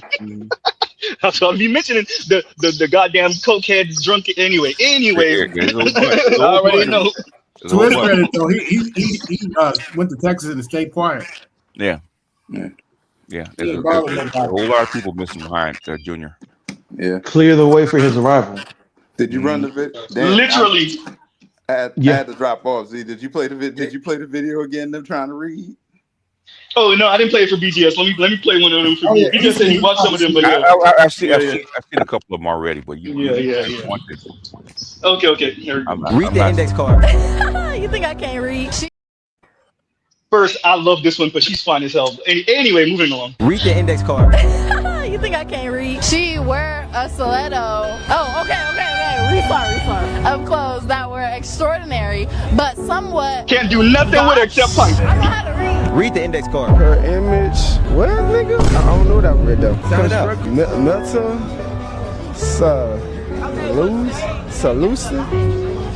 Meta solution. Conscripted to. Whose cousin is this? Wild screen administration. Read the index card. The Diety had a promotion of the impending catastrophic event. Read the index card. Their relationship deteriorated due to persistent communication deficiency. Read the index card. Her image meticulously constructed to sustain widespread admiration. Oh boy. If I told you this card, y'all wouldn't agree with that. Yeah. Bro. You ready? And the last girl wasn't. Wait. The last homegirl wasn't too ugly either. I can't deal with the weed though. No, But Jesus Christ. The blonde girl and the one before her. I was like, come on, baby, you can do it. No, bro, that is why if you mess with them, like Blackman was saying before, you gotta teach all you doing with her is breeding with her because she can't do shit else for you. I know, baby. Just handle the eggs. Hey, I'll handle the eggs. you gotta take Y'all handle the eggs. and send her to BGS to foster, that child. They not For real. I won't do that. Hey, before BGS get out of here, you know what? I agree with Black Rule. We need to get BGS to start a preschool. We need BGS to start a preschool because if we don't have these fine, I bet we will have them up and running before Umar. BGS Black. Remember this, Studies. everyone. But remember this too, everybody. Very importantly, her arrogant ass said, "Oh, you think I can't read? You think I can't read?" She said that shit twice. She's like, "We trying to find out what you take. What's taking so long?" You can't do shit with her but pipe and have a pretty baby. You can't do shit with her. Talking to black women about reading to their kids, man, it's like talking to a 20-foot brick wall, man. Yeah. Don't forget, the last homegirl thought she could read too. She did the whole T thing. Who plugged that? Bitch, you can't read either. Yes. Real quick, two cute ass light skinned chicks that you can't do shit with but pipe. You can't do nothing with them but pipe. Hey, yo, what's wrong with y'all? What is wrong with y'all, gentlemen? Recent video, all of them were actually decent looking. They were all pretty good. Facts. Dang. What's wrong with y'all? Y'all think women are supposed to work? What's wrong with y'all? Right? Exactly. Y'all's calculus is y'all think women are supposed to do things. You're supposed to pay for her. What happened to men protecting, providing, shutting the fuck up? Right? You didn't train them to work and earn money. So guess what? They ain't got no money to take care of you no more. You know what song just went off in my head during that video? Mm-hmm. I believe the children are the future. Y'all ain't shit. Sex and chocolate. Y'all ain't shit. Sex and chocolate. Y'all ain't shit. Damn. You know them all the beauty they possess. Yeah. I mean, but the thing is, when you watch this stuff in slow motion, man, you see them deconstructing this shit in slow motion, you just shake your head. It's like, okay. And then what we hear now. That makes me want to read the fuck out of a book. Yeah. Makes me want to pick up a book with pride, like shit. We devolved her. How dare we think that women are supposed to provide something in for either one for you, two for a child? Like, how dare we think that as a concept, women are supposed to be provided for? Yeah, do the emotional labor though. Do the emotional labor. But their mental load is high. Right. Wait, y'all. They want to be boss bitches, okay? Yeah. But real quick, y'all, Afro Merchant said Institute of BGS. Exactly. Oh, God. BGS Academy. But they want to be subsidized boss bitches, though. That's the funny part. That's the fucked up part. A subsidized Correction. Wait, no, BG, no, they don't. They want to be fully paid for. They'll take subsidy if they can't subsidized. Be fully paid for. That's subsidized. Yeah. That's subsidized. Okay. That's what those. When you're not subsidized, you pay for your own self. Yeah, but what Yeah. you tell, but what these cars are, what you telling me is, even if there's an When you- emergency and you got to the emergency door, you can't read it. Exactly. That's what you just told me. No, it's called, it's red, man. They know the color. Oh, No. What's supposed to happen is you're supposed to beat down the door with your forehead and then usher her through, then stand in the doorway and get burned alive while she just stands there and berates you for not stopping the fire. No, I That's got what's it for supposed you. to happen. I got it for you. All of us that watched the movie Twister, if y'all remember how Homegirl dad died when he couldn't lock the barn door, the barn, and the wind took his ass. That's supposed to be us. That's supposed to be But us let me get saving this the black you community. You understand the very value and the virtual sacrifice, but I give you this index card. No. Sacrifice from you. Somebody got to swim out and save them hoes. No, for real though. I'm joking, but I'm not joking. You definitely dropping your value if you can't read this index card. This is the Hey, thing. are you worth saving if you can't read this index card? I hear you. For real, you can't read this index card though. Nah. No. Realistically, what it comes down to, it goes back to what we were talking about earlier, right? The whole 20-80-20 thing. They expect the women expect the 20% to protect them, while the 80% is does the sacrificing. And the 20% is like, we don't care about any of you, because they think that they're a part of that. For some reason, magically a part of that 20% that's supposed to be taken care of.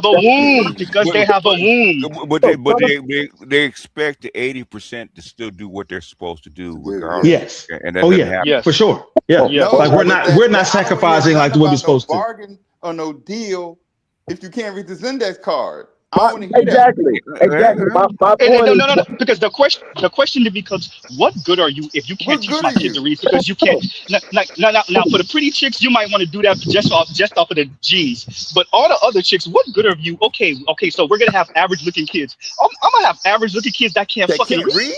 The value of the first woman. Hey, well, she'll marry a dude just like her. The value of the first woman is not her looks. The value of the first woman is her height and her size. Her genes, yeah. Because she's gonna make you big, strong sons. That's the value of her. The point is, to me, I'm gonna say this, and Z hear me say it all the time. Why should I audition for you to be my responsibility at the end of the day? The Raj Report says this all the time too. Shout out to the Raj Report. And I always say return on investment. And a lot of guys don't talk about that. Okay. Yeah, return on investment. Return on investment. That got me an idea. I just came up with an idea. I just told my grandson that yesterday.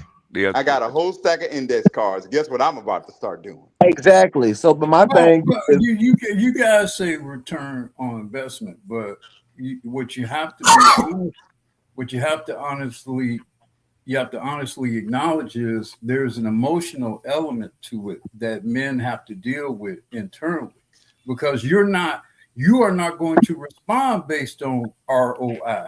Your first response is going to be that emotional thing because of either how fine she is or how she makes you feel, or her ass, or you're going to have an emotional response that you're not going to attach a ROI on. And you better know what that is and be prepared to quell or control that. Otherwise, you're going to make that deal regardless of what that return on investment is going to be. And we're going to step over your body too. Exactly. Yeah. I mean, that's fine, but I think given the environment, what's going on, I think men are doing that. But we're not even putting communication for real. That's the whole reason for the manosphere to teach this stuff. Of course, And know your triggers. I think guys need to know their triggers, especially younger guys. Older guys, hopefully you start to learn less about. Younger guys need to learn their triggers, learn their theme. You know how Some hard of them you are know going how to be camelliaring on you all, and they're going to be softening you up, and they're going to be batting their eyes. what then you Start saying all kinds Yeah, of until I give them that index card. then we step over your body. Most guys don't give a fuck about the index card. They're gonna step over your body. Yeah, I know, because that nigga can't read either. But unlike them, I can. So here you go. Hold this. But they got, but you know what? Them dudes who can't read, they the ones who Because got that to nigga can't read either. So it's cool. I can. Here you go. They can't read instruction manuals. But they're gonna put them on the altar first, though. But they're going on the altar first. What BGS say? The bear, that bear on right on the altar for the bear. Yeah, that's cool. Let that nigga can't. That's fine. That nigga don't give a fuck. Fine. But they're a result of a structural problem. Okay, they didn't just come up that way. Okay, human beings don't come out of the womb learning how to read. Okay, they have to be taught. Who teaches them? Okay, what's happening in the schools where adults cannot read a simple index card? Silhouette.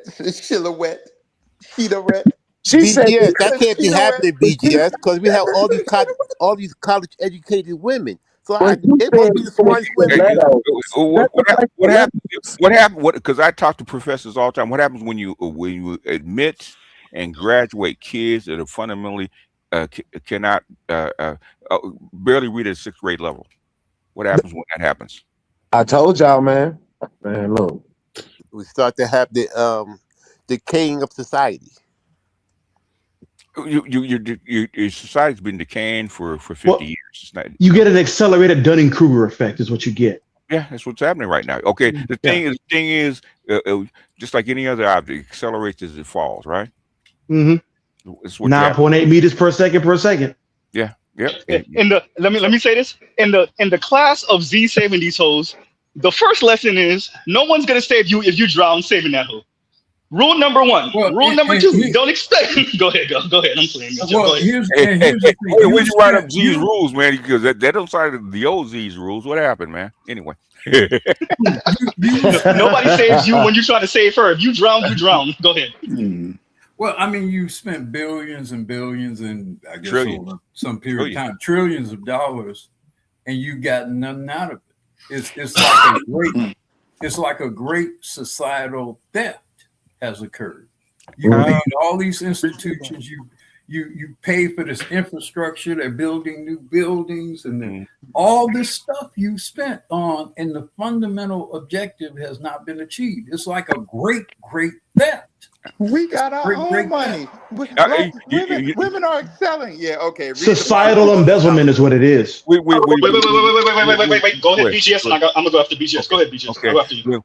When black women allow white women to take the jobs and education from their men, this is what you get. You empowered white women to do this kind of shit. Okay, that's true.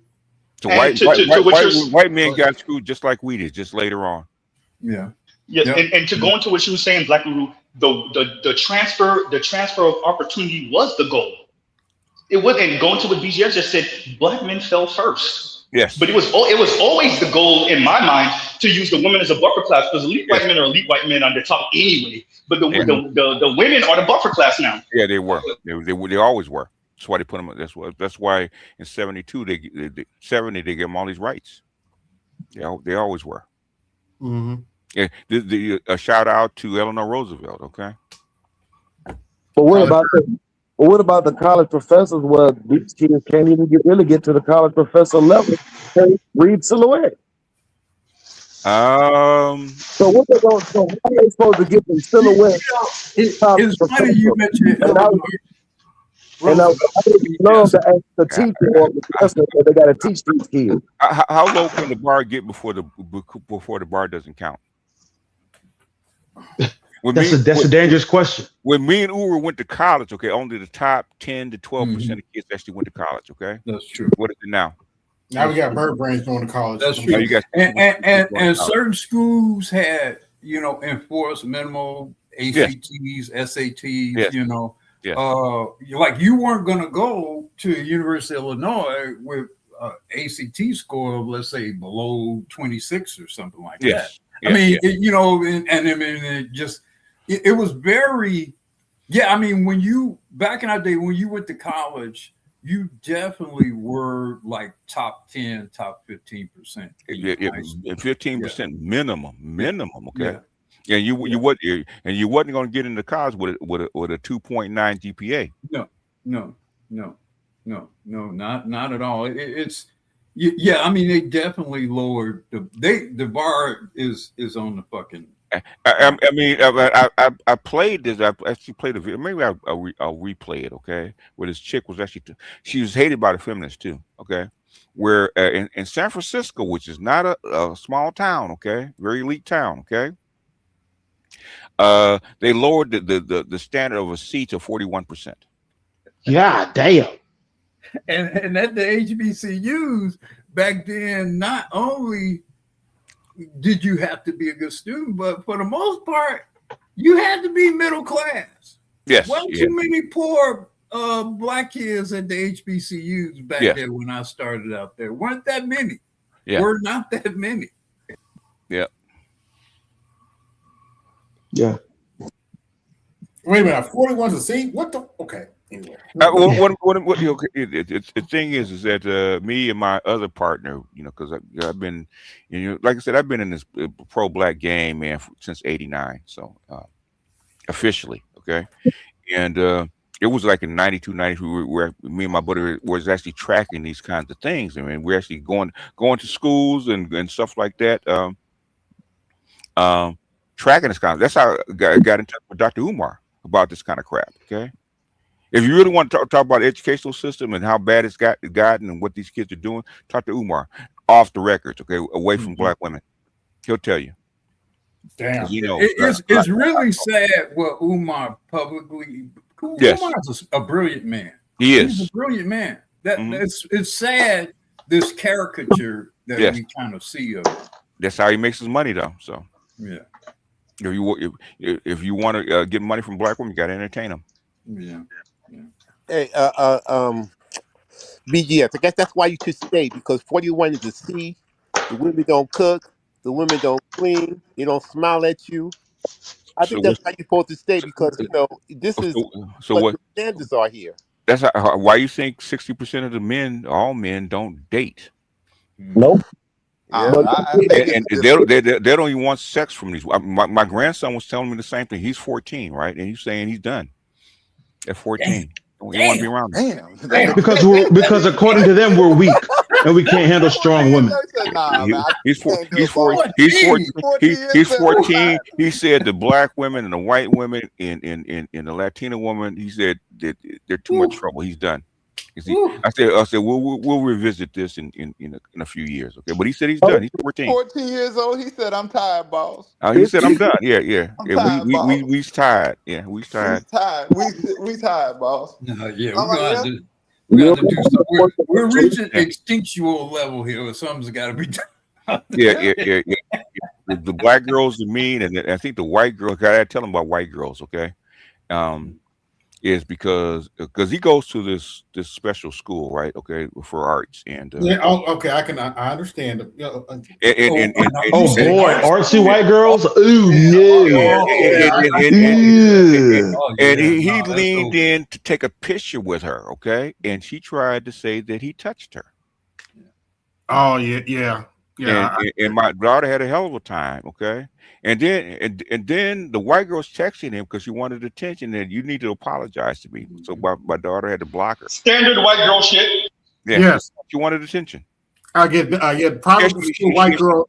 She liked him. She actually liked him. Okay, she wanted attention from him, and that's her way of getting attention. I told you. Accusing him of a crime. Wait, everyone. Before you finish, BGS, read this when you get a chance, and then y'all continue.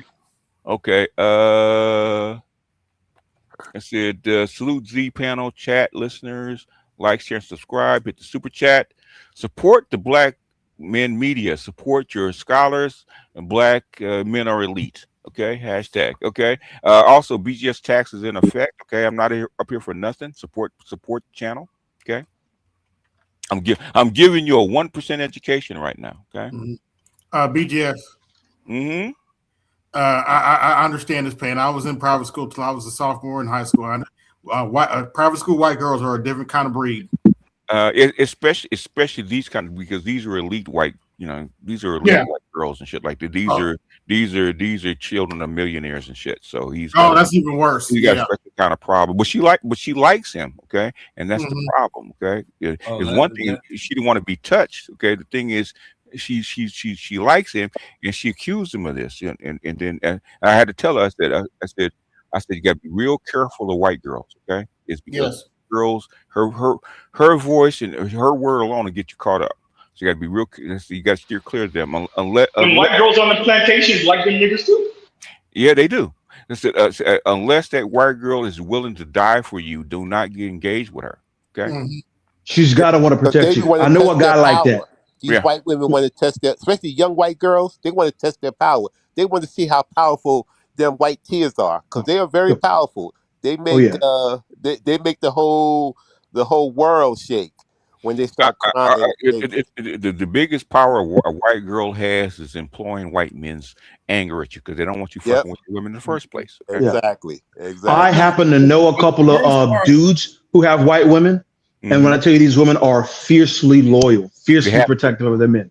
They're fiercely protective. The problem with the white women is that the wrath of white supremacy can be brought down against you regardless of whether they want it to happen or not. In fact, their loyalty and love for you may be the very thing that bring the wrath down on you. Yeah, but she can't trigger it. Okay, she has to be real careful. No, no, I'm saying what I'm saying is this: you can have a white woman that love everything about you, and there are white men who will hate you for that. Yes, they will hate you for that. Yes.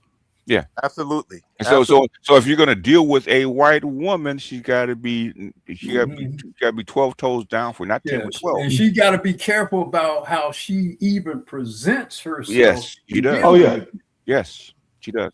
Oh yeah, you got to make sure you tell her, look, this stuff between you and me is you and me. We don't leave the house. We're a team. We're together. And you know, I got your back. You got my back. Remember that scene in Jungle Fever? When the white girl told the cops that this was my boyfriend, he said, "Hey, don't be telling." That might be the situation. Because they're gonna fuck with you off principle. On principle, they're gonna have to fuck with you. Yeah. And she tried to defend him. And he was like, "Don't be doing that shit. You're gonna get me killed out here." Exactly. Exactly. True. She got to be smart too. Yeah, she got to be smart. So when I hear I have a shout out to Donovan Sharp, because he'll tell you that, because he's married to a white woman. Okay, he'll tell you exactly that. Okay, the youth of today does not get the talk that we got from the boomers. Me being an expert, I got a certain talk that they don't even get nowadays. Just how we talking to them, that's a foreign language. They don't believe in that. They didn't grow up in that ideology until it. Well, you might not now, but if you let life teach you, guess what's going on? You'll remember when life teaches you. Yeah. They live in a quote unquote post-racial society, BGS. They're not okay. According to them, it's post. It's post. They got colored glasses. Good luck with that. Good luck with that. Okay. I saw a video of a white guy talking to a police officer, and he was explaining his situation. And you know what? I can do the same thing, because I'm no different. Because my mommy told me that I am a big, strong man, and the world needs to listen to me. Yeah. That's what these kids are getting taught. Yeah. Well, I mean, you can see it in that entitlement. Like the kids are like, "Yeah, I can't read and whatever. It's fine."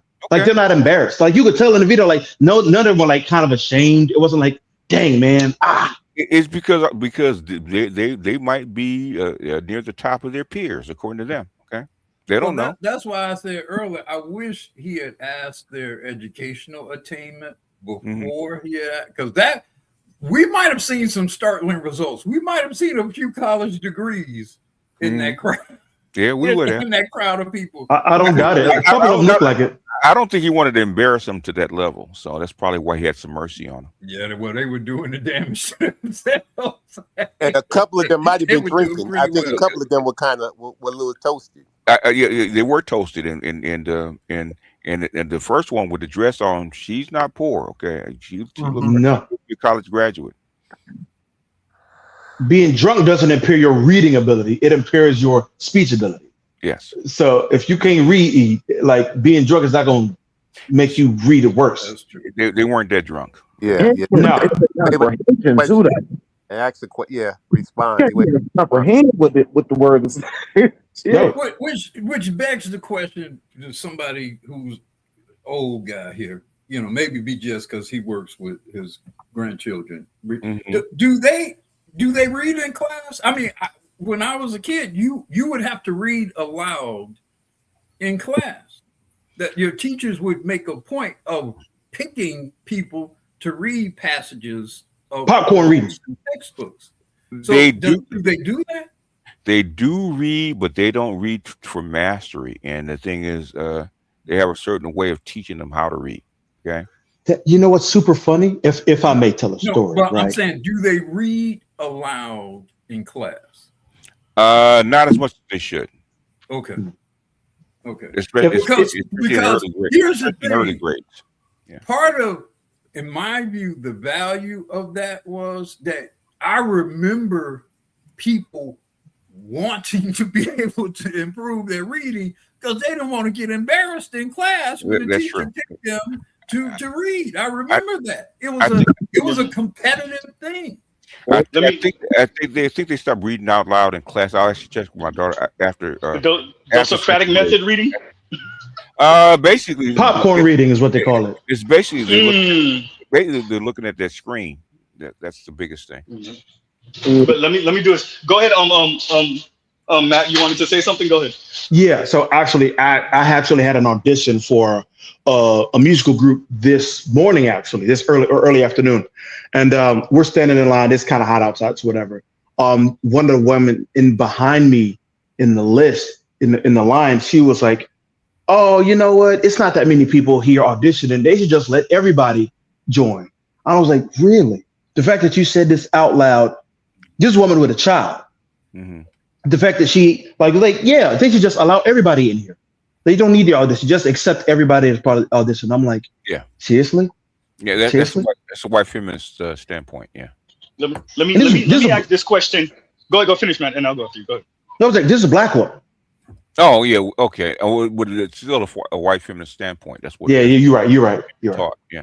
Let me ask this question to the entire panel in chat, and I mean it with every fiber of my being. Do I need to know how to read if I know how to fuck? Do I need to know how to read if I have the gift of gab? Do I need to know how to read if I'm body beautiful? No, you don't. Do I need to know how to read if I have charisma? No. Do I need to know how to read if I could get some type of job that pay me $50,000+ a year? Do I need to know how to read? I mean, how do I maintain the job that pay me 50 plus? I don't know, but that's beside the point. Stop doing the logistics, people. But some jobs you can. Some jobs you can. So you can be a millionaire and not know how to read. Don't talk about Fantasia like that. I mean, no. Wait. Fantasia can read now, though. She could read. I remember that. To everybody, let me real quick, BGS. To everybody that don't know, when Fantasia first came on the scene on American Idol, she could not fucking read. Now Fantasia then glowed up, just like how she looked better now. She could read now. So, but it's funny that AB brought that up because when Fantasia first came on the scene, she could not read. Yeah. How much is Floyd Mayweather Jr. worth? Well, at top, I thought he was 400 million at one point. How can he read? Last time we checked, absolutely not. Okay. Stuttering and sputtering. All the people that we talking about has one thing in common. If you can't read, they can take advantage of you very easily. That's fact. Awareness and this period and taking advantage of you. Yeah, you can have whatever you want. You can be sexy, pretty, but at what cost? You can be muscles at what cost? If you can't, they're just gonna take advantage of you, bro. That's it. By the way, to everybody, go ahead, BGS. I'll go. Go ahead. But the thing is, you can make a decent living and a very good living and not know how to read if you're lucky enough. So that was going to everybody in the comments that's saying, yes, I agree with y'all. It was borderline a rhetorical question, but what BGS is saying is true. There are certain folks that are gifted. They either have the looks, the talent, the gift of gab, and they're able to manage in this world and sometimes do better than manage, once again, Floyd Mayweather, and not know how to read. They're outliers. When I was a kid, there were a lot of brothers who couldn't read. They had families, they had wives, they could depend on their wives in particular because their wives were generally better educated. Fences. You had brothers that couldn't read or write. That did very well. That had homes. That some cases even businesses or whatever, small businesses of some sort. Look, if you have the infrastructure around you, particularly family infrastructure around you, you can do a lot of things while lacking some basic skills. It's sort of like you can live a productive life with only one arm. You can live a productive life being blind or deaf if you have the necessary infrastructure around you to make up for the loss of those things, and that includes reading. The problem is that don't scale up for the majority of people. No, not being able to read does not scale up for the majority. And your environment has changed where what you used to be able to get away with, you can't get away with anymore. You can't do it. Yeah. So y'all once again, let me answer that real quick, and then you got it right after. So, Tone Talks interviewed the real Rick Ross, Freeway Rick, and he was saying Freeway Rick mom bought a house in LA back in what the 60s or 70s or some odd, and she could not read, and I think he said she had like a 3rd grade reading level, and was able to buy a house in LA. Yeah. Who can buy a house in? Who can afford a house in LA now that can't read? Nobody. Good luck. Yeah, nobody. You see what I'm saying? Like, good luck. Exactly. And I lived going to what Black was saying. I lived in that neighborhood, so I know. Yeah, but now you also talking about in an environment where just the basic decency of people. That's a very different environment, though. That's an environment of people of higher integrity and shit like that. Because you try to do that now, you get screwed all over. But in an environment in which people are much more trustworthy and religious and believed in God and decency and stuff like that, you can do that in that kind of environment. Yeah. You can't do that in this environment, though. Yeah. BGS, if you don't mind reading this when you get a chance. Okay, BGS, I was at the Chinese consulate yesterday, and the guy they were on the phone with was also a brother getting his $300 Chinese visa. Okay. Yeah. Go to China. Okay. Thank you, Agent, for the $4.99. BGS, I really don't need my wife to be educated. I don't even need her to read. I just need her to be nice to me. I need to make coconut pancakes. I need to make some salmon and some rice and beans. And some gonna get locked up. You don't think you get locked up. You better watch out. Hey, Channel Runner, but you get a return on investment, right? Oh yeah, I'm getting more than I expected. Even A lot of these chicks can't read, can't cook either. You up on some international trafficking. You keep on. Right. Let's do this because we're gonna play this clip again. Because going to what Tunnel Runner said. Every woman in this clip, like Lion said, this applies. This we know you can't read. We don't need you to read. We need you to produce pretty babies. Here we go. Read the index card. You think I can't read? She wear a stiletto. We need you to drop the arrogance. Refund of clothes that were extraordinary, but somewhat gotch. I know how to read. Read the index card. Her image. Look at the arrogance. I don't know that word though. Sound it out. Yeah. Pause for the cause. Notice that the sister was being arrogant even to the end where she could have spelled read ghost, but the brother actually admitted that he couldn't read. We're gonna play it again. Here we go. Read the index card. You think I can't read? She wear a stiletto. Oh, okay. Refund of clothes that were extraordinary, but somewhat gotch. I know how to read. Read the index card. Her image. What, nigga? I don't know that word though. Sound it out.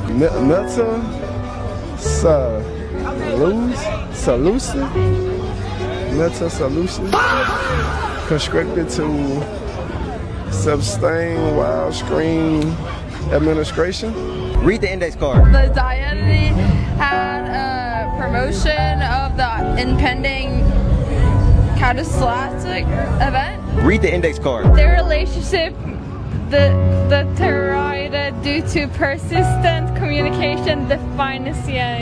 Read the index card. Her image meticulously constructed to sustain widespread admiration. Can she? If I told you this card, y'all wouldn't agree with that. Yeah, the T. Okay. I just want to say, it wouldn't be that bad if they weren't that arrogant, especially the two light-skinned sisters, the one in the beginning, the one at the end. The arrogance is what killed them. Yeah. They think we've done. I'm gonna say one of the most sexist shit y'all ever heard me say. Shut up and take this dick, bitch. That is the epitome of this is ridiculous. It's not that they don't know how to read. That's bad. That's not the end of the world though. It's the fact that they're arrogant with it. Even when the young lady said "gosh," the wrong gosh or whatever she said, you see how and she put the way she flipped her wrist. It's like she got it, and I'm like, that's so scary. It's not that you don't know how to read. It's that you don't know how to read and you're arrogant. Left out the segment of the video where she say, "Cause you niggas still want to fuck." Yeah. But also, she wanted points for the. She wanted points for the fact that she finished. That's the missing segment of that video. Yeah. Oh yeah. What? Yeah. And she's right though. But she's right. She's right. Yeah. And if she played her cards right, she's gonna have a nigga that do for her for the rest of her life, and she won't have to learn how to read. Yeah. But all she gonna true, but all she gonna need to know how to do is turn the steering wheel on that goddamn Range Rover. That's all she gonna need to know how to do. But remember, she finished it though, right? One more thing. This is what's gonna make sure she's not gonna have a long marriage. Can she be respectful to a black man?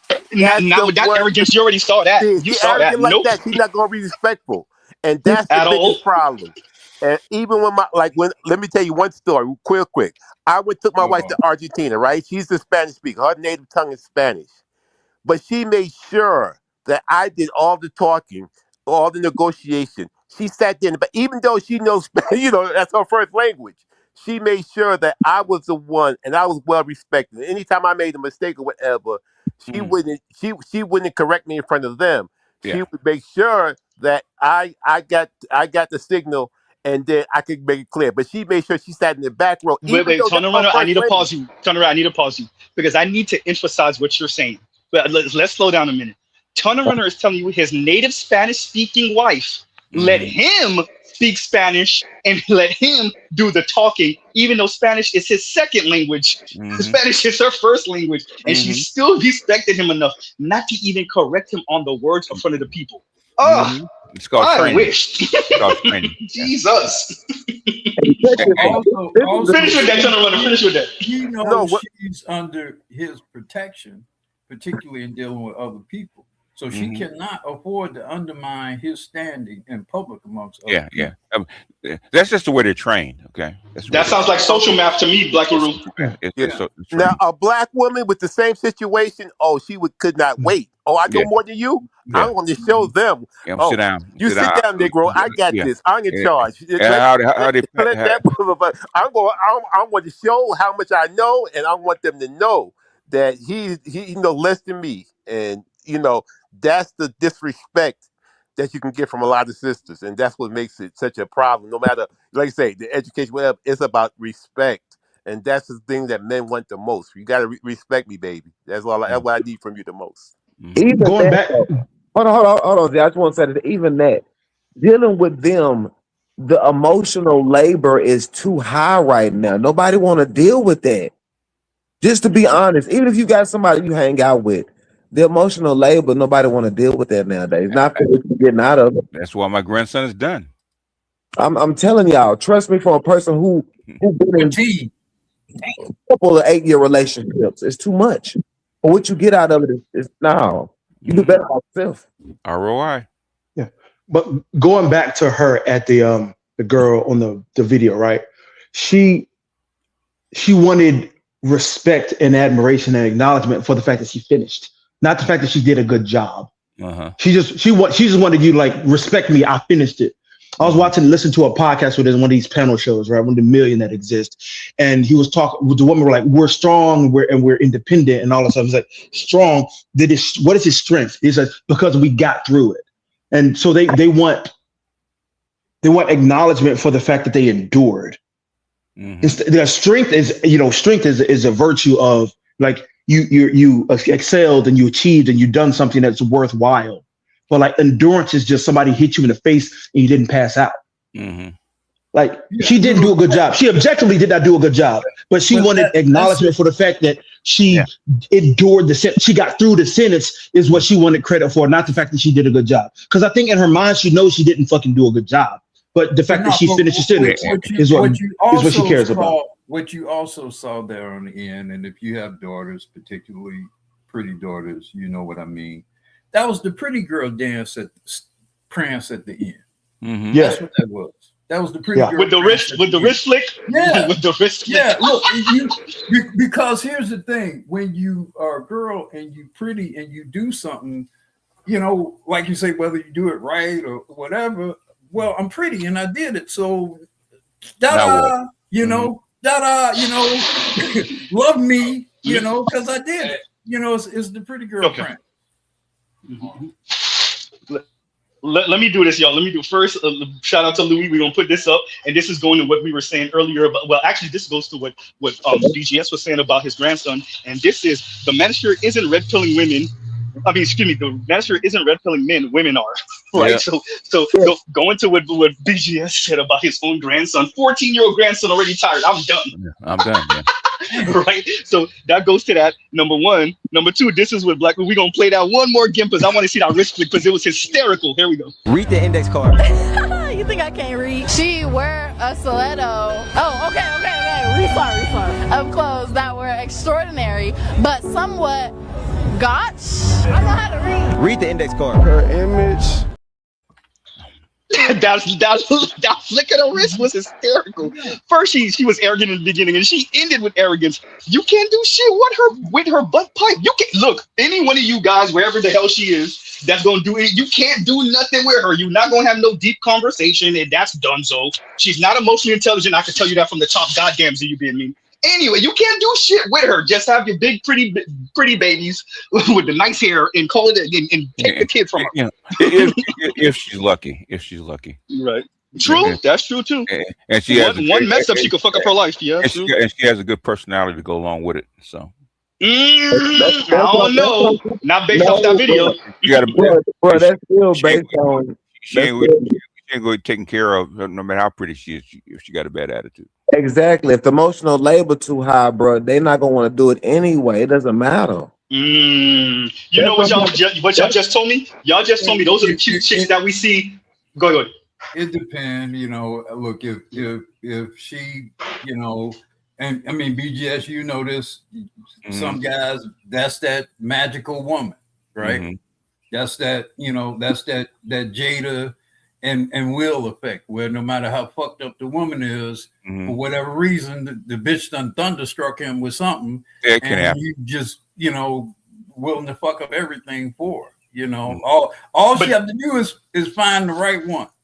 Wait, everyone. Go ahead, DJ. I know a ton of chicks that look just like her that got into the mid-30s, then they're 40 with 2 kids and ain't never been married. Okay, ton of so that I'm glad that Black Rose said that, because that is all the women's dream. They're all trying. That's the lottery ticket right there. What you just described, Black Rose, that's what Meg Thee Stallion was supposed to be with Klay Thompson. That's what Sierra is with Russell Wilson. It's all of this. It's all of this. I know I'm insufferable. I know I fucked up. I know I got a kid or two from another nigga. But please, God, let me win the lottery when this one magical dude, white, black, Latino, Asian, or otherwise. That's why you hear them sisters do the whole Stroller Divester thing after they done burnt the bridge with niggas. It's all this, please let me get the lottery. I need to win the lottery.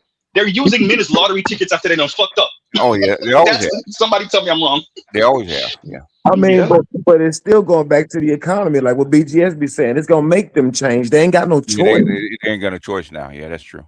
Choice. You just played the airlines. Look what the airlines doing. Like I said, y'all can't globe trot like y'all say y'all do with y'all girls trips and shit no more. They're not gonna let you. You know, I gotta go to work.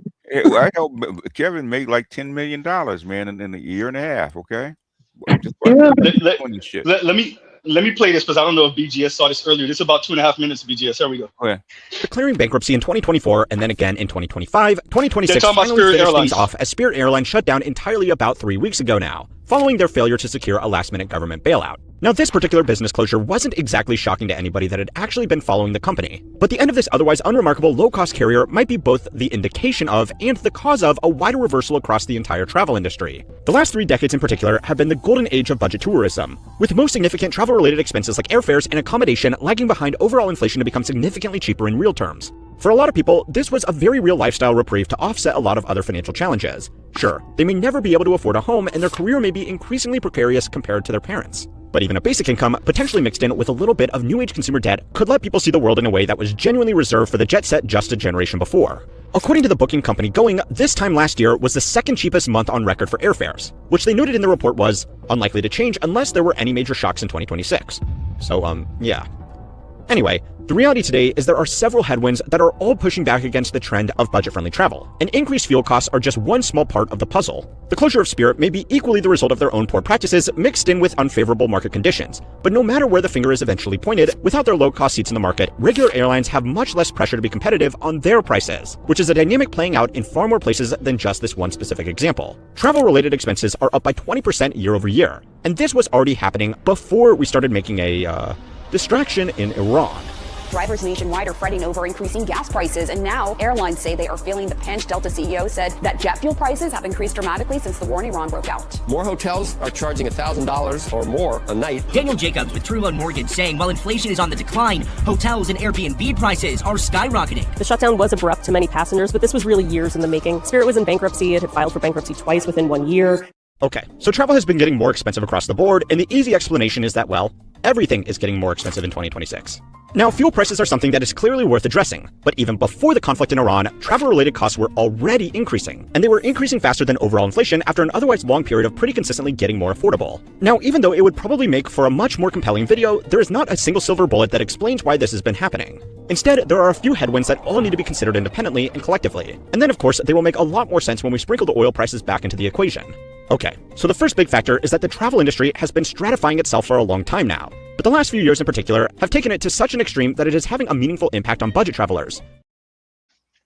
Yeah. Right. So by the way, that's not just air travel. That's everything. we've been saying, okay, the thing is, it's all tied into your spending and the condition of your dollar. Okay, which Biden triggered that stuff back in 2022 when it actually went against Ukraine. So it triggered a lot of this stuff. What I think is that the public should have bailed out through GoFundMe, bailed out Spirit Airlines. Okay. I think they needed like $500 million. I think one GoFundMe on paper raised $300 million. Okay, we could have bailed them out and kept travel prices cheaper. BGS, do you see the how emblematic it is what Spirit would? Because what I'm trying to paint here is a larger picture of not just Spirit, the entire economy, and how. See what you just said? How we could have bailed out Spirit and it would have cost $500 million, which in the grand scheme of things is like not really that much money in the grand scheme of GDP in the U.S. economy. But they let it fall. Yeah. I think there's a certain type of technocrat right now that's saying, because I think there's a battle between the technocrats, just like how me and you were speaking about Elon Musk and Peter Thiel, where half of them are like, let them niggas drown. Let them drown. We don't need them. And the other half, I think, are like you, like, let them drown and then do what? Drown ourselves? The thing is, Peter Thiel would not have said, let them drown and then moved his white ass to Argentina. Okay. In other words, he can move, okay, because what he's saying is this is not sustainable, and it has really let them drown when I'm away. Okay, the thing has less to do with what's happening in the public and more to do with what's happening geopolitically. Okay, there's a lot more to do with that. Okay, than the public. Okay. That's why I wasn't surprised that he bailed to Argentina, and a few other people actually gonna bail out of here is because this sucker's going down, and they can't stop it. Sad note. By the way, go ahead, y'all. Go ahead. Look, yeah, see, I'm going to say most women. Let someone go, and then you got to Matt. Go ahead, someone. Most of these. And y'all donate because I'm giving away shit. Okay, y'all donate. Like, share, subscribe, hit the super chat. Most women did not even get to leave the country till they were 45. They had the kids out of college. Yeah. And they were able to go with their husband that they've been with for 20, 30 years. Yeah. Stuff like that, was able to leave the country. Now you have 20-year-old girls talking about, I need to go out the country. Okay. That was something for the 10% or and above. That wasn't no regular thing. And you got girls who are just regular girls thinking that somebody's supposed to take them out the country. Yeah. And spend money and time. But Tunnel Runner and BGS. Because Here's it was the possible. problem. What, it's possible. It was. Thank you. This is the thing. The bar changed. I've been saying this to Black and to BGS for years. The bar now is you go have all your experiences. You go get your college degree. You go make sure you're good. By the way, I'm not saying most people achieve this. Most people don't. You go do all these things first. You adult first. You have all these experiences. You sow your royal oats, not just for the men, but for the women. And then you marry each other when your marriage age. That's why you see a certain demographic of folks is getting married by the age of 30, and all the rest of us is dragging behind them if you ever do get married. So I agree with you, Tunnel Runner. I'm saying the game changed. Going out of the country at 45 and 50 and 55 and 60 when your kids are grown, that's not it no more. You go out the country now with your girlfriends or with your homeboys in your mid-20s, early 20s, and maybe even your late 20s, and you have all these experiences and you do all this shit first, and then you get married, and then if you still want to, you travel with your spouse, and then you have kids. And by the way, geriatric pregnancy, that's the game now. By the way, it's all fucked up. I'm not saying that it should be that way. I'm saying that is the way it is. $1,000 can get you a week in Colombia, okay, including flights. You see? Exactly. Is because by the way, these people are financing these trips, though, BGS. They're not paying for it outright. They're putting on Klarna and shit. It doesn't matter how you find it, but the thing is, it's possible to do it. You couldn't do it 10 years ago. We need a Discord too, Z, again. Yeah, same way that you have digital nomads at 21 going to Africa, going to Thailand, going to Philippines, and working remotely. Okay, wasn't possible 10 years ago. Yeah, go ahead. Who was that was speaking earlier? I know Matt was trying to say something, and I think you were trying to say something too, Getmo. Whoever want to go first, go ahead. No, I was just saying, one, we need a Discord. Like I was telling you, we still need that Discord, right? Two is, I mean, at the end of the day, like I said, we headed for the Hunger Games. So yeah, well, yeah, is that a Terminator? One of the two. Yeah. But I mean, I'm saying that because at the end of the day, like even about the clip about the airlines, how they move for the better seats and everything. Unless you get married or have some kind of cooperation, you ain't gonna be able to have your luxury items no more. Yeah, which has been for most of the world, still in most of the world, but for the most of human history, that's been the case. Yeah. Okay. So, you guys just came up at a time where we're in that bubble where the stuff was cheap, not cheap no more. Oh yeah, true. You can buy a big screen TV. You can get on a plane and travel, but you can't buy a house. Okay. True. If we could buy a house, we couldn't travel and buy a big screen TV. It's true that. Yeah, exactly. Because I was born in '79, so you definitely right. Let me say this. So me and Black kind of covered this. BGS, you was part of that stream for a little bit too. Last year I covered this, maybe a year and a half ago now. I covered kind of this new reality. And Guru said something important, which is the masses of us are going to come back down in America to normal people around the world level, which means they get a couple of nice things, not luxuries per se, but this idea that people in America that are not in the elite are going to live a facsimile of the elite's life. That may not be the case. It's not going to be the case. For us, our kids, our grandkids, it's not going to be the case no more. So we're going to have to find a new normal where you still feel fulfilled without the material goods. And that's going to be hard. I don't think it's going to be, real quick. It's not, I don't think it's going to be hard for our kids because our kids would have come up with that new normal. I think it's going to be hard for us and everybody pretty much I think so, BGS. Not for us as in like the people in this space, well, but you had three important things back then you no longer have. You had God and everything that came with worship and belief and Sunday school and Wednesday church service, and you had all that infrastructure of religion. You had family. You had people, Black people in particular, being married and having children and whatever extended family.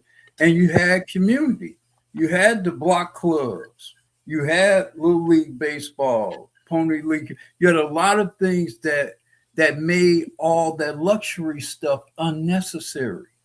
You weren't concerned about, I got to go to the Bahamas or I got to have these special kind of schools or whatever. Because you have all that other more fulfilling stuff. So the issue is, if you're not going to have the luxury stuff, then what are you going to refill all that stuff with that no longer exists now? Because ain't none of y'all talking about God. Ain't none of y'all ain't talking about no wives or no children or no communities. Y'all ain't talking about no little league or pony league football or nothing like that. And I'm using these not necessarily speaking to those particular activities as much as what are you going to replace that with when you can Simpuku, that's what we're going to do. Elysium. Your future is Elysium. You're gonna still have to, at the end of the day, you're still gonna have you're gonna have to have human interaction at its focal point. Just like what you were saying, before all this stuff, we used to go outside and ride bikes. We used to go outside and walk around and talk to each other and actually communicate. Like you said earlier, go outside and shoot a jump shot. You're gonna have to do something. We don't have You'll get back to it. You'll get back to it. They ain't got no choice, because I mean, think about it now.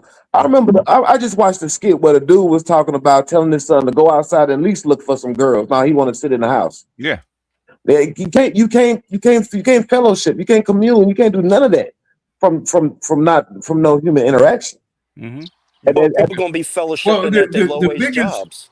Yeah. The biggest wild card factor. After this, Louis got it.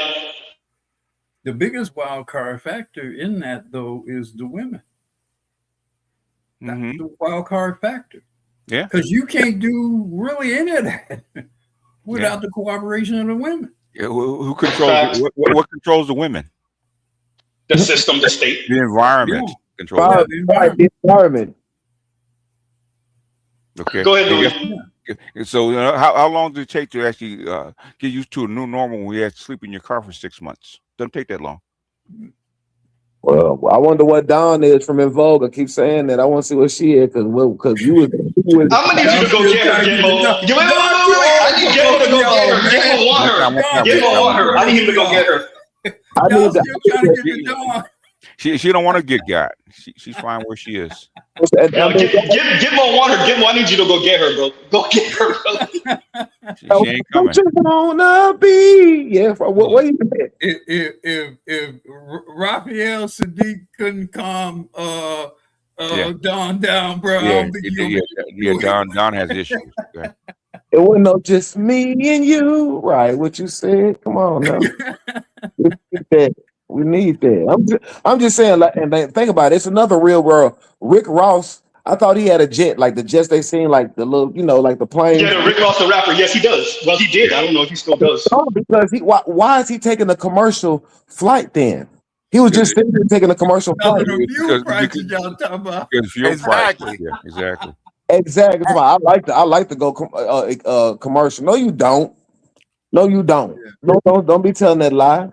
The two most expensive things you can have is a private airplane and a cruise. And a yacht. The yacht costs money just sitting there. It costs money just to sit somewhere. You don't even have to use it. It costs you thousands of dollars just sitting somewhere. That's true. That's why they rent it out, by the way. Yes. Yeah, they do. At the fundamental level, you probably had to sell that to somebody who really got money. One of them exactly. They're limiting. He keep Evander Holyfield's house though. Let's see if he sell that. Once he sell that, that's how you know he don't got it no more. Yeah, Evander Holyfield sold it, so somebody else. Once Rick Ross sell that, you know it. As Holyfield was up and then came down, he can go up and come down. Yeah, the only person I know that didn't sell was Wayne Newton. He's never sold his house, his estate. So is Wayne Newton still alive? Yeah, last I heard. Yeah. Wow. Yeah, with all the plastic surgery, he's still alive. yeah, with his private airstrip on his property. Ooh. Go ahead, Louis. I think Louis was trying to say something. Let's give Louis a little bit of space. What's going on, Louis? Or maybe Louis. He can't talk right now. Did he drop? Light skin. He's still here. I'm here in the land of pachyderms. Go ahead. Pachyderms. We'll see if this recession is going to affect their weight any. I hope so. That's hysterical. Wait a minute. BJ just snuck that in. Go ahead. That would be a nice, byproduct of of a recession, I guess. Yeah. You imagine a bunch of, because we don't want them 120 like the white girls. Let's say 125. Well, let's say 130, 135. A bunch of 135-pound black 5'4", 5'5" black women with ass. Oh, Hey, Z, yeah. you want to put my camera up? We got What? everything for your needs. Yeah. Get it while it's hot. Okay. While it's there. Because when the fertilizer prices start hitting, it's gonna. You better get it now. We got all your ramen. Ramen. Oh, the old folks ain't got the ramen yet. Okay. Yeah, you got the ramen. You got your Kool-Aid. You got Arizona, Hawaiian Punch. Okay. You got everything for you. We need the lunch meats, man. Where the lunch meats at? Wait, The Hawaiian Punch, that's for the weekends. That's for the holidays. Yeah. Wait a minute. Lunch meat. Hold on. We got all that. Woo. Y'all got any hog head cheese? Yeah, we got that too.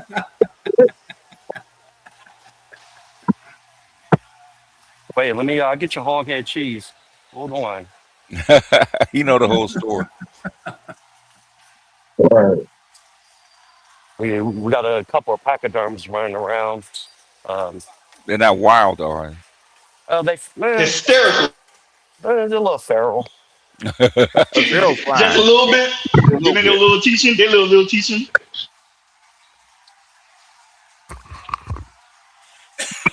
Then your little coaching. Yeah. Black Guru, while Lou's doing this, do you mind reading this for me, please? And thank you, Black Guru. Yeah. Thanks, Emerald Edge 72.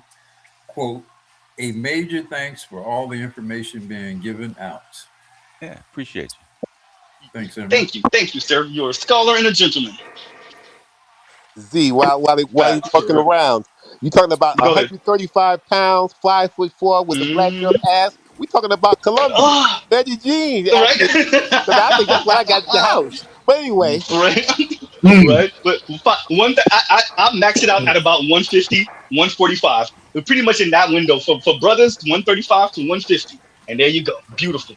And with proportions, the black girl beautiful. ass. Oh, beautiful. But she might not be black. Busy day, I see. Wait, say that again? It's Saturday, yeah. It's gonna be busy. Yeah. No more Souths. We all out of Souths. That size you mentioned, I think that's like 1980s vintage black woman you might be talking about. Yeah. Yeah. They don't make like you know what that means? We need to bring back Soul Train too, so we can get them dancing. Exactly. Oh Lord. They average 50 Need to move pounds something more other than their lips. Move something other than their mouth. 180, I think. What is it? 185. We all out of hog head cheese, but we got scrap. 186, 189 is the average weight. Yeah, so that's 50 pounds more. 5'5", yeah, 5'5", 180. 5'5", 5'4", 5'5". No, more than that. It's not one. It's 186, 189, something like that. Wow. Yeah, you see the difference when you leave out of this country. You'll see the big. I mean, that's like your what's your average cornerback like? About 180. Yeah, 180, 185. Rest in peace, Kevin. 6 foot, 185 or 190. Yeah, that's your average cornerback size. Yeah, that's crazy. But they're 180 at 5'4". Yeah. Wow. Yep. 8 inches shorter. Crazy. Right. Can't do that. Remember, Shaq was 7 foot tall at 250 pounds. And these sisters is 5'4" at 250. No, they will brag to you and say, "Oh, I lost weight. How much you weigh now? 220. God damn." Yep. That's the reason for divorce.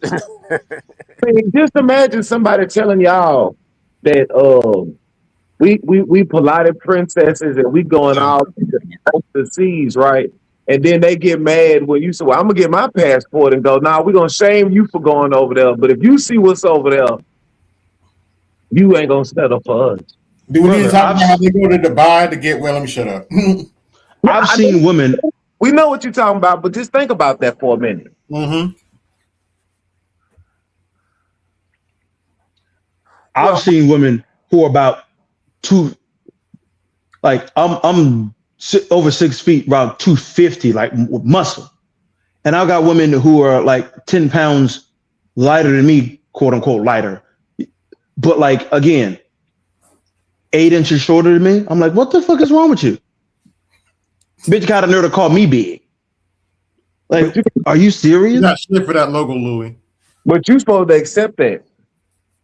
But you know, it doesn't matter because they were even calling Klay Thompson short.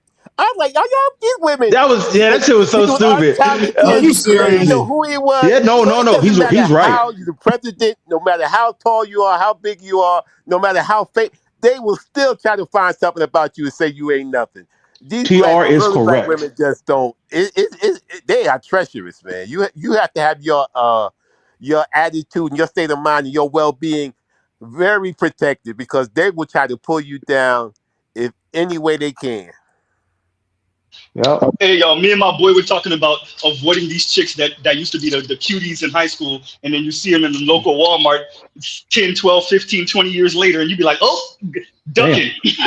Hey, no, remember Young Miami tried to call Cam Newton, bro?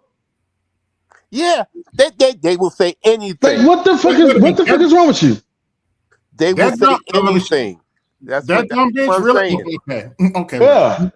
That dumb bitch. The P-Rag. The P-Rag. Y'all ain't gonna be making fun of my Dade County native. Look, she a Dade County native. We have a distorted view of money. The only people that's bad as us is probably LA and New York.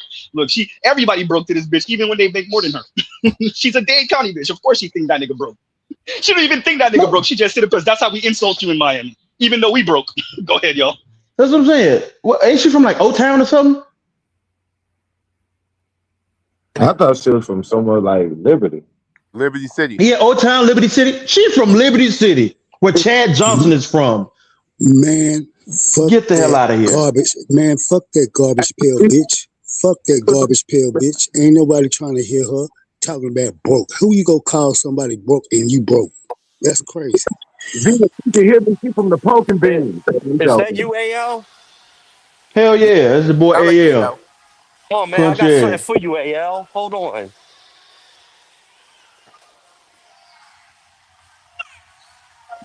I got something for you, AL. I think you will like this very much. Oh shit. I thought it was great pants, great skirt, but okay. What you saying? No, you not. What you go do is upset me and you go show me some death birds. So don't show me that crap. Don't want to see it. See, I knew it. I knew where he was going. Don't fuck with that shit. This is what you call one trifling ass Negro. I knew he was going over there to that scam bird. That's all. Scam bird. Yeah, he's going over to that scam bird. AL said I don't fuck with that shit. Okay, but when the Surgeon General come out next year and tell y'all that y'all better stay off it, y'all gonna be like, AL was right. AL was right. I don't think they can say that because there's too many people on that bird. Yeah. They said that what they're going to eat. You know, they can't afford steak. They can't afford fish. If they say chicken ain't no good, I guess it'd be a whole. And they already said pork ain't no good. They're gonna be in trouble. Well, people say pork ain't. People say pork. People have said pork isn't any good. Have they said that? Man, He's that's already talking about the worms and stuff like that. If you don't cook it properly. That's the other white meat. Man, y'all better stop. You don't fuck with chicken? No, I do not. Anybody that knows me in this black manosphere knows that is a no-no. That's a no-no. Yeah, I go from station to station boycotting that, man. Trying to lift y'all up to get y'all off that. You eat steak? Yeah, I eat cow and I eat cow and I eat pig and I eat fish. That's it. But guess what? Right now, they got these flies that's flesh-eating flies on the cattle right now. Don't worry, the farmer go spray something on it. They gonna be all right. Hey, you gonna leave his ribeye alone? Goddamn it! Hey, don't fuck with my T-bone. Hell no. And that farmer is not gonna let nothing happen to that cow. See, no, that cow. Louis, come That cow back. is I everything. accidentally took you off real quick. AL. Louis, come back. I took you off stage by mistake. I was trying to make the font smaller, the screen smaller. My bad. Yeah. Go ahead. Cows matter more per animal. So you're right. AL is right on that though. Cows matter more per animal. So you got to care for cows more than you care for chickens, because chickens would be like, a couple chickens died last night. Fuck it. A couple cows died, nigga. Your farm is in danger. I tell you what. I tell y'all what. Y'all go back and look at that PBS special on how they raise and slaughter and distribute poultry.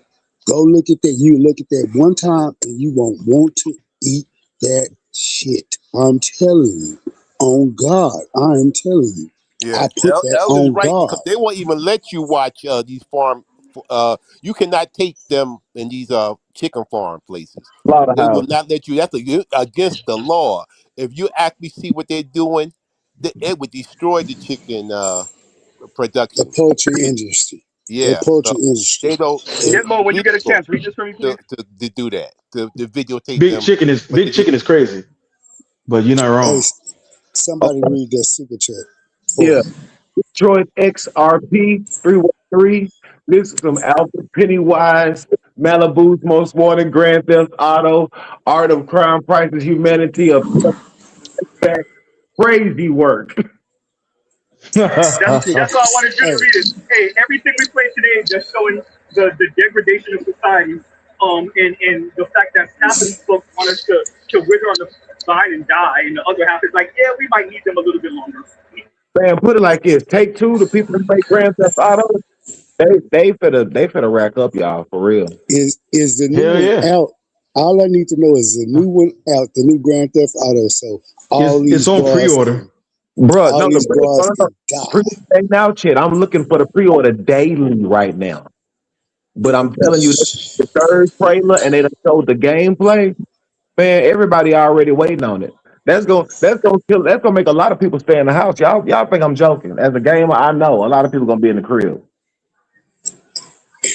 And a lot of bras go be outside. Say, hey, Mr. Z, I got a new saying I need y'all to pass around. And it's so trill that I need somebody to make a song out of this. It's the hook though, but the hook is so crazy. See, what it is when I was downtown in Austin and I be looking at these bras walking and, they be all dolled up, from Mexicans to whites to blacks, and all these bras be dressed to the nines and going nowhere, literally nowhere but to the clubs. And as soon as they go in the clubs, they're coming back out because ain't nobody trying to do nothing with them.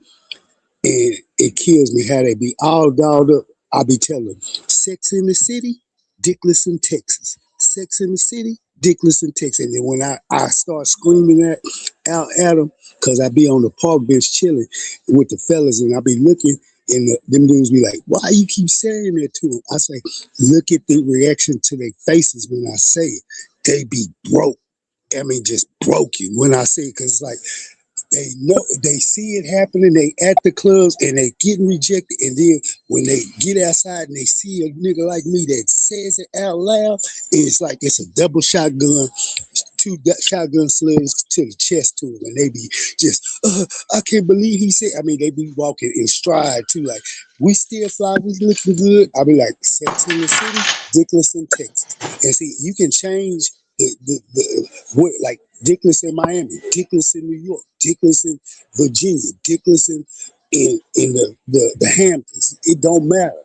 Wherever you at, say Sex in the City and finish it with Dickless in wherever. They go, the black girls be wanting to fight when I say it, boy. Yeah, well. Nah, I can dig it too. I mean, at the end of the day, it's still, like I said, the attention base. If you ain't gonna give them, And see, the thing is, what by you saying that, they all that attention that went to the club to look for, and they still ain't getting it. And when they try to strut down the street to hold themselves up high after still being defeated, and you give them that Sex in the City, Dickless in Texas, oh man, you got to see the looks and the faces on them when I say it, man, and I be screaming it too. Nah, I believe it. Because if you think about it, it's their sex, like you said, Sex in the City is their playbook.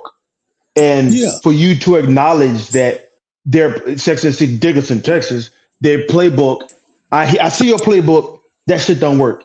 Like, you're not supposed to say that though. Like, it's like, damn. It's like if you see a team, it's like they're trying to run the ball. It's like, dang it. But if you say, oh, they're running up the middle, broke ass nigga, and then you actually you see and you stop it, he's another run up the middle, and you stop it, no yards. And it's like, you look at him in their face, it's like, you know what I'm gonna do.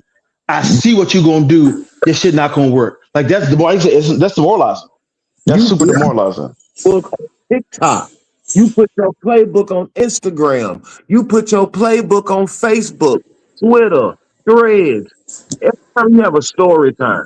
I don't know, but if somebody went out with A, or somebody went out with anybody, I wouldn't want to be the next dude on your story time. I wouldn't want to. Okay, so think about it. If you're showing me exactly what you're doing, and you talking trash about man A, man B is not going to want to talk to you after you did that, or man C or D. Nobody wants to be the next victim on your story time. Nah, but what's worse, Gitmo, is you think about it. It's not just the playbook; it's the motherfucking script. Like, you know, every football team has a script. Well, first 15. It's the first 15 plays are scripted. They not only give you the playbook, it's the first 15 to perfection. They got to run their plays to perfection to the coach's desire, because guess what? Them first 15 plays mean something to their coach. So like they done got all dressed up, all dolled up. Everything and getting nothing at. But they're surprised. They're surprised though. That's the crazy part is. Who's the coach? Is she the coach or you the coach? Because at the end of the day, you the player. Again, you don't have a team. Sex in the City is the coach. Sex in the City, the feminist feminized society. Yeah, that's the coach. And she's like, well, you're a woman, so you're good anyway. It doesn't matter. Like, the fact that you have shown the playbook, the fact that you have literally leaked the whole playbook to the internet. You have told the internet your first 15 plays. You have given out everything about your operation, and you say, we're gonna win anyway. Like, the arrogance of you. Like, who the fuck do you think you are? You so arrogant that you think you can give away the entire playbook. Let me show you who the people with the playbook. Let me show you what they look like and sound like. Read the index card. His notoriety stems from a series of controversial public declarations. I think I said that right. Read the index card. His entrepreneurial and that's your queen. And that's your queen. Illiterate. You playing with me? No. Substantial personal sacrifices. Read the index card. The vegetarian identified an unusual aggressive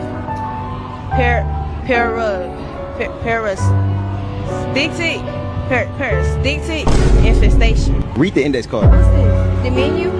That's how you spell menu? Okay, the menu. Sound it out.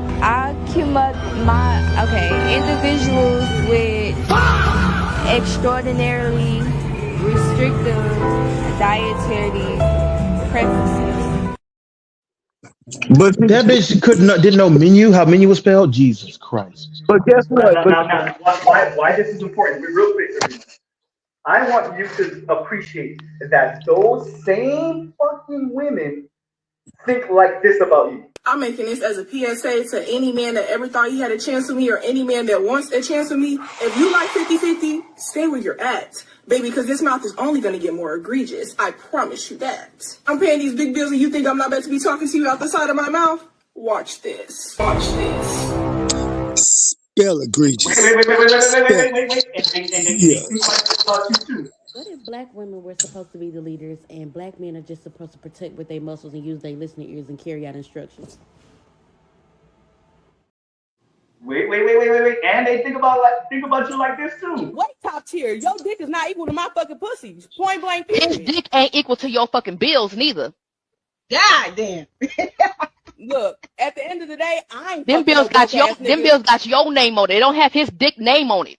At the end of the day, I ain't fucking no broke ass nigga. Do what you want with your pussy. Yeah, you don't have to fuck no broke ass nigga. Straight up. You can fuck a nigga that ain't broke. That's not a problem. But just because he ain't paying your bills, don't mean he fucking broke. That mean it ain't his goddamn responsibility. Your bills got your name on it. It don't have his dick name on it. Okay, you're right. I land my plane. Oh, we're not done yet. And the coup de grace, the best of the best of them all. So damn, please not this. But as a man, but Z, you die. If you don't have house court job, don't look for a woman with house court job. And for the man that complain about women that do that, look for a man that has all three, and they don't have all three. We can do that. We are women. Hey. You want us. Hey, Z. Ask her to read. Ask her to read. Ask her to read. That's the. And this is what. Hey, no. Come back, big as hell. Yes, it is. She just needs you to do what you do so that she can run the house. See, Z, and the community. Z. All of those were diabolical, and you're diabolical for playing them. But no, look, you killed me with them trying to read, because that's just the thing. Look, you see how quick and sassy they quick to rattle off stuff. She said, what did she say? She said, she used the word that I knew she couldn't spell. Lily couldn't spell. I was like, seriously, you're kidding me. How can you articulate these words that you cannot spell? Right. They went to that's what they went to college for. They went to college to parrot. This is parroting. This is not real education. They're parroting a feminist education. Most of these women raised in this feminism education. Oh, for sure. They just parrot what women smarter than them. So when they try to come at us with we the most educated, no, we're gonna say no, you're the most parroted. What you do is you parrot everything like a goddamn parrot, like Toucan Sam. You repeating stuff. You can't read, you can't enunciate, you can't project, you can't do anything as far as the English language is concerned. Stop it. It's evil. You got to understand. I ain't trying to be funny, but at the end of the day, it's a difference between being able to memorize something and just recite it back to somebody, but comprehend is a different story. All day. But that's not what's being presented here is how the educational system is set up. The educational system is set up in a way in which people can simulate being educated without actually being educated.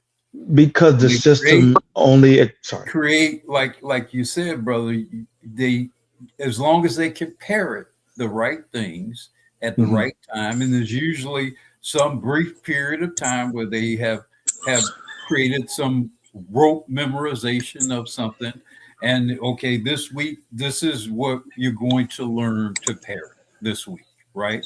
And so then through that week you effectively parrot that. You can through rote memorization learn what words to put together on paper when you get the exam, and that's it. You're not really learning how to think.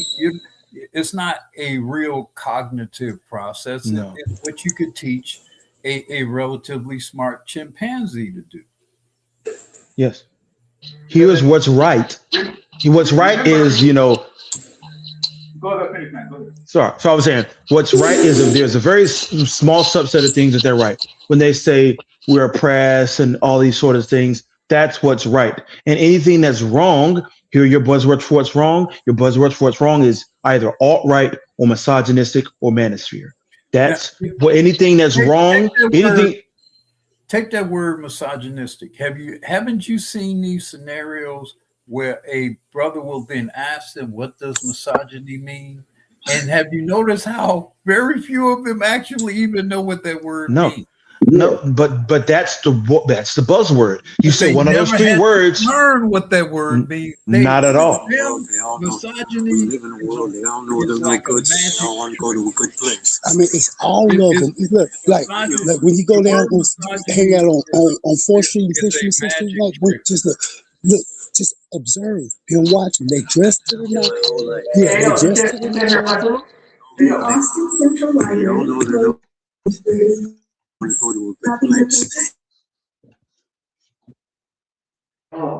Go ahead. I was just going to say, misogyny is feminism. There's a cache of words that they learn to use because these magic words, magical powers. Yeah. Yes. If I accuse you of being misogynist, even though I don't know what the hell misogynist mean, if I accuse you of being a misogynist, you're going to respond a certain way. The people who are hearing us are going to respond a certain way, and I'm going to get a desired effect.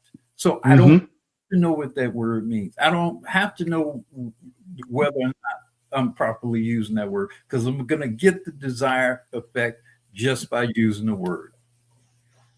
Yeah, magic works in three specific ways. It's object, intent, then effect. So you have the object, which is the word misogyny. The intent is to get them to stop, and then the effect is enough people hear you say it because you intend is what they know what you intend, because the society runs off that magical script. And therefore, you're going to get that desired outcome. That's what it is. Like Guru said, you have a class Victorian, high school Victorian, in the University of Connecticut that is illiterate. They said, how did you get here? And she's chat TV. She was doing everything on her phone. She could not read or nothing, but she was the class Victorian of a big school, and she got a full ride to the University of Connecticut.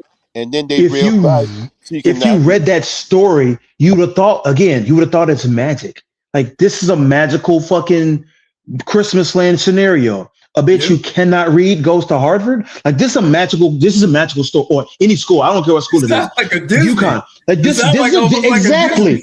There you go. Thank you, Uru. This is a Disney story. This isn't real. What the fuck? I believe her parents were either Dominican or Puerto Rican. But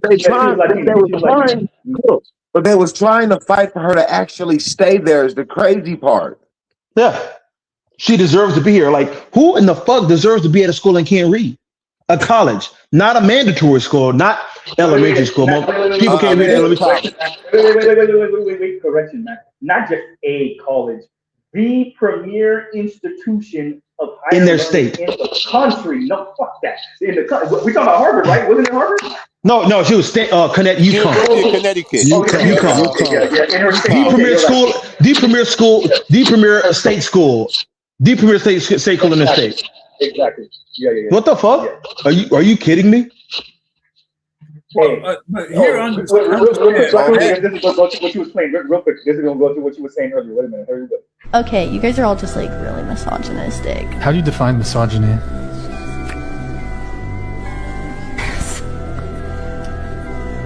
What?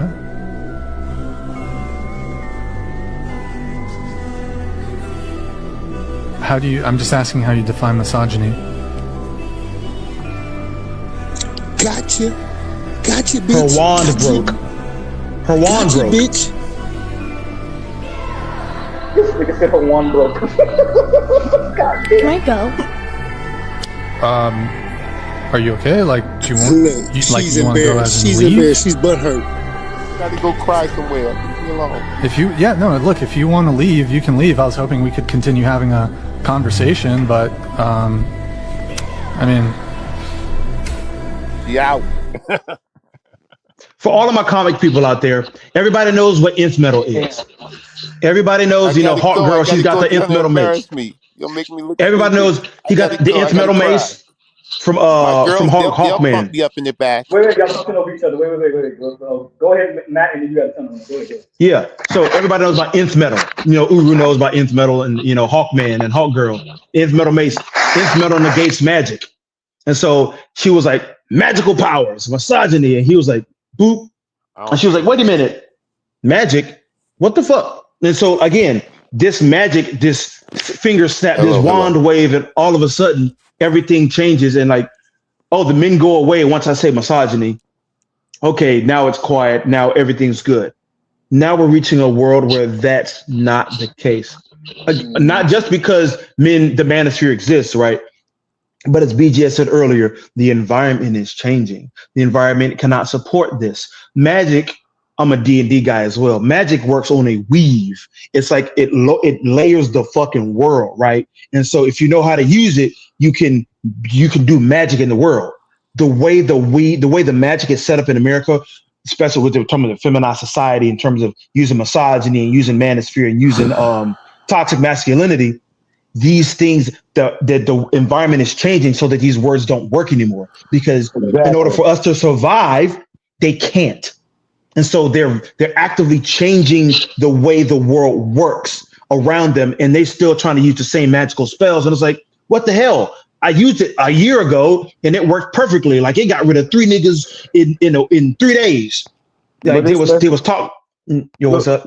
No, I was just gonna say it's messing up society. Look at Disney, like how he used to tell. Yeah, no, I'm sorry. We got to get Tunnel Runner because he was supposed to go, and then you got it. I promise. Go ahead. What were you gonna say? No, I was just gonna say, let the other brother go. Okay, go. No, I was just going to say, piggybacking off of what he was saying. Look at your Disney stuff. They're not promoting female leads no more at all. Like they're not doing none of that. They done brought back people like Frank Castle and other things. They pumping. You want to know why that is? You want to know why that is? I'll tell you why that is. I know why it is. Literally broke behind trying to run behind this feminism and this. Yes, exactly. That's the way I'm going with it. But even in saying all of that, they tired of it, bro. I mean, you can look at it in everything. Look at all the people who've been in office who have been women, and look what they're going through. Look at this. Go ahead. Those are the magic cost too much. You could just see this if you see any of these jobs, you see these women in some of these physical jobs. They can't do the job. They might be able to do the job when they're young, maybe in their their 30s. But once they get to 40, start breaking down. They can't do it, and they look for every way to get out of work. And all these guys are working with these women, talking about they're so tough and strong, and we know they can't do it. And we're just talking about regular jobs. When they got to lift something up or something like that, they have to call the other guy, and she's still getting the same pay, but she can't do it. Let me refuse to do it. We can't afford it. We can't afford the magic either. So no, exactly. It's luxury belief that the reason why I keep on stressing America after World War II is because that was a window where America was so ahead of the game because it was the only game in town. Everybody else got blown to smithereens if they were even in the game. So when everybody got blown to smithereens, you can afford luxury belief. You can afford to put the women in the workforce and have them be secretaries. You can afford them to have that work.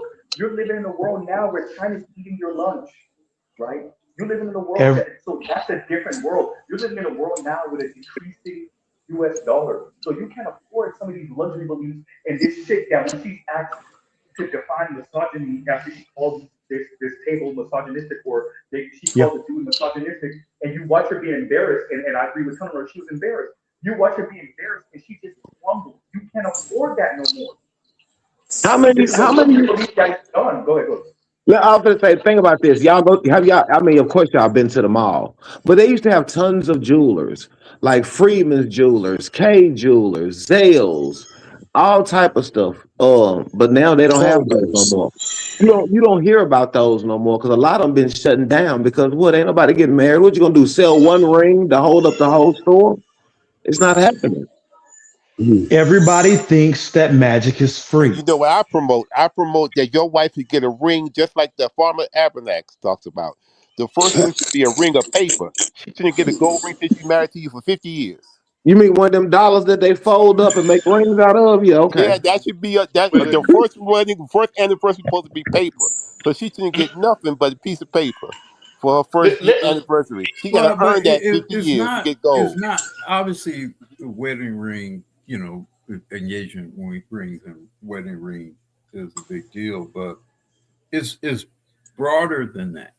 You know, when you have a wife or someone you committed to being in, but buying her jewelry, and it's not just it's wedding rings, engagement rings, it's earrings, it's necklaces, it's charm bracelets, it's ankle bracelets. These are things that men, you know, well, I would say 40 years ago would casually buy for women. Because y'all were appreciated. We're not appreciated.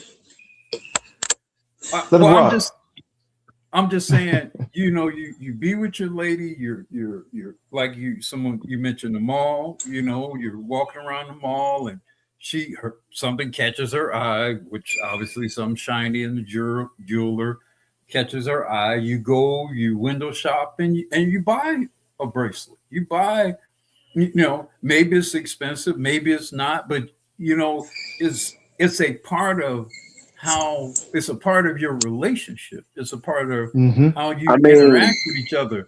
When that goes away, that kind of stuff goes away with it. Yeah. I mean, just like what Kevin said, man. Okay, if we had all them things that he was describing, you wouldn't mind doing it. But ain't nobody finna do that. We in the mall, and I'm supposed to buy you something. You know, I'm not gonna buy you something. You acting masculine, or you gonna shame me into doing it, or anything like that. We not appreciated. So I mean, at the end of the day, I'm cool. We never reward assholery. The thing is, I think what we call women being masculine. Wait. Let's let Matt, because when Matt and turn around, I don't know if y'all can hear each other. So let's do this. Matt, finish up what you're saying, and then you got to turn around and go ahead. Yeah, I think when we say women are acting masculine, they're not acting masculine because they're very poor. Actually, physically, they actually can't be masculine, but they are assholes. But we don't call women assholes enough. We don't use. I call them decent. We don't use. Yeah, you do, but I'm talking in general, right? Yeah, I can't hear Matt. In general, the language that we use for I women. agree with that, and I call them petulant children throwing temper tantrums. But go ahead. Yeah, but like there are certain words and phrases that we don't use that we use for women, right? Not yet. We don't call them assholes when they are, and we don't call them losers when they are. Like what Ayo was talking about earlier is loser, broke ass behavior. But we don't call it that, right? We're like, it's too mean and that'll hurt her feelings, right? But like, a lot of them are assholes. Don't nobody give a fuck. I know that. Yeah, they don't. Wait, before you go, AL. Yeah. You finish with that, Matt, because we got to get turned around and go ahead. Yeah, I was saying they're just losers and they're assholes. That's pretty much what I was going to say. And that kind of behavior should not and will not get rewarded. Like, you know, just because you have a vagina doesn't mean we reward you for being an asshole. Exactly. Go ahead, turn around. You got it. Go ahead. Yeah, I mean, what I'm trying to say about that, saying the wedding anniversary, the 50 years is for gold and 75 years is for a diamond. Saying that a woman's supposed to put some work in. She's supposed to put some, you know, for you to buy all this stuff for a woman, especially in the beginning, and she hasn't done anything, and you know, and she hasn't made your life better. It takes a while for a woman to put in some work, you know, to have your babies, to raise your babies, to stay with you after they've gone to college. She needs to put some time and some work. She needs to show you that she's an asset before you start buying all this stuff like that. Back in the days when she was, you know, she came in loving, hugging, cooking for you, cleaning for you, promoting you, so that you can make that money, so that you can buy her things, you know, just on the whim. We're in the store, I'm feeling good, I got money, I can buy this. It's not like you make this is something that I'm doing. A prerequisite. This is something that I'm doing because just on the strength of who you are and what you're doing, what you're being to me. You know, how you making me feel, how you making me project in life, how you progress in life. Those are the things for a woman to do things for you so that you could do things for her. But when these women doing just the opposite, trying to destroy you, and you trying to get all this, get this money together to and save and put stuff away for her, and she ain't got, these 5-year marriages. That ain't the move. That's a horrible move. You invest all the money and stuff like that, and you destroy yourself. Yeah. You expect a reward for a C-. Black Ain't nobody want that no more. Black Uru, I don't think he was here a while ago when I just came on, but I basically told him I got the ultimate shoot down signature saying for these bras when I see them out and about. Like down here in Austin, they like to go out, they like to walk the streets, 6th Street and 5th Street and 4th Street, and when I see them coming, they be in cruiser 5, 8, 10, 12. I'm talking about they be, almost a dozen bras walking. I be like, Sex in the City, Dickless in Texas. Sex in the City, Dickless in Texas. And when I say it, you should see the look on their faces. They be like, they be wanting to gas and want to have a comeback, but then, what was that meme with, what's his name? Morgan Freeman. You're right. They one of them looks at the other because they want to be having a comeback, but they have they look. You right, he's right. We just went to the club and we was all dolled up. Didn't no nigga buy us a drink. Didn't no white boy buy us a drink. No Mexican bought us a drink. Didn't nobody ask us out, and didn't nobody try to fuck us. Why? Because we're not into that anymore. We know y'all trying to run game at every angle, and niggas are shooting it down. So when they come at the club defeated but still trying to hold their head up high, I reiterate that. Sex in the City, Dickless in Texas, and they be hurt. And that's what we need to start doing to them and calling them assholes and calling them fucked up, because these are fucked up individuals. They are. But I digress. Well, I do think it's obviously going to become a harsher environment for the women. And I think, some of it's going to include what you described. I think, however, probably the over time, the more effective messaging for them will be your actual absence and your silence and your indifference, because nothing affects women more than just them not having any access to you at all, whether it's obviously your money, your attention, your love, your penis, but even just the acknowledgement of their existence. As it gets to that point, I think that's what's going to probably do the most damage. And ultimately, if there is any possibility of reform, and I almost hesitate to even allude to the possibility of it, but if there's going to be any reform, it will be because they have become they've become persona non grata. They don't exist to you. Let me do this. Go into something that you said earlier, Matt, about us not calling them assholes, about us not being honest with them. This goes to it, and this is a longer version of what I was playing before about them being broke and us not seeing them as broke, or other women not calling women broke. Here y'all go. Do rich men get with women who are not wealthy? I hate to say broke, but women. You can say broke. You hate to say broke because women don't self-identify as broke. No.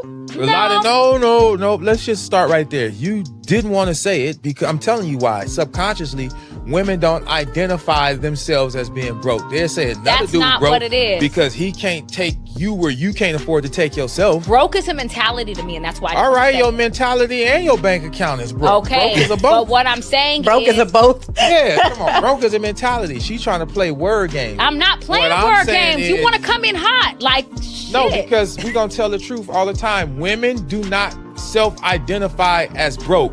They could be got in the club free, 3 dudes and bought them a drink. They roll with their homegirl and they live with their auntie and in between jobs and still won't identify themselves as broke. That's fact. There you go, Matt. Exactly. So it's not just asshole It's everything. It's everything. They don't identify with anything. All of these traits that we expect men. I want to be very clear with any ladies that are listening. When your ancestors, when your foremothers fought for this supposed equality, you didn't appreciate that meant everything. You don't get to hide under feminism, femininity, better yet, anymore. It's equal across the board for all of you. And I'm saying this even as a man that would get up on the from the train or the seat on the train or the bus. But be very clear, men don't owe you that no more. What you thought was you were going to be able to keep all of the luxuries of being a woman and feminine, which are not feminine anymore, and still get to play the pseudo man role. And what you didn't appreciate, and this is what I appreciate about Gen Z and younger millennials, and you think it's going to be hell when Generation A become adults, is all these little niceties that you enjoyed, and especially from millennials where they got to play one foot in, one foot out, extras and millennials. Gen Z not gonna get to enjoy that, and Gen Alpha, I'm gonna argue with the women are not gonna get to enjoy that. Those days are done. Unfortunately for you. Go ahead, yo. I'll just say you can't have a bad attitude and work at Costco's. That's all I'm saying. That's all I'm getting at. You can't be entitled and then still work at the Dollar Tree, or you work at the damn. And see, y'all be talking about the fine ones who is the upper class. I'm talking about your normal everyday girl who can't afford the BBL, who the girl who can't even get the damn the Altima no more. Don't forget, these cars is high. She can't even get the Altima. We talking about them bras. She can't even finance the Ultima? No. They can't get the Altima no more, bro. But going back to real quick, Matt, because what the brother was saying on that clip, which is important to this, is where women get to hide is because a man's supposed to do. So going to what you're saying, get more, and you're right. I'm not saying you're wrong. What I'm saying is the women get to hide behind, well, that's because there's not, you men, you black men in our case, aren't doing the right things. I shouldn't even be driving the Ultima. I should have a man that put me in the bins. But you black men, and this is when they start doing the faux comparing us to these supposedly mythical, magical white men that buy their women everything, right? So be very clear. What women get to hide behind with their crap behavior, their overweight, their lack of discipline, is they get to hide behind, especially in the black community, they get to hide behind men are not doing, therefore I'm overweight. Black men are not doing, therefore the kids can't read. Black men are not doing, therefore I don't have the money for this. Black men are not doing, therefore I don't have the leisure time to be in the gym or to diet or to do this or do. They're hiding behind these things. What they don't appreciate is when your foremothers fought for a more equitable, equal world. All of the things that grandma and great grandma used to be like, well, I ain't doing because you ain't doing. That's over. That's the part that the technocrats and the feminists ain't telling them. You don't get. I'm gonna say it right now. If there's man not for black men, guess what, black women? You're a woman not. Eat it. What's funny is using the magic is changed, right? The magic was when you said what you said, right? When the woman made those scathing remarks, like that magical spell, what it did was made the quote unquote unworthy men disappear, right? And only shown the men who were like, I am the worthy man. I am not like those unworthy Negroes down there.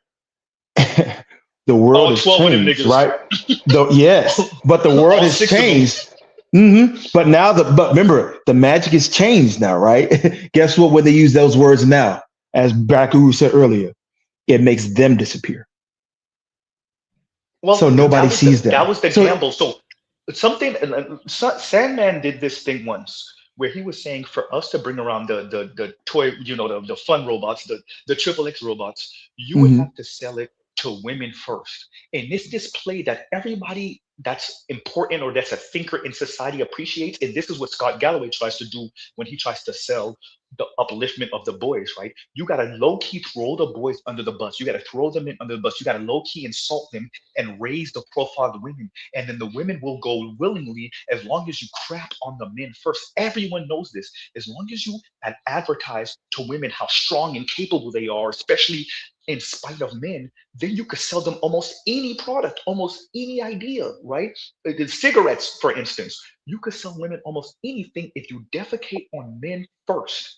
Going to what you're saying, as long as you do that, you could sell women goddamn, especially in the black community, you could sell them almost anything as long as you defecate on the men first, or you frame it as some form of liberation.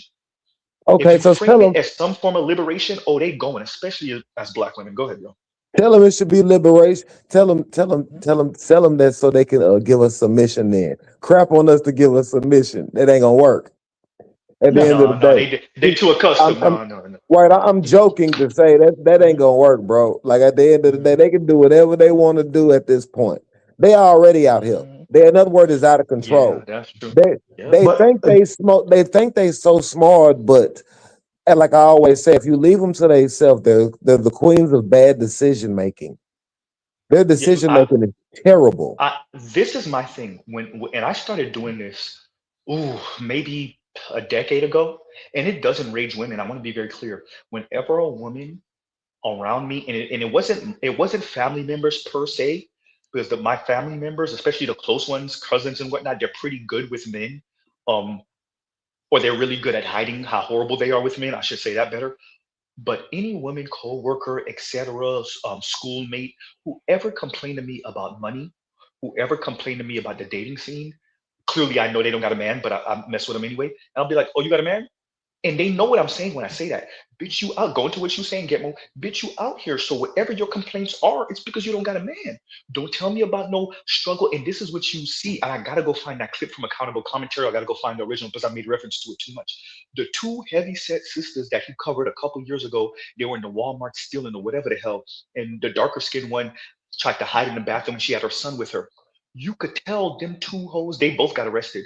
They didn't have no man. So they out Oh, here boosting in the Walmart. yep. This is what most single women, child or not, are not going to be Kim Foster. They're not going to be Queen Right. K. Williams. They're not going to be Regina Hall. They're not going to be name them. They're not going to be Taraji or whatever. They're going to be your standard ass sister around the way that y'all Hey, see. hey, Working hey, at Z. Target, Walmart, the local firm, only making 50 or less. That's them. Hey, Go ahead. hey, Z. What was that one that I wanted to nail? What's her name? That crazy one. Stefco. Stepco. Yeah, Stepco. Yes, they ain't no Man, Stepco neither. Well, most that's of these why. girls are making $39,000 a year. Or if they If working even, at, yeah. let me say this. One, if they working at all. I'm gonna tell y'all something. I am a Uber Eats champion, meaning I order Uber Eats a lot, like I just did a few minutes ago. Do you know how many women do Uber Eats, GoPuff, and all of that? And now that's even drying up. They stealing money from their drivers. It was some news article I was just watching. Well, they were talking about these things that they're depending on because they don't want to really work a real job. That girl said everybody at the gym. What you think they're doing? They're at the gym. They're doing things where they don't have to come into the job force. They're trying to depend on GoPuff, Instacart, anything that's delivery But based. Use their car because they don't want well, to deal here's with the thing, nobody. Getmo. Let me say this, and I'm gonna read this, and I want you to do the correction that we did when we were on the phone with me, you, and Vince. But going to what the young lady said about the gym, the men and the women are still trying to get it in, right? So both the men and the women ain't nothing to do. If you're a 29-year-old, you're living at home with your parents, you don't have a job, or you have a little part-time job that's like 20, 28, 24 hours a week. That's a real thing, by the way, people. What you gonna do when you're not at work, because you and your friends not gonna be going out all the time, you don't got the money to. So what you gonna be doing? You're gonna be having a whole lot of triple X fun, and Yep. you're gonna try to make yourself body beautiful to try to snag a high paying air quotes partner, right? And that's for the men and the women, of course, obviously the women. And I'm going to what All Hell Balamucho said. He calls them unsettled independent women. What did you made a correction about that, Gitmo, when we spoke last time? We called it something else. Or was that lying? I don't remember, but I think we called it something. Somebody called it something else. It wasn't unsettled. It was I think it might have been lying. God damn, he called it something else. It was something even Mhm. more like poignant to it. Damn, I forgot what he said. Damn it. It wasn't unsettled independent women, but true indeed. I think it was precarious unsettled. I don't remember. But yeah, so going to what all hell bottom moon. So that is what it is. What I am saying now is we're gonna walk into a world increasingly where these people, namely women, are going to be in dire financial straits in a way they haven't been for a few decades. And I would argue, yeah, it was nomadic. Yes, it was nomadic. Nomadic, independent women. Yeah, nomadic. It was compassionate. I think it was compassionate. It was compassionate. It was compassionate. My apologies. It was compassionate. I said it. Nomadic, independent women. And look up the definition of nomadic, y'all. It's perfect. Shout out to Compassion and Callous. So nomadic, independent women you're going to see more and more of them literally roaming around, just like how the word says, being unsettled, being no permanent place of residence. No, and we know some of these people in the hood, right? I think the G Serotonin speak to us about that, right? We know these Yep. people, they can't even stay in the same apartment for 3, 4, 5 years. They always moving around. They always bouncing from aunt house to cousin house to mom house to brother house to, and they be there for 6 months, a year and a half, but they always fall out with these people, right? They always fall out if they buy, which a lot of them are. They always fall out with the boyfriend, and they move to a girlfriend house in 5, 6, 7 seconds. Then they stay there for a few months. Then they fall out with her. Then they move to their mom house, and then they fall out with their mom, and vice versa. And sometimes it be the mom that be moving from her sister house to her daughter's house, right? Yep. You know, and to a lover's house, back to a girlfriend's house. Then she messes with a dude. These people are nomadic as fuck. But what they don't appreciate is that's because of your crap. Nomadic.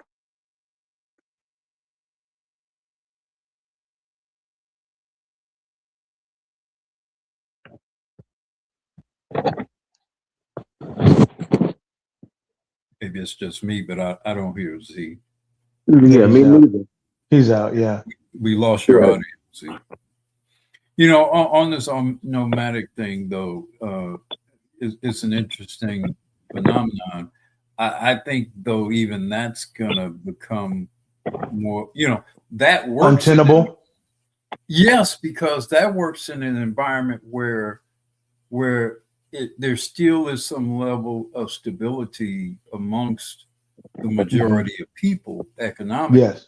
In terms of their housing, the fact that whether, for example, your parents still own their house or are still alive, for example. So you can do that if, let's say, you come from a good, stable, middle-class family, if you will, and so they have a home, or your aunts or grandparents or whatever. So you can do that kind of nomadic moving about. Independence.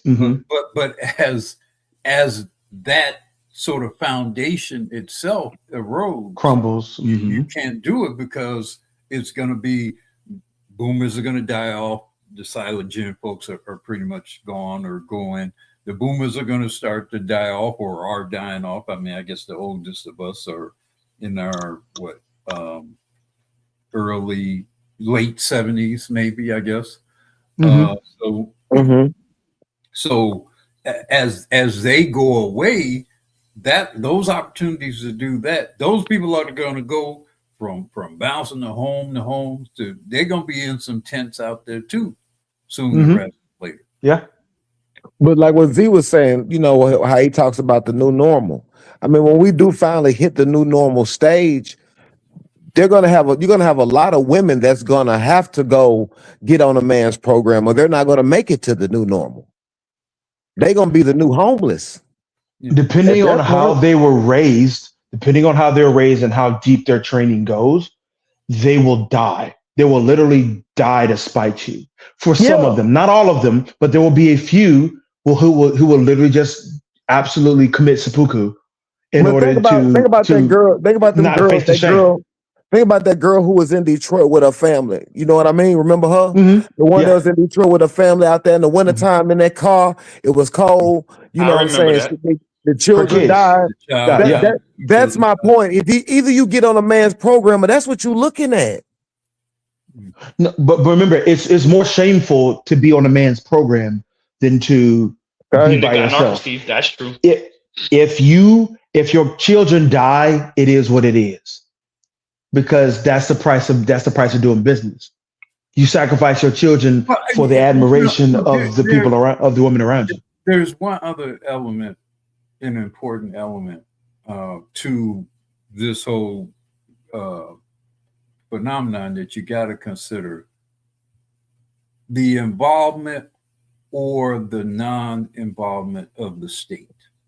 Because a lot of what's going on is a function of state interference, right? If the state don't interfere, for example, the situation with the children dying in the van. Right. Now, let's say the state don't interfere. Well, daddy can come and take them kids from you, and with them, and them kids don't freeze to death in that van.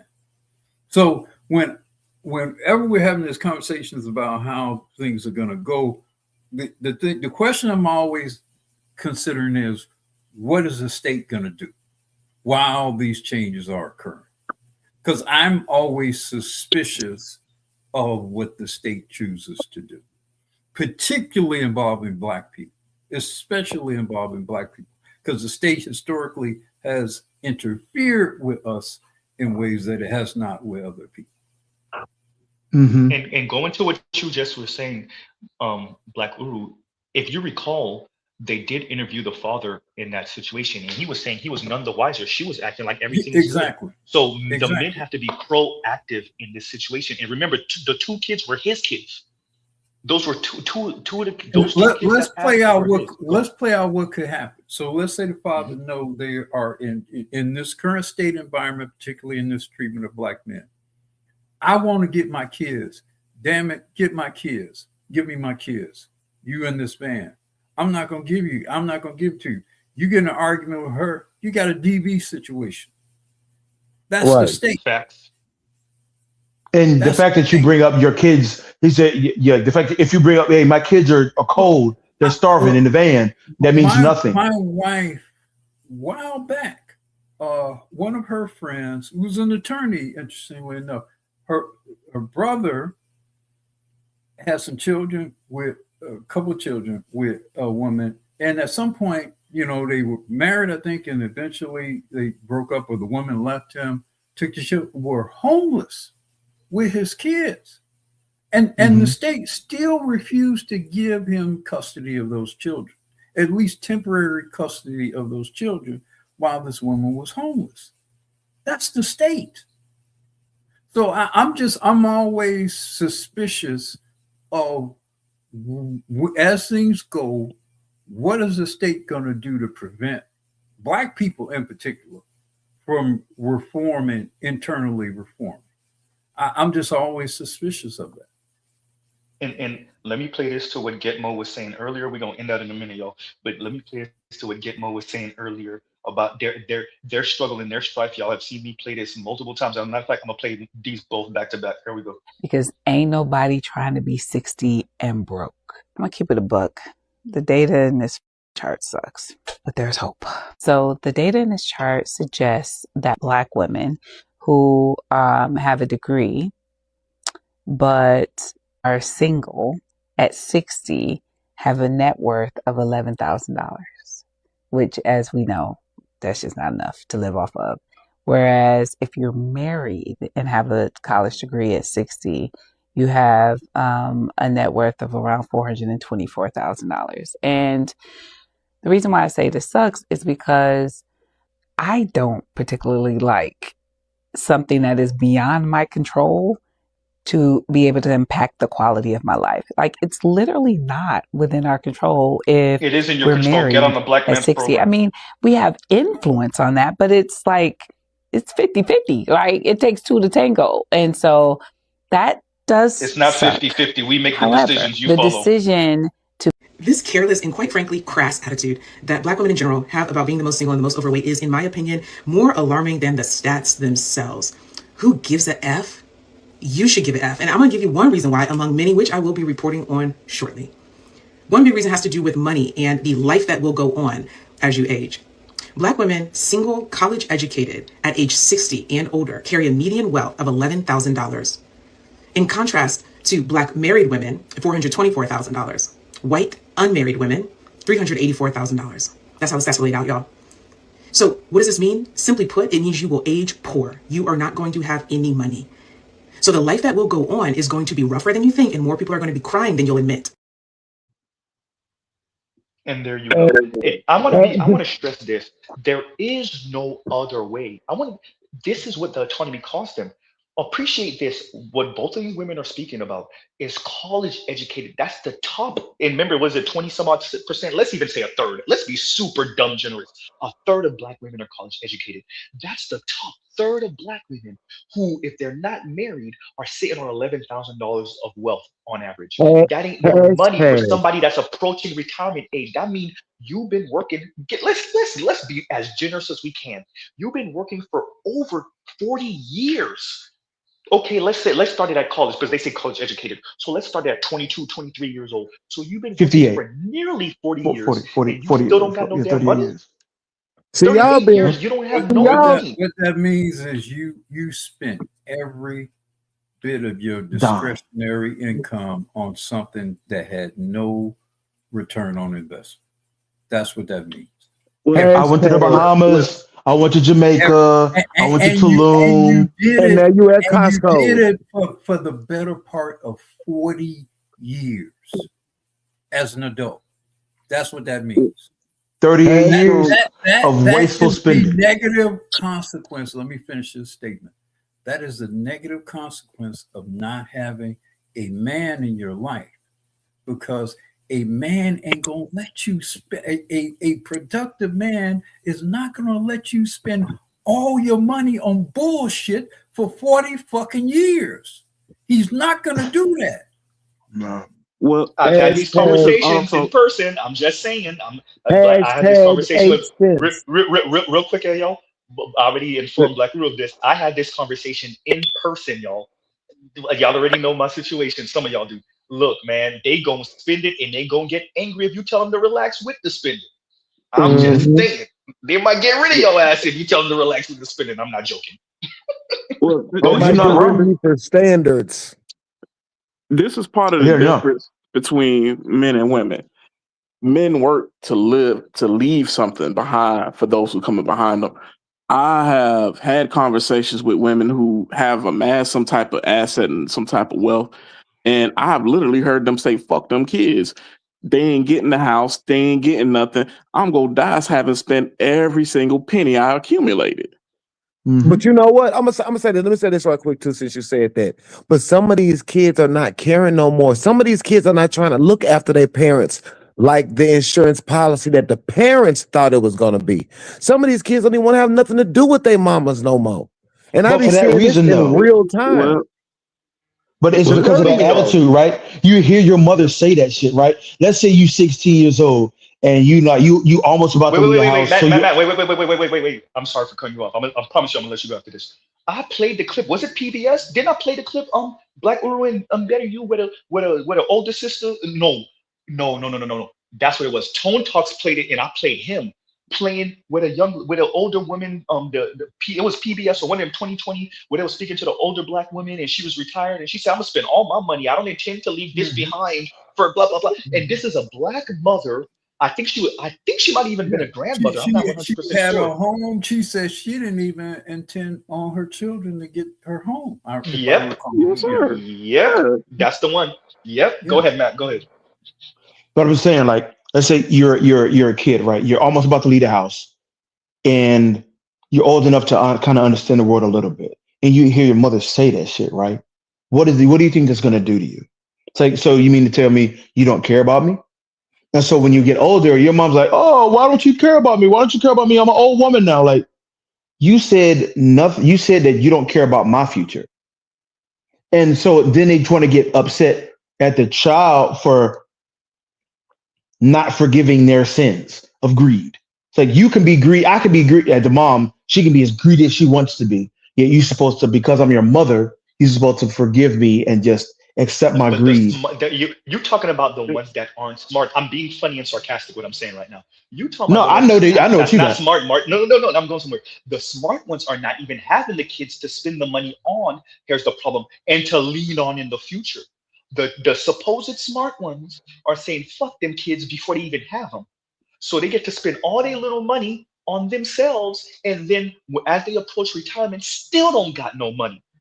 Mm-hmm. They think they slick. This is what I'm saying. They think they're slick. So you have the ones that had the kids and blew the money anyway. Now you have the ones that are not having kids, and you start this with extras on down. They the ones who thought they were slick. Millennials are even worse. I promise you, Gen Z women and millennial women really think they're slick. And this is not for most. We know most still have children, but enough of them are not going to have kids, think they're doing something smart. And I promise you, when it's millennials approaching retirement age, I promise you it's going to be the same thing for millennial Black women. I promise you they ain't going to have no money neither.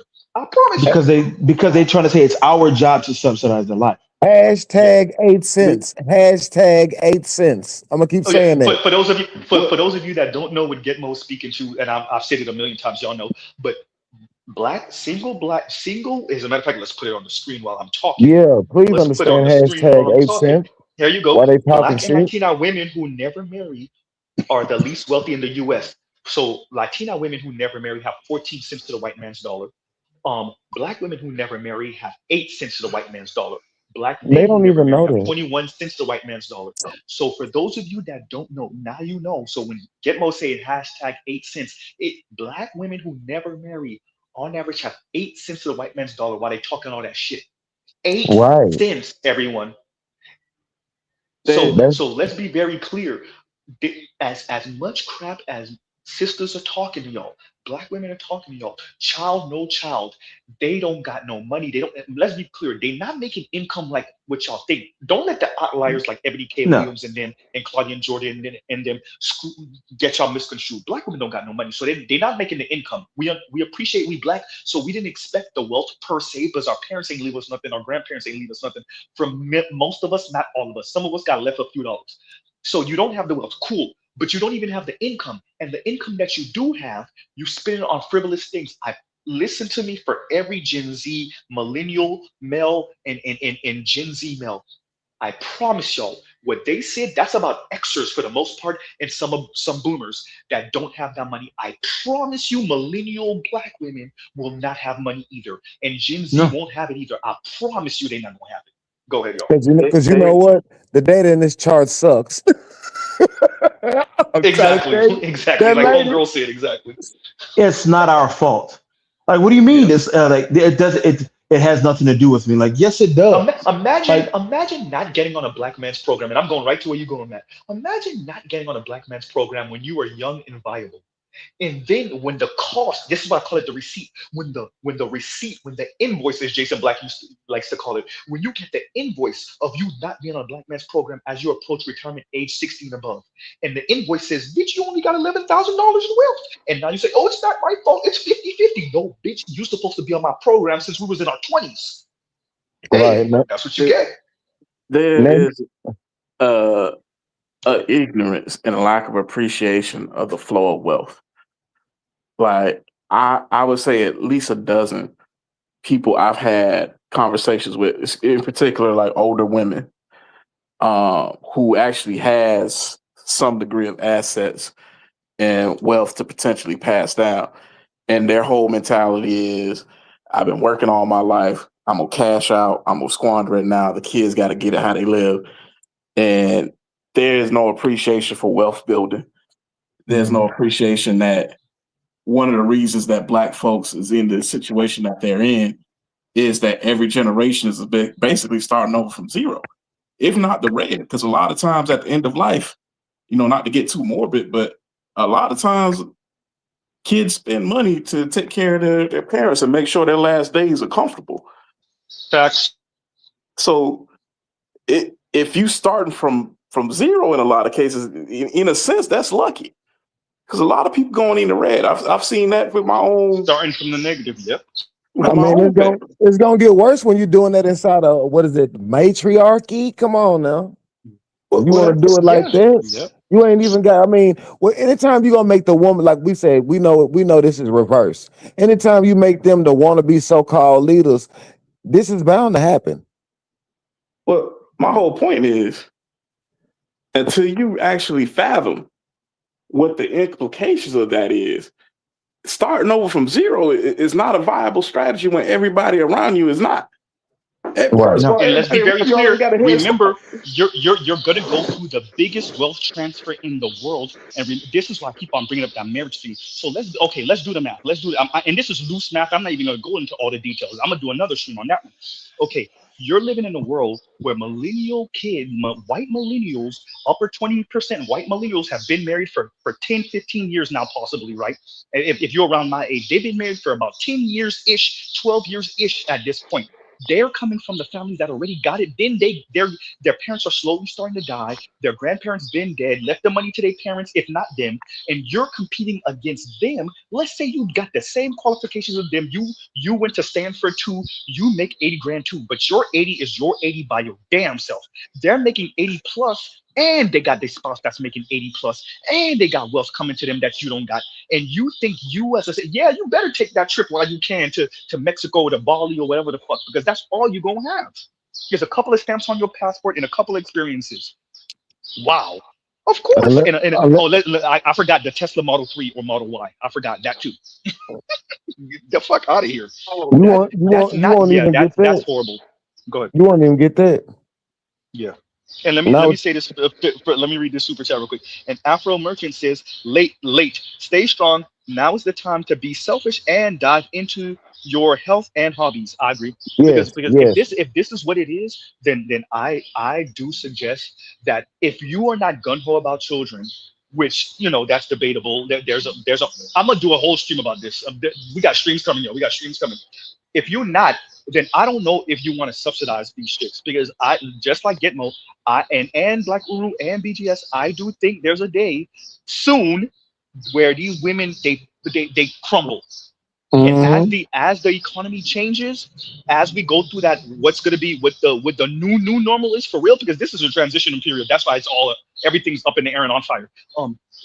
As we transition to the new normal, a whole lot of people going to get shuffled around, and that includes the women. And they're not ready. They're not watching the stuff we're watching. They don't have the sense of urgency we have. You could tell they're not even trying to duck under something right now.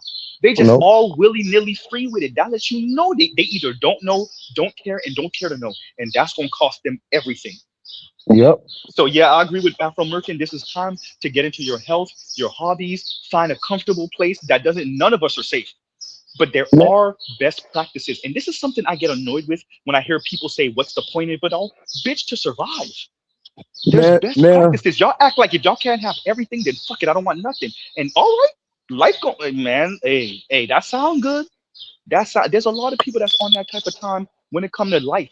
It's like, well, if I can't do this, then I don't want nothing. Yeah, that shit sound nice. That's something. Anyway, go ahead, y'all. Go ahead. Now, I was just gonna say, hey, bro, but that's not just the women though. That's true. With the decline, that's all ethnic backgrounds. Yeah, that's what you gonna watch the so-called invisible middle class come all the way back down to right beside the working poor or worse. That's what I'm saying at the end of the day. So, like he said, I agree with that. Do your hobbies. You can, and I'm saying this as Black people, we already been downhill. You know what I'm saying? I mean, just to be honest, we already know what the working class and the getting by and the 9 to 5 and we know what that's like. They don't. So when they come back downhill with us, like he said, do your hobbies. You know what I'm saying? Work on your fitness and get all body beautiful, as they say. Be the beautiful ones, and then you get to flexy on them. Right, and then you get to pick from the girls who told you to kiss their ass. That's what I was about to, because that's what they did. So yeah, I would recommend one other thing, or it's like in a set of things. I would definitely recommend learn how to hunt, learn how to farm, learn how to fish. And make those staples of, because those things will allow you to achieve several things. Because as you know, I mean, we know American food is shit and becoming shittier, and it's probably poisoning us, every time we consume it. But also being able to do those things also have community trade value. And you can trade food. You can trade fish. You can trade deer, or venison or whatever. Become more naturally connected with your environment from a sustenance standpoint, because it will allow you to survive in a scenario in which things might become less connected from this matrix we're in. And like I said, it also will make you a more potential viable contributor in an environment where like I said, we become unplugged. And I have been doing farming. Man, there's something about growing your own food, man. It's something about watching it's something about watching, cucumbers and watermelon and whatever grow that you yourself have planted. It's a very invigorating feeling, man. It's a very empowering feeling. Just a little bit of it. It's something that makes, I don't know, me personally, I've done a lot of things in life, but it makes me feel more manly to do that. It makes me feel more like a man. That was my father and my grandfather's. That was their stress reliever. I agree. Planting, and my grandfather, he had enough land that he basically fed for a lot of us. He fed a lot of us fresh vegetables and chicken. Remember, the magic of today is artificial. It's government raised, right? It's government sponsored. It's artificial. But the old ways always rule in the end. The old ways of a strong man being on his shit, doing what he's supposed to do, taking care of his business, will always win in the end. What Uru was talking about, being in control of your own your sustenance, understanding what you eat, you being able to kill it And let me skin tell it. you, when people know, when your neighbors know you can grow food, Yeah. it becomes a very it becomes a very charismatic thing to a lot of people. Mm-hmm. It becomes a very charismatic thing to, share some of your produce with your neighbors. It becomes a bonding kind of thing. Mm-hmm. Child, I made some soup out of those tomatoes you gave. It's a wonderful thing, man. It's maybe because I'm older and you kind of been through a lot of things and Black Uru, you right though. You right though, because look, I know Z live in Florida. So the thing about it is they have mango trees in Florida. And everybody knows the person on the block because they come get the fruit off the trees from them growing That's a them. fact. Yeah. And they don't mind it. They tell them to get the jackfruit, the mangoes, I mean Whatever, all of that. just Yeah. be respectful, but get what you need. Yeah. And I think that when we talk about not being able to travel, that's what I was saying earlier. It's not what you will no longer be able to do that's the issue. Is what you're gonna do in the place of it. That's the real thing. What are you gonna do in the place of it? And now you guys have a very difficult task because y'all don't have wives. Y'all don't have family. Y'all don't have. Damn, Uru. Don't say it like that. Damn, bro. Shit. You don't have those things that you would have in the place of all this frivolous stuff. Y'all don't. Most of y'all don't have God, whatever that would be to or for you. God took up a lot of space in the lives of Black people. Whatever, God took up a lot of space in the lives of Black people. And then that no longer exists. Guru, these future men, it's a word for them. It's an old word. They're going to have to go back to being called it. You guys with no children, no wives, y'all, when this shit hits the fan, y'all going to be nomads. Y'all going to be nomads again. And you might as well embrace it because it's the fucking reality that you're going to walk into, regardless. Period. If you have no kids, who want to be the person to read this? I'll read it. My abusive boomer mother on her third husband wrote me out of her $400K will for telling the truth. She spent $338,000 annually on my gay brother's high school military tuition. Now he scams our family. Wow. That's why I didn't want to read it out loud. Yeah, that's crazy word. That sounds wow. That don't sound unusual. Unfortunately, that does not sound unusual. Not at all.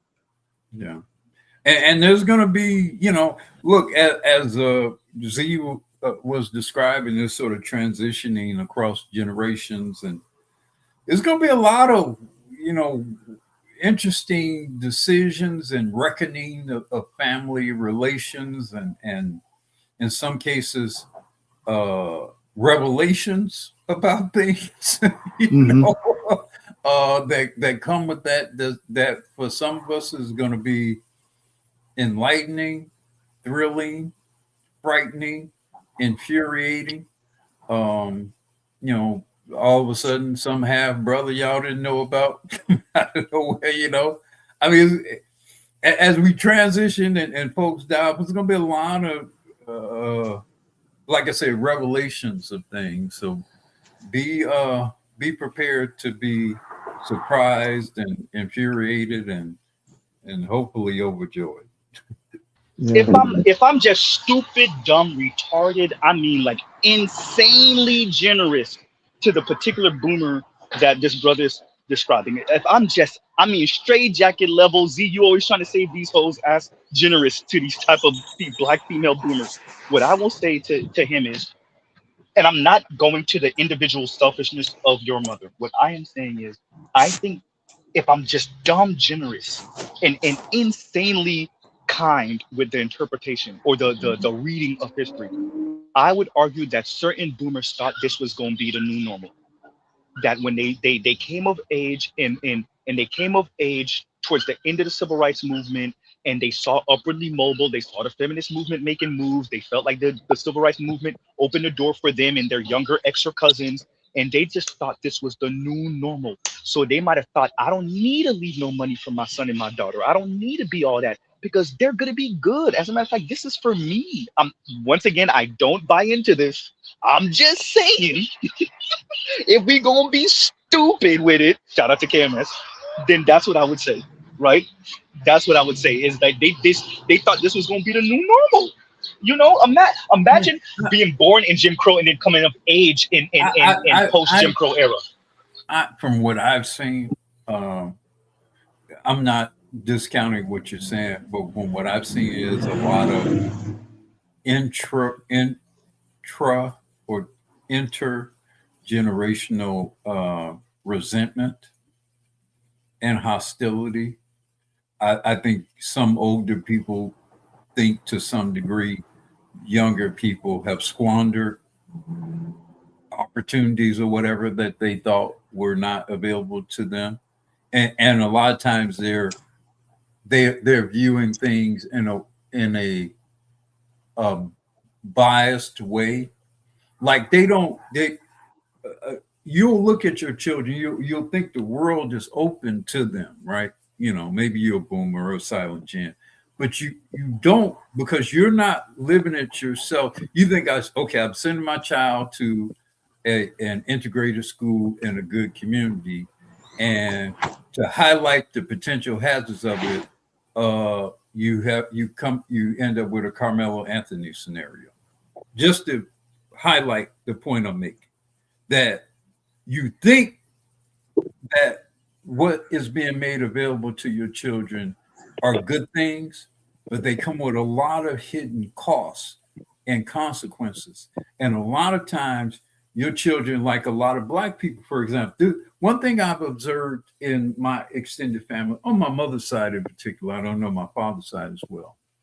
One thing I've noticed is over time, that the children of like my generation and after, particularly those who came a little bit after, that those that stayed down south did better than those of us who came up north. That's one thing I noticed. They married more. They graduated college more.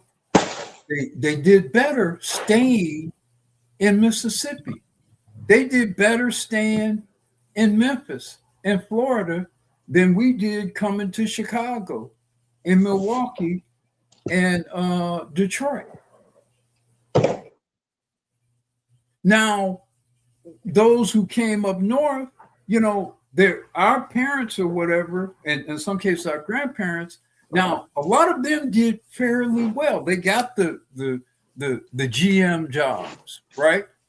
They got they got the steel mill jobs and the great pensions and whatever, but those opportunities weren't as available to their children, and especially not their grandchildren. And the crack era came in. So what you have is a lot of silent gen people and some older boomers are kind of looking at their children and grandchildren as fuck ups, when they didn't go through the crack and all that shit that the kids and their grandkids went through, and all of that. So you have amongst a lot of older Black people, you have a weird kind of intergenerational resentment, and it's born of a degree of ignorance and a lack of a full understanding and appreciation of the world that their children and grandchildren had to operate in, which in some respects has some liberties, but had a lot of pitfalls that they did not have to endure as they were coming up. And it's manifesting in a degree of selfishness with respect to this issue of whether or how they're going to pass, wealth or whatever from one generation to the next. Now, I've seen a lot of it. I feel very badly about it. I understand the source of it, but I see a lot of that. I see a lot of that. I've known a lot of that.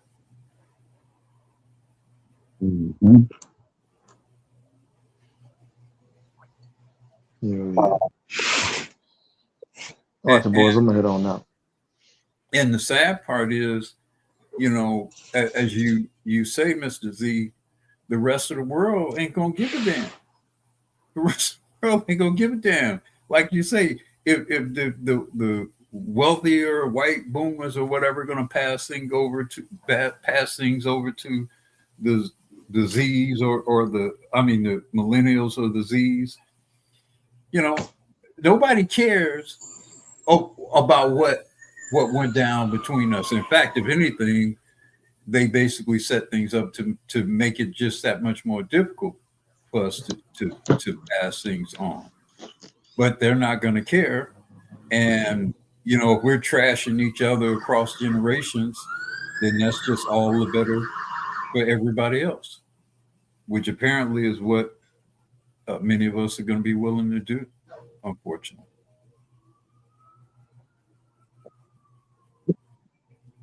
Yeah, but we ain't got much kick the can room left. If really we ain't got any, but we definitely ain't got it. Well, at this point, you do the best you can with what you got. Exactly. With respect to the women, let me say this, because there's a lot of criticism about women and suspicion about women and whether or to what degree, you should operate independently of women. There are no productive modern societies where men and women are working together. There aren't any. They're just not. True. There's a particular thing that happened between men and women that, when it's right, brings out the better of both. There's certain things that women will provoke from you as a man that is good. There's certain things that you will provoke within women that is good. It's not something you can make without her, and it's not something she can make without you. And there is no long-term victory for brothers just being on their own. It may work, situationally and temporarily, figure things out. But all these other people, especially the most productive people, they understand we got to get married and have families. We got to have communities. We got to have some purpose for what we're doing. Otherwise, we're probably not going to do it very long or do it particularly well, and it's just going to fall by the wayside. So you're going to have to figure something out with how you're going to have families. You know, we listened to Turner Runner kind of make fun of him, is sort of describing his relationship with his non-black or non-FBA wife. Now, I guess non-American, or I don't know if she is yet become an American wife. But what he described is real stuff between a man and a woman, and it's the kind of stuff that you can build a family with, and will motivate a man to do something to build and make a family, to build and make a community, to want to protect the community, to want to have, you know, functional school systems and safe communities. But you can't have that when you got to fight for control of it. That's right. The thing. We just ain't willing. We like we always talk about in the black community. We're just not willing to argue about this no more. You can argue with yourself. What I'm saying is, you got to do that you got to find it with somebody, though. Mm-hmm. See, it's not just about what you don't do. Things work.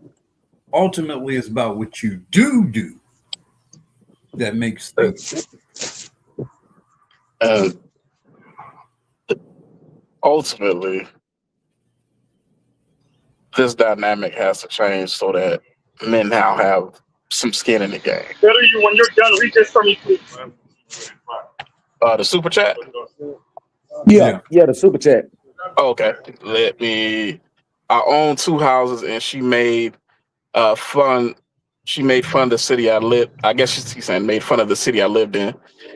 She paid for her 30-year-old gay son's LA apartment and BMW, and pulled a gun on her third husband for not wearing a mask during C-19.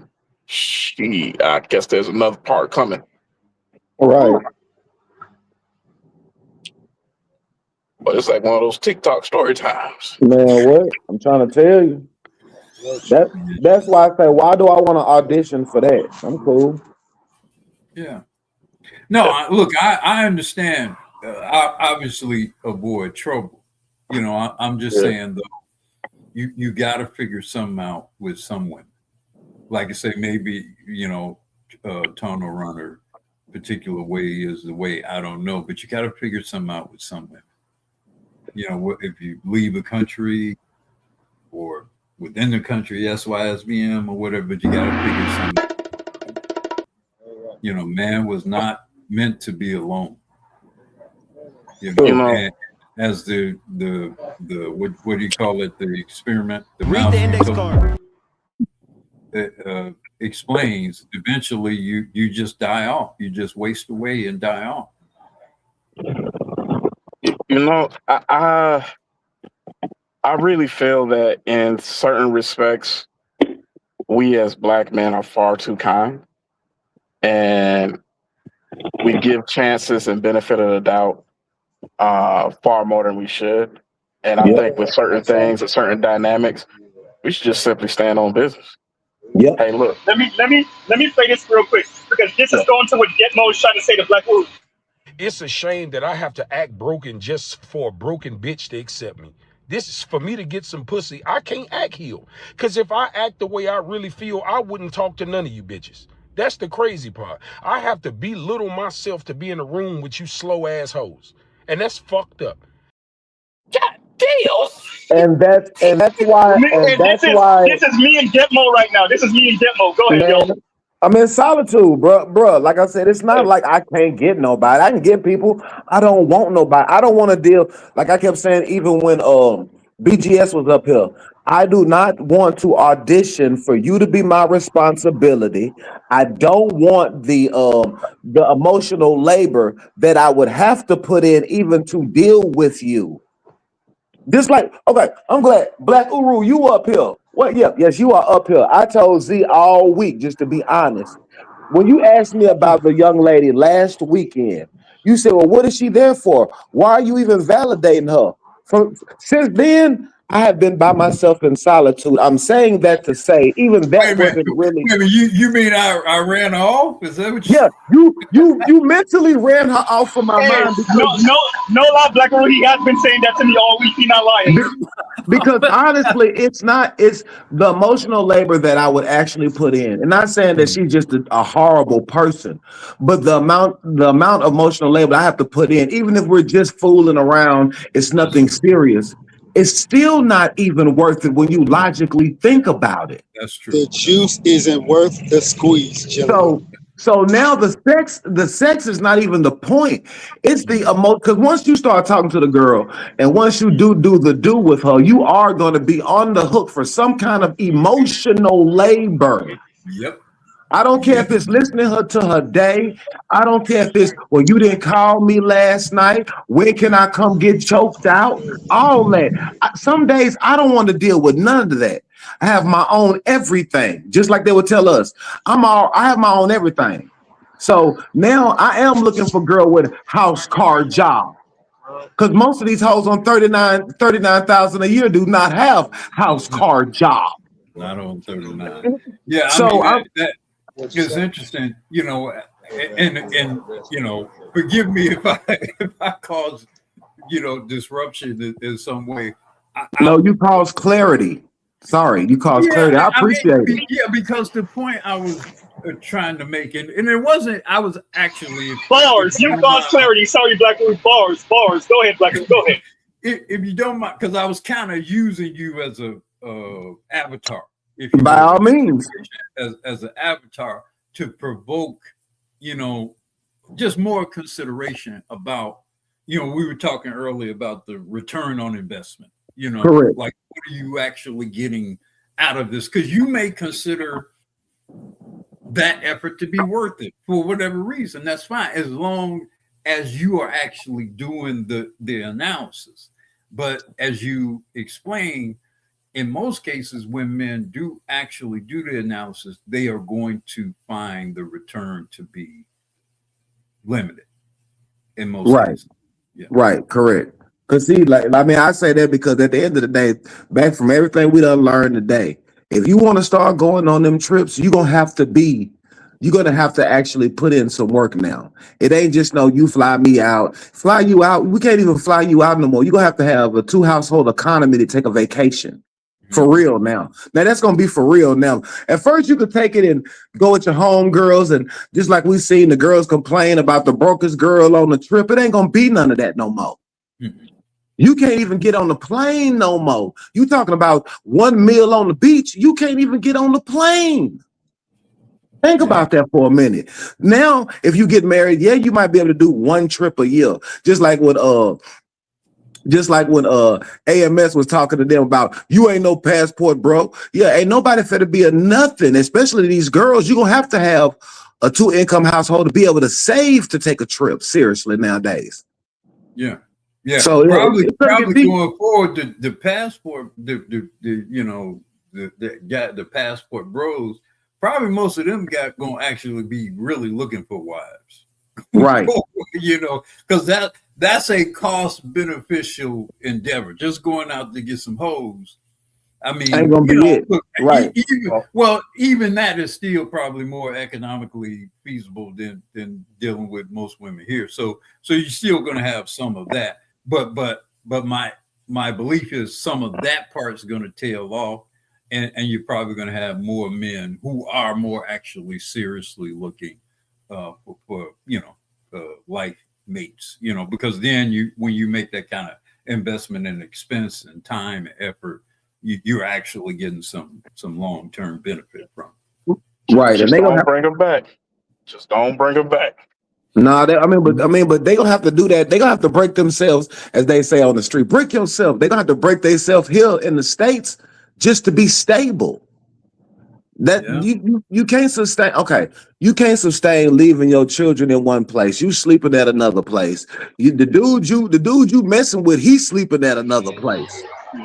Like I make the joke all the time. We talking about women who sleep with men who are sleeping on other people's couches.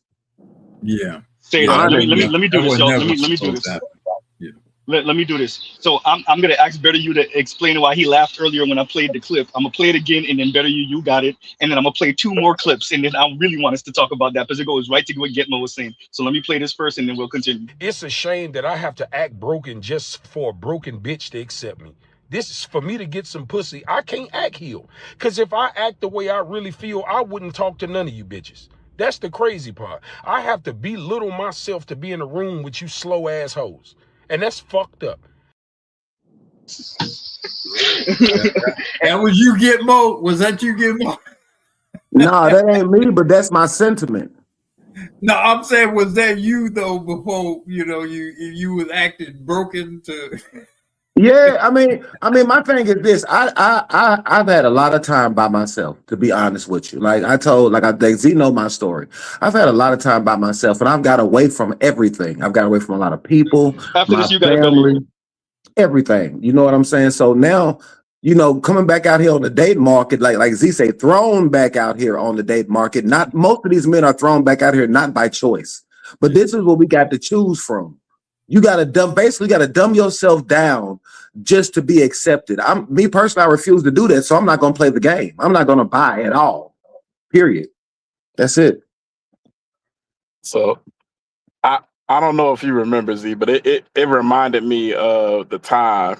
I'm pretty sure I told you about it when I went out to dinner with the chick who worked the night shift at Popeyes, and she was trying to talk down.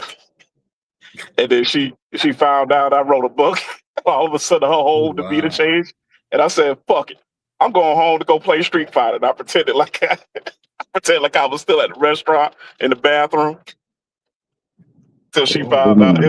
Yeah, man. See that's a prime example. You have to be willing to walk away from some bad situations.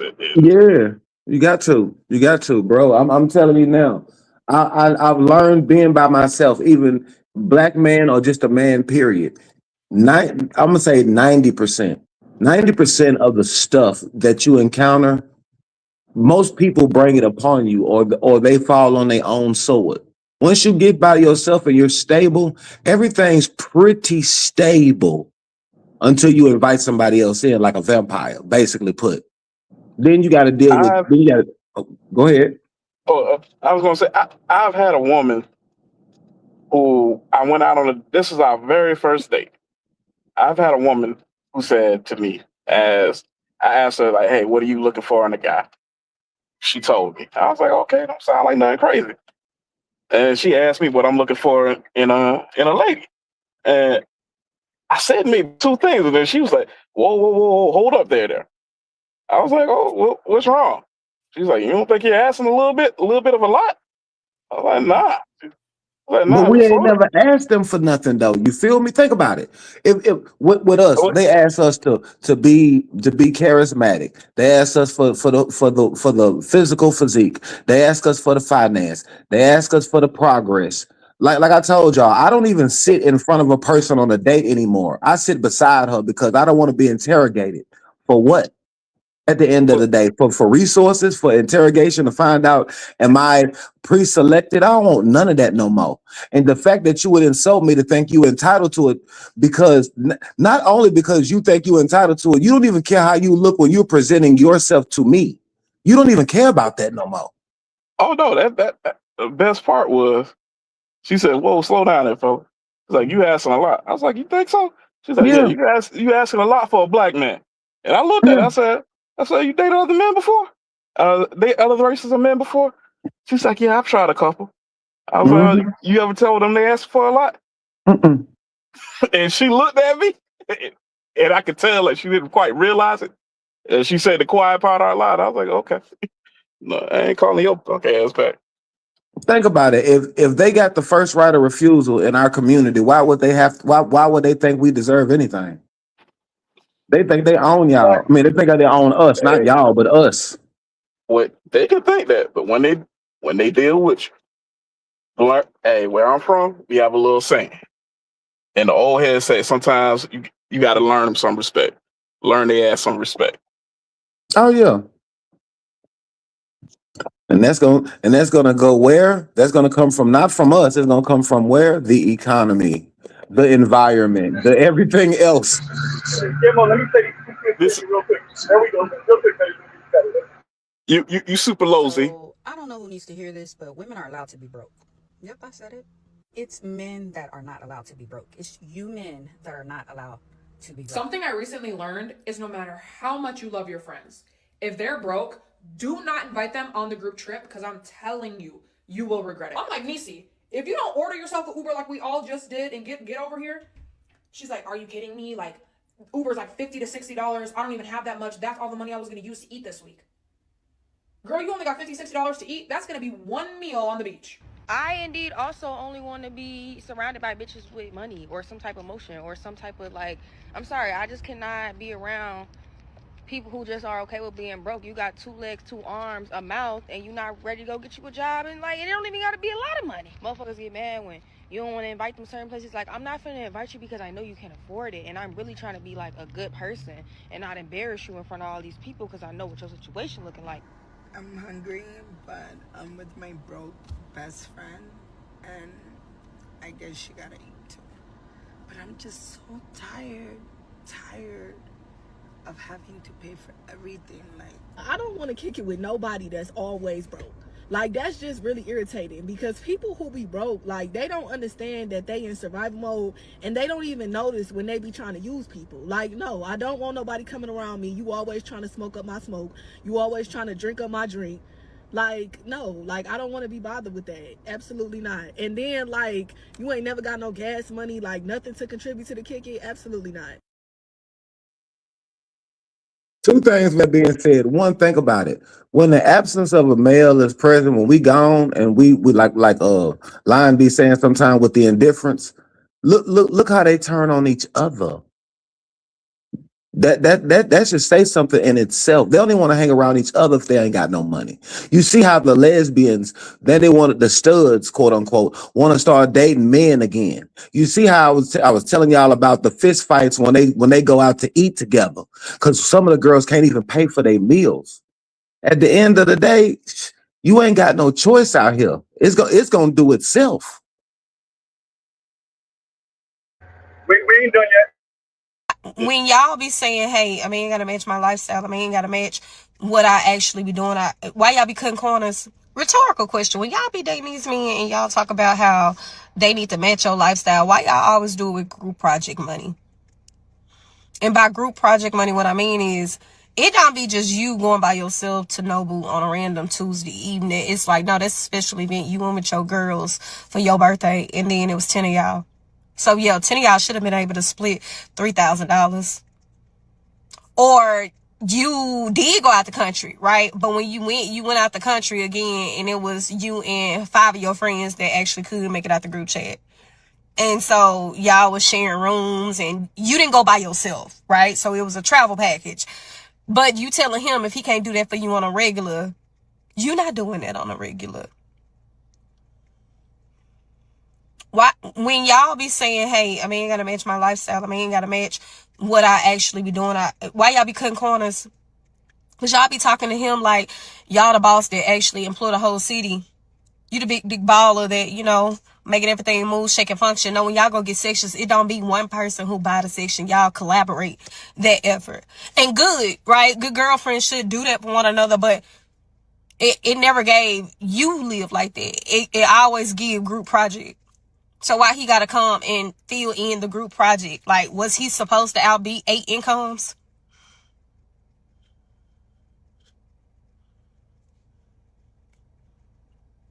All I'm saying is, you ain't setting up a fair fight there, mamas. You also gotta match what you bring to the table.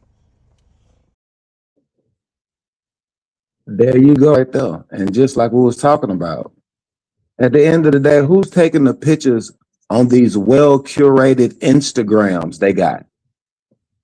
The Snapchats they got. Who's taking all these pictures? Evidently your friends is. So that's for to come to a halt. All this shit for to come to a halt. I'm gonna go out tonight. Actually, I'm gonna put on some clothes. I'm gonna go out tonight. Cause see, I know I can afford it. You feel me? So, like I told Z2, I'm gonna go to a speed dating event just to see the number of people that show up. Cause see, all this stuff that we talk about in this space, it ain't for no reason. For real. It really ain't. So if you want to look at the stuff like I do, I mean, I look at everybody from BGS to everybody, Passport OG. Just go outside and look and see what's going on. It's definitely going on out here. I just want to be one of the reporters who's actually got the boots on the ground.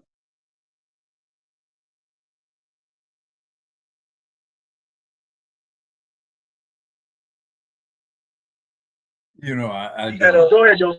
I don't envy you young guys, man, at all. This is just this is hell, man.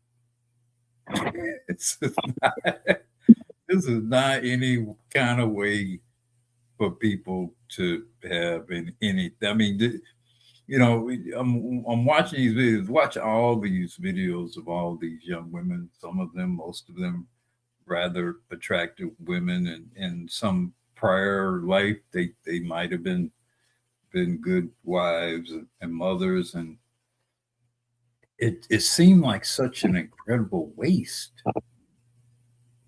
You know, a waste of what might be beauty, what might be health, you know, what might be good energy, what might be inspiring, what might have been wonderful muses of inspiration for men, might have been good counsel, obviously good physical comfort and loving, and it's all for naught. It's all wasted.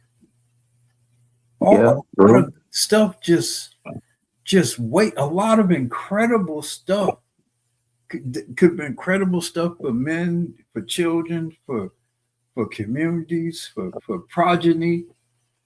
Wasted, man. It's sad. As I'm watching the videos, going back to the illiterate women, I see a lot of waste. I see a lot of waste, man. And in light of where things are, in particular direction things are moving, I say, man, we're fucked because so much has been wasted. So much of what could have been done, what could have been achieved, what could have been built has been wasted, and has been wasted for generations. Like I said, I pity you young men, man. I do. Yeah, it's pretty grim. Some of us gonna be working until we die, for real. And with the way it's looking, you might have some form of companion, but it ain't gonna be the nuclear family you thought it was gonna be. That dream is long gone, for real, for real. Not as they sold it to us growing up. Well, you know, to what degree, you know, nuclear family, whatever, I don't know. I don't know. I mean, you know, I think about my, you know, like I've said before, I was born in Mississippi Delta. Yes, smack in the middle of Mississippi. You know, and along the course of my life, even though I grew up in Chicago, still maintained a connection to, you know, sort of, I guess, my birthplace. And, you know, I didn't see just, you know, my parents broke up very, very early.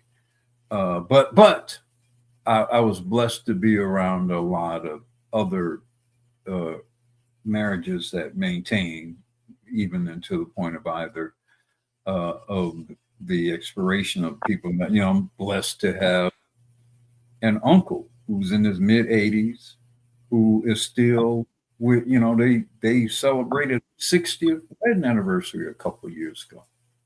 So I'm very, very blessed with not just being a product, not of necessarily an intact nuclear family, but very much what was a very robust extended family, a quote village, but not this bullshit or whatever Hillary Clinton was alluded to in some sort of feminist political bullshit. No, a real kind of extended family. You know, real aunts and uncles and grandparents and neighbors, and that was a real thing for Black people. And it tried to kind of keep it together, when we moved up north, and sadly a lot of it was what really kind of freed the black nuclear family was the crack era. The crack era in particular destroyed a lot of things, but it definitely broke down the bonds of the nuclear and the extended family Black village, especially in your northern cities. So, but you can't have a village if you can't have a man and a woman together. That's the foundation of any village, the foundation of any family from which you build a neighborhood and a community. No, that's real. Whoever wants to, whichever one of y'all, Black Guru or Better You or whoever, please read this, please and thank you. I'll read it, Captain Obvious. Thanks for your contribution. Quote, bring what I bring equal, bring what the state plus my girlfriends plus my friend zone dudes bring, pay my massive debt. Yeah, there's a lot of this kind of, misrepresentation of how independent and how productive women are. I think your average woman is highly subsidized in some way. You left out, if she's fortunate enough to have, family, parents, and maybe some more affluent siblings or whatever, kind of paying, phone bills or paying, in some cases, car notes, and in some cases even paying their fucking leases to their apartment, Or so, Section 8. Oh, of course. Well, that's what the state but that fits under what it says what the state does. I'm saying, in addition to what's presented here, you have a lot of subsidizing from birth family and even extended family. Aunt paying for, or uncle paying for some shit that he probably shouldn't be paying for, that kind of thing. So they're highly subsidized. Yeah. Hey, Mr. Z. Bro, got to comment to what you said, Black Guru. Go ahead, turn around. Yeah, I'm going to have to. What's going on right now is that that Tunnel Run is going to have to become the Kevin Samuels of the Passport Bros. I want everybody to go overseas, but I understand that it takes money. If you ain't got money, you can't go overseas. And you got to have some class to go overseas. To be a real passport bro, you're going to have to learn the language. You're going to have some, you're going to have to be able to have some chops to be able to study. So I'm going to have to become, because when you see somebody like MTR, we're not talking about a regular guy. We're talking about a guy, I think he said he's 6'4". He's kind of, he's not skinny. He got a little shape to him. He's been in the gym. He's a million. You got to be a millionaire, or at least close to it. And you're talking about, this guy got he said he brought a AMG in Atlanta, trying to impress these women in Atlanta, stuff like that. These are what women say they're talking about. And he's light skinned, dude. And he ain't getting no love. And it still ain't enough. It ain't enough. It still ain't enough. You got a guy like Austin Holloman. Austin Holloman. He's not an ugly guy. He's trying to work out a young guy, and the women still, they're not giving these guys, even if you got money, if you're doing the things, you got the looks, the stuff that they say they want. And I even have a situation where I got the girl exactly what you wanted, and she laughed in his face. She said she wanted that. I got her a guy with 6'1". I'm talking about a black guy with gray eyes, wavy hair, But guess and what? she laughed. She laughed at him in front of her girlfriend when I brought him up there, and then she came and got me and said, "Bring him back over here." I said, "What's wrong with you? What's you crazy? These women are crazy. You can't please them unless you kissing their ass. They're not looking for husband. They're not looking for boyfriend. They're looking for somebody to serve them. Can you serve them? And the more money you have, the more better you can serve them. And the Black better Uru. the more you can do it to serve them." Black Uru. You heard what he said, right? What part of? I mean, I Just, heard what you said, but what? just the end of it about the serving them. Oh, See, you can't run around here and do what you want to do all day and expect me to willingly just want to be devoted just to serving you. I don't want to be in servitude. You see what I'm saying? At the end of the day, if you're not going to compromise, you're not going to be agreeable, you're not going to do any of those things. You don't want to give reciprocity. You don't want to give none of these things. Soon as a dude starts talking about reciprocity, a girl instantly get turned off because she got to put in effort. The same effort you asked me to put in, You which getting is crazy nasty. work. well, look, here's the thing. This is the fundamental problem you all have with FBA women is they weren't trained to be wives. You have to train a female to be a wife. And it's not a instant kind of go to a class kind of thing, because it's not just procedural. It's state of mind. It's willingness. It's the whole belief that you're actually supposed to do something and be something for a man, and appreciate that position. You have to train a female to do that. You have to train her to do that throughout the course of her upbringing, so that when she becomes an adult, not only does she have a certain basic kind of skill set, but more than that, she has an attitude and understanding that these are things I'm supposed to do and be. Now, what makes it even problematic here in particular is she still got to come into a world where the females and all the society around her is going to be fighting against all of that. So even if she has been well raised, herself, it's like throwing a piece of raw bloody meat into a lion cage. Well, how does she? Going out I was saying, how did she? Sorry, go ahead. So it's not a situation. Your best chance is to go somewhere else, that is actually conforms to that. And if you can stay there and productively live there and raise a family there, that's ideal. You can risk bringing her back here. Even though it's risky, it's still probably statistically a better move than getting someone who was born and raised here.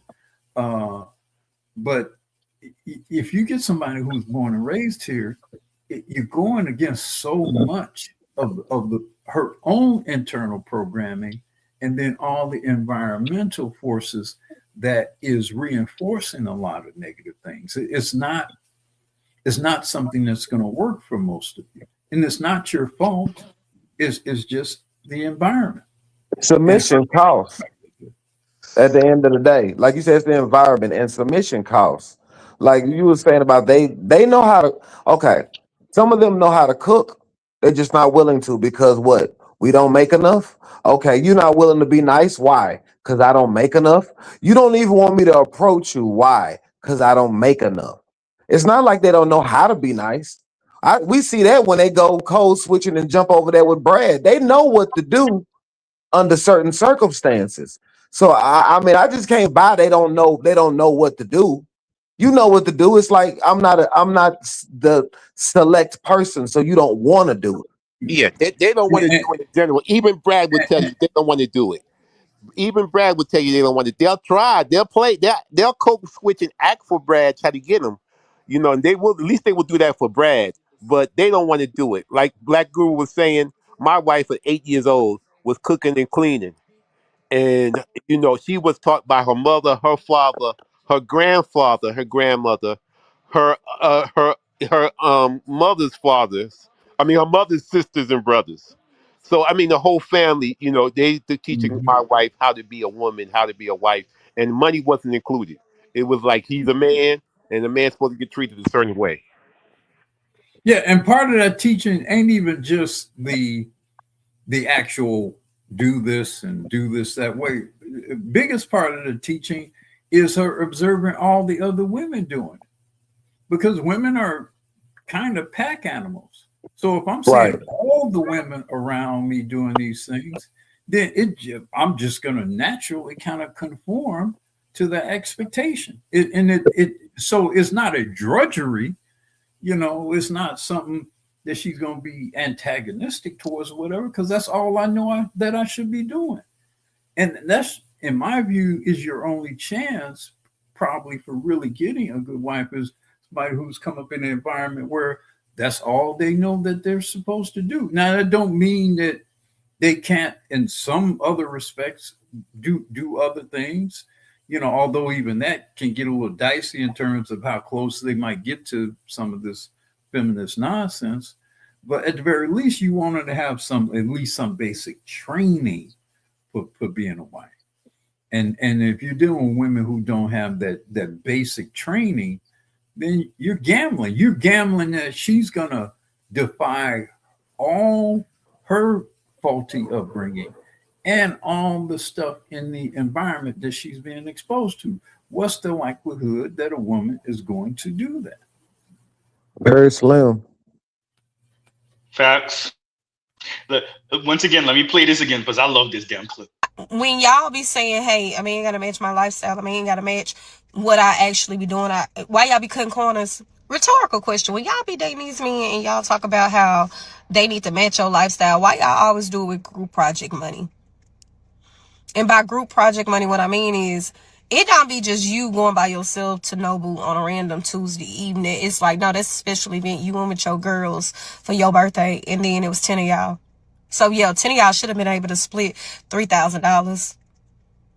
Or you did go out the country, right? But when you went out the country again, and it was you and 5 of your friends that actually could make it out the group chat. And so y'all was sharing rooms, and you didn't go by yourself. Emphasis on right? Couldn't make so it out the group chat. Package. But you telling him if he can't do that for you on a regular, you're not doing that on a regular.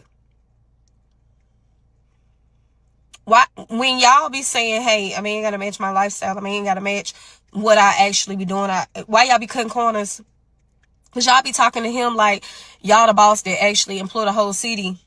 You the big baller that, making everything move, shake and function. No, when y'all go get sections, it don't be one person who buy the section. Y'all collaborate that effort. And good, right? Good girlfriends should do that for one another, but it never gave you live like that. It always give group project. So why he got to come and fill in the group project? Like, was he supposed to outbeat 8 incomes?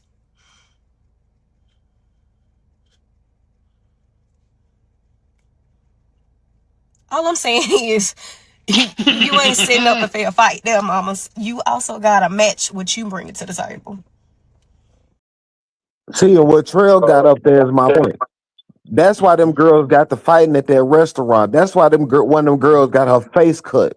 One of the girls got put in the hospital, and the girl who got her face cut was the cousin. She didn't even go report it to the police.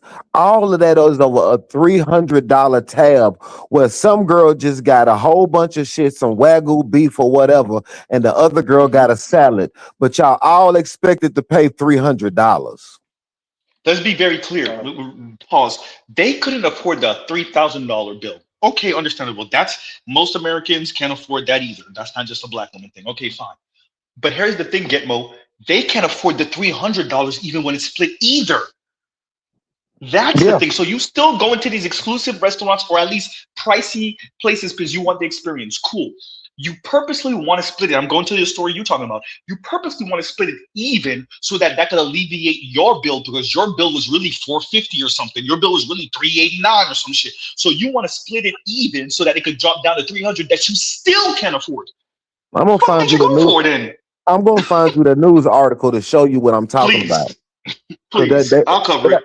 Yes, yeah, I'm telling you, that's how crazy it is. Now, if they already doing that and it's getting that violent between them, and we have nothing to do with it, this is all them and their delusion and wanting to be on the scene and keeping up with the Joneses.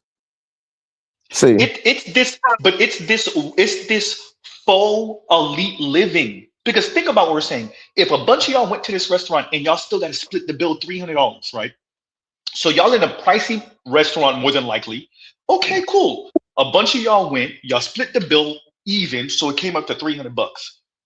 Y'all are so gun-ho to take these damn pictures of this food or the name of the restaurant or the name of the function. Y'all so hard up to just post this shit on Instagram and lie to other women, because there's two things they're doing with this. Lie to other women and look at what I could do, and lie to your potential mate and say, look, nigga, if you want to fuck with me, you got to be on this level. Unless, of course, if you're sexy flexy, then you might get in for free. But so you're doing both these things by taking this picture at this restaurant with the title and the food. Cool.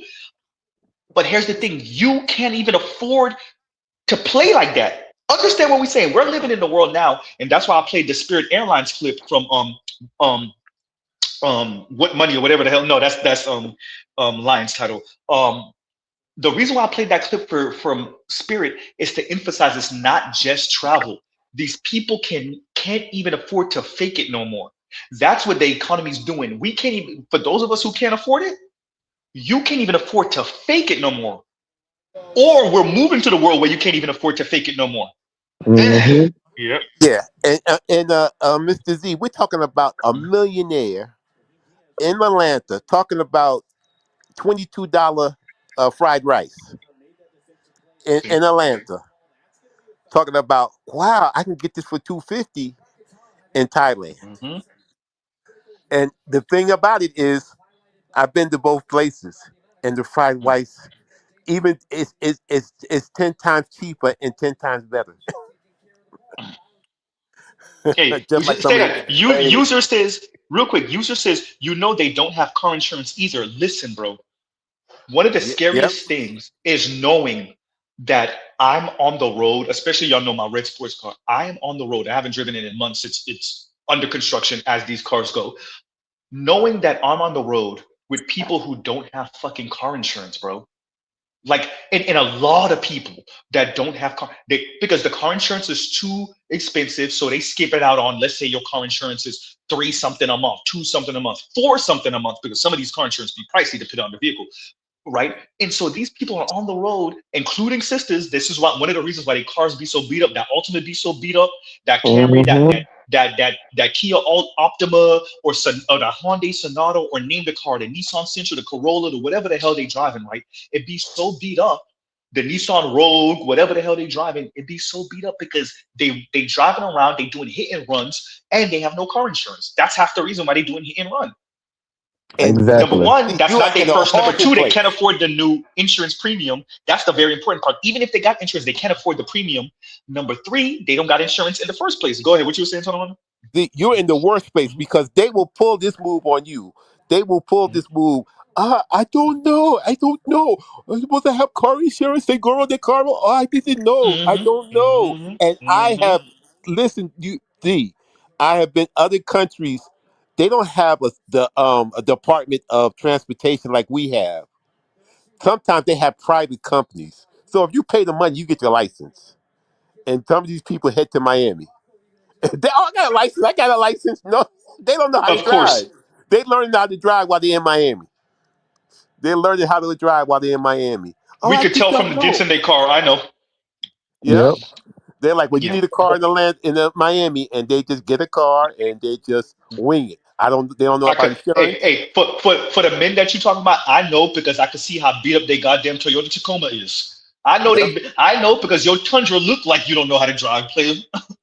I know you came to America and you got you a big ass F-150, and I know you don't know how to drive because your car is crab walking. For all of us that know what crab walk is, it's because these people got into a major accident and the car was put back together and wasn't aligned. So when you're driving behind them, the car looks like it's driving sideways but going straight forward.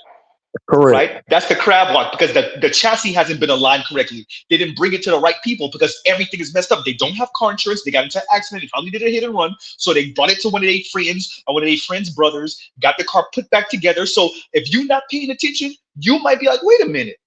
Okay, everything's good with it until you start seeing it drive. And when you drive it behind it, you're like, that shit not driving straight. Well, it's driving straight, but it's driving straight kind of sideways. Yep, crab walk. Yeah. And it's not just trucks that do that, by the way. Whenever they put these cars back together, if the car was in a hit and run and it shifted the chassis, Wreck title. old time. You ain't getting that real title. You getting that wreck title. Yeah, my and Z, yeah, Z, yeah. you want to Well, show us? here's the thing. It depends. Remember, where it's wreck title if it was reported. Some of these people, it's not wreck title because it was never reported. Oh, Go ahead. The guy was telling you about this guy who's what 6-something, wavy eyes, blue. They might think he's Dominican or whatever. Gray eyes, wavy hair. But he's from Detroit. He's from Detroit. He's like, I'm from Detroit. Rico Two black Suave. parents. I met both his parents, both black parents. FBAs. But anyway, he was down there working in Miami, and so the guy just ran into him. So he stopped. The guy got out of his car. The guy started speaking Spanish to him, and my friend was like, "No, I don't speak Spanish." He like, "Oh shit, then I got to stay."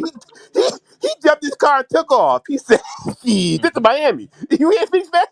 Oh, he took off. And He just got I in want his to be car and clear. left. And the This cop's is like, a "Yo, this thing. happens. This happens." Cop told me this Yep. happens. The insurance company said you don't worry about it. But this is like, "Yo, you can't speak Spanish? Okay, well, I ain't got to stay.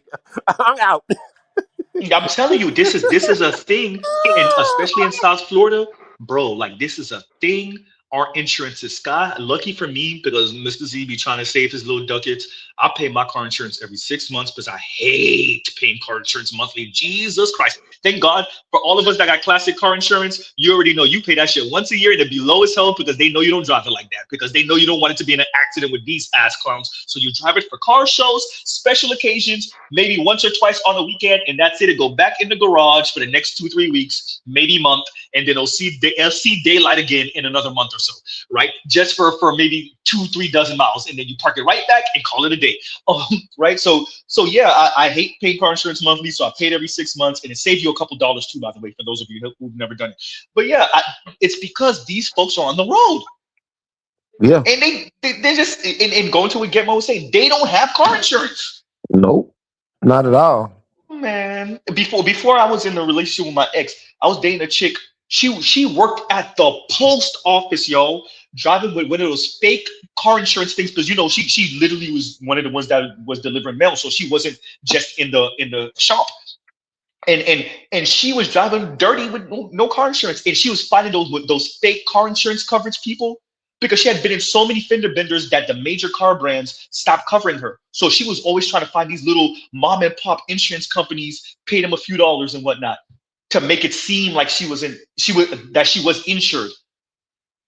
Oh yeah, but see, this is the thing though too. Think about it. For the longest, people have been buying insurance one-time deal until they get caught, or until it's a wreck, or until the expiration date on their card goes out. Now they're passing laws where you can't even do that no more. They're not going to allow that. So that's really going to hurt. We talk about $300 tabs at the damn restaurants. You're not going to be able to pay your insurance at all. Well, what's happening now too, and especially in Atlanta, we just going. The women just realizing with the car insurance, whatever, just take Uber everywhere you go, because your Uber, even if your Uber bill is $600 a month. Let's say $500 a month. Your car insurance and your car might have been $600-700, so you're saving $200. You just take Uber everywhere you go, and you just on $39,000 a year. Okay. Hey, I know. I mean, hey, if you got to pay to afford a car, Okay. I you mean, got to I do what you guess. got to. You got to do what you got to do. But I'm And saying, so, Hey, look, at the end of the day, we go ahead, Getmo. I'll go through. Go I ahead. just want to take a moment and say shout out to Passport OG sitting right I there was for really real, about for to real. acknowledge him yeah, too. me That's too. really what What's I going on, wanted to stop Passport? and say. Salute, fellas. What's up with you? Hey man, look, a whole bunch of people in America really should be riding around on e-bikes and scooters, to be honest with you. I mean, there's nothing wrong with that. Yeah. Nothing wrong with it. I'm seeing more scooters in South Florida. I'm not gonna lie to you, because of the Latino influence. We're seeing a lot of the kids are on e-bikes and on the electric scooters anyway. So they're gonna grow up, and it's not gonna be a faux pas. But I'm starting to see more and more, especially the Latinos in their 20s and whatnot, even some of the women on scooters. So to be fair to you, I already see some young black men making that transition. Latinos making that, the Latino men making that transition, a few white dudes making that transition. You don't see women on them yet. I see Latina women on scooters a little bit, but outside of that, no, not yet. Not the women ain't on the scooters like that. Yeah. And to Black Girl's point earlier, if you've watched like some of the Japanese anime or whatever, they'll have like the boy will be riding the bicycle and the girl's sitting on the back, and they fall in love when he's riding the bike like that. And like that idea doesn't even exist in America. It doesn't. Oh, I'm sorry. It doesn't exist in the black community. All you got is a bike. Like a girl sitting on the back of your bike and you ride to the whatever and get some ice cream and ride back or whatever. That doesn't exist. Like when you gonna get a car, when you gonna get a nicer car, when you gonna pay for my car. It's like there's no it's complete transaction from the jump. So hey, but Passport OG, a woman 220 ain't getting on that bicycle. Oh no. No, that's not gonna happen. But Passport OG, the ladies are neoliberal out too. If we go at one of my favorite quotes from Roger's son, the women belong to well, actually he said these hoes belong to the mainframe, dog. So they belong to the mainframe. So if we see that, we know about the Powell memo and what it did to the U.S. We know about neoliberalism starting with Carter and especially Reagan on up, Reagan, Clinton, and all of them. If the women belong to the game, they're neoliberal out too. For most of them, I would argue, they can't see out of any other lens but the extreme money lens. They don't know how to assess men in any other capacity, at least for now, right? Now, by the way, that could change real quick if they start starving. But until then, I don't think they know how to do it. Go ahead. I think it is changing. I think it's changing real time. It's just I think that so many young ladies are too proud to admit it. I mean, when you go to the gas tank, okay, so they're saying that you basically need double what you needed in 2021 to live the same lifestyle. I mean, if you look at how that projects out, that means that basically the lifestyle that you live in now, you're gonna have to double your salary to keep it. So you're gonna have people say, you know what? I just want a roof over my head, air conditioning on, and some food in the refrigerator. And maybe if we have a car to go to the store, that's a blessing. Like wait, Pastor OG, don't land with that, because I need you to read this so we can get some levity. Go read this, please, and thank you. What's it? If you Dusty, just say that, huh? Right. Like to be honest. Real quick, good one. Let me say this. The reason I know I better you said that, because that is the retort to what you're saying. You're right, by the way, Pastor OG. Everybody in the channel, everybody on the chat, and everybody up here on the panel, we all agree that you're right. We know the numbers. Especially at this channel, and especially with you, Pastor OG, you stress that on your channel. We know what this in a more proper order, what this should look like. So we get that. But this would be the retort, is if you, Dusty, just say that. Now, let's be very clear. I have watched men and women in the Black community. I'm talking about my personal experiences. When I start going off of the numbers, the median income, median salary, I say income by mistake, but they don't know. I say, the median income, which is salary, is $43,000 a year. And I watch their brain leak out their ears, especially for the women, because they need to think that men are earning more. It's nihilistic as shit. They don't want to have to lift a finger in a relationship. And it really is, I can do better by myself, which we know is a luxury belief. But once they have to come to terms with, yes, there are men that are making super good money. For the most part, men still earn more than women. But you're going to have to put this work in for what you're trying to achieve with a man. You're going to have to get on his program. And he's not going to be a super baller either. And you got to do it with a smile and a sandwich. And something else, by the way. Once you start explaining that to them, I watch them. They can't. I don't even know how to explain how you can watch them be like, fuck no. I'd rather die. Go ahead. Z, I hear what you're saying, but you know what you gonna say, right? most y'all niggas is dusty and you're lazy. If Elon Musk could get Elon Musk could get $1 trillion, you mean to tell me you can't get $1 million? You mean pedo dad with a diamond mine ass Elon Musk? Well, you mean that Elon? You mean the Afrikaner Elon Musk? By the way, you can't talk unless you have $1 million. Right, exactly. Remember when homegirl did say that to us? I remember that from when that was 2 years ago. I remember homegirl saying that to us. For all of you that don't remember, Better You was part of that channel. I can't remember what was her name again. She came up on my panel and we were speaking about, and I said, so you're saying, what's the quote again? Money is speech. Yeah, and I said something like that to her. She said yes, and she said, and I started listing off the billionaires and she was like, yeah, if you're not one of them, give her some space. Actually, let's be generous. She actually did say no, they should have the predominant say. And when I pressed her, she was like, yeah, y'all should shut up. Like, yeah, the money is speech, and if you're not $1 million, if you don't have $1 million, then you shouldn't talk. So going to what Better You was saying, yeah, she kind of did say that. What was her name again? I forgot her name, but yeah. You know what? That was the same. That was the same. Real quick, everyone. 1 second. That was the same stream I spoke to Obsidian on, but it was way later. Obsidian had already dropped that stream. Go ahead. Turn around. Listen. These are brothers who are millionaires. We even got a black billionaire that's married to a black woman.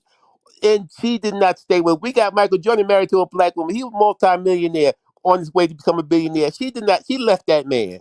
We got a president. So I'm trying to tell brothers, look, like I say, with this thing with MTR is just to be brothers, open eyes, do the math. You got all this money, you're doing all of this, and you're still not getting that kind of love. And you could just be a little bit above a regular guy. You can go overseas and get a woman to treat you like a king. And you could be a king over here, and these women will still treat you like a peasant to serve them.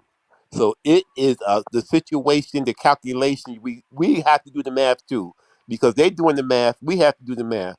The things I need from you are not so much financial. It's more on being my helpmate.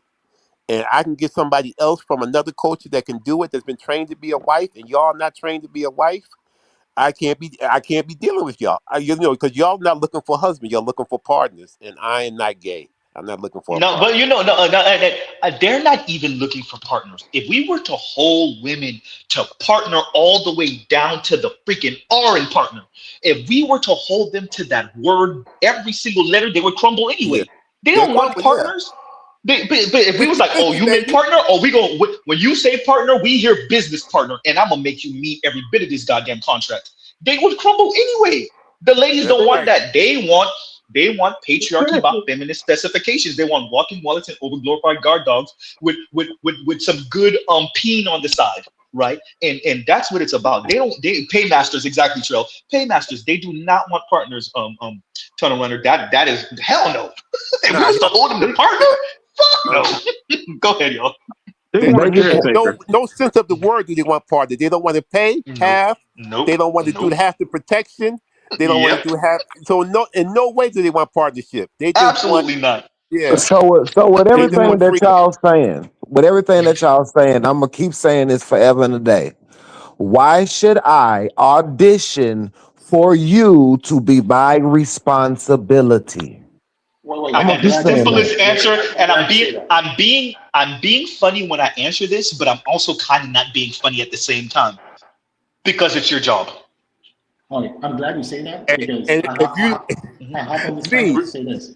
Real quick, let's let Ben go, and then you got to turn around. Go ahead, Ben. Okay. I hop on this panel just to say this because I was just watching the social podcast hour with I think Bolo was in there, and then the guy, the basketball player with the clown on his head, Richard McCann, I believe. He was having a conversation with Dwolo, and he said the exact same thing. He's like, I'm the guy with the money. I'm the guy with the millions. Why should I audition to be for attention? Why should I audition to give you a bad life? When he said, I wish I had clipped the minute he said it so I could send it to see. I'll go back and watch it. And I'm like, oh my God, someone said this is better. And I try to remember who was that said it. So I'm like, I have to hop on this. I think it's an extra thing because I think it's a certain age of extra thing because Gitmo says it, the Raj Report says it. I know what clip you're talking about. I actually watched up to that point at least. Yeah, that brother said it. Yeah, I saw that too. So like, I think it's like a certain age of extra that like this is their thing. Bitch, why would I do that for you? Like, bitch. Right? So yeah, exactly. But go ahead. Tunnel Runner was trying to say something, and then we'll. Okay, go ahead. Mm-hmm. The Bear Episode Man, classic, man. It's another one. It's classic. I mean, I watched it. That was an unbelievable classic. Mm-hmm. And let's do this. Let's go. Wait. Who's trying to say something? Let's let Tunnel Runner go, and then I think that's better. I think that's you trying to say something. And y'all, I gotta end out in like a few minutes. So let's do Tunnel Runner, better you, and then let's let Passport OG get in, and then we'll kind of wrap up. Go ahead, yo. Can we ask Passport OG something while he's here? I want to ask him how he feel about the kids who can't read, because he's literally over there with kids who got way more education, know how to read the word silhouette and some more shit. We don't even got that over here. Wait. Hey, here's the kicker. They can read silhouette in English. Right. Z, can I say go ahead, something? Yo, go ahead. I have to say something, ahead. Z. All of y'all have been talking around. I'm literally ashamed of y'all. Y'all talking about partners this, partners that, what they don't want to do. Bro, just call it what it is. You know me, Z. I call it spade a spade. These women want you men to be their slaves. That's all they want. And if they can't get you to be their slaves, fuck all this attention shit. It's boiling all down. If you can't be the slave that they want you to be, fuck it. They're not gonna want to be with you. Because that's what they won't say it, but that's what they fucking want. I'm gonna say the quiet shit out loud to make y'all think. This is all they want. When it boils down to it, the nuts and bolts. No, the nuts and bolts of this shit. Look at all these devious ass things they're doing, and they're saying this. What they really want is they want to see men as slaves, and I got you. All their bidding, and nothing more. And if you can't and you won't, fuck it. They're out. Let me play this, then, Ariel. Let me play this. Go into what you said. I love. They're going one of my favorite videos to go to what you're saying. What if black women are supposed to be the leaders and black men are just supposed to protect with their muscles and use their listening ears and carry out instructions? I love it because she just said it. I love it. She just went right to it. Right. It was so low I couldn't hear it. It was so low I couldn't hear it. I got you. Let me play it again. I'm gonna play it one more again. Y'all listen close. And turn it up. Turn it up. I don't know if I could turn it up all the way, but here we go. What if black women were supposed to be the leaders and black men are just supposed to protect with their muscles and use their listening ears and carry out instructions? Did you hear what she said? She said, what about if black women were supposed to be the leaders and black men were supposed to carry out instructions, use their muscles and their listening ears and just follow instructions? So once again, this goes back to black women are supposed to be the leaders and black men are just supposed to be over glorified guard dogs and walking wallets. They're supposed to be the lead. They're angry that they're not what their dream world is some type of African matriarchy. Like that's why you see some of these African sisters or the Black American sisters and some in the Caribbean. They have they idolize this idea of like some queens of Zamunda type shit that where she runs everything and then she has a knights of the round table of other women and then the men are these big muscular niggas that all they do is excuse me, somebody's background, eat pussy, fuck them real good, go kill and slaughter for them and do their bidding. Like that's their dream world. That's their dream world. And she just have the ovaries to actually say it. But for our sisters, guess what, Z? Guess what, Z? They need that problem that they have, they need to take up with the Lord, because guess what? They came from the rib cage. We didn't. We're first. We're a part of and that's why they're practicing voodoo and all different type of African spirituality, because they said fuck all that Judeo-Christian. I came from your rib. No, motherfucker, you came from my womb.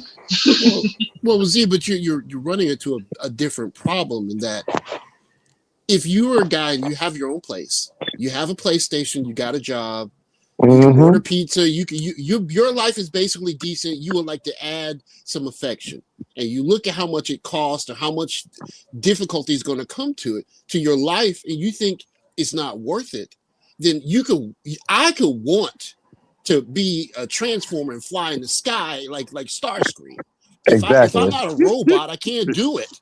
Exactly. Passport OG, let me ask you a question. When you clicked onto this video, did you see the thumbnail? When you clicked onto the stream?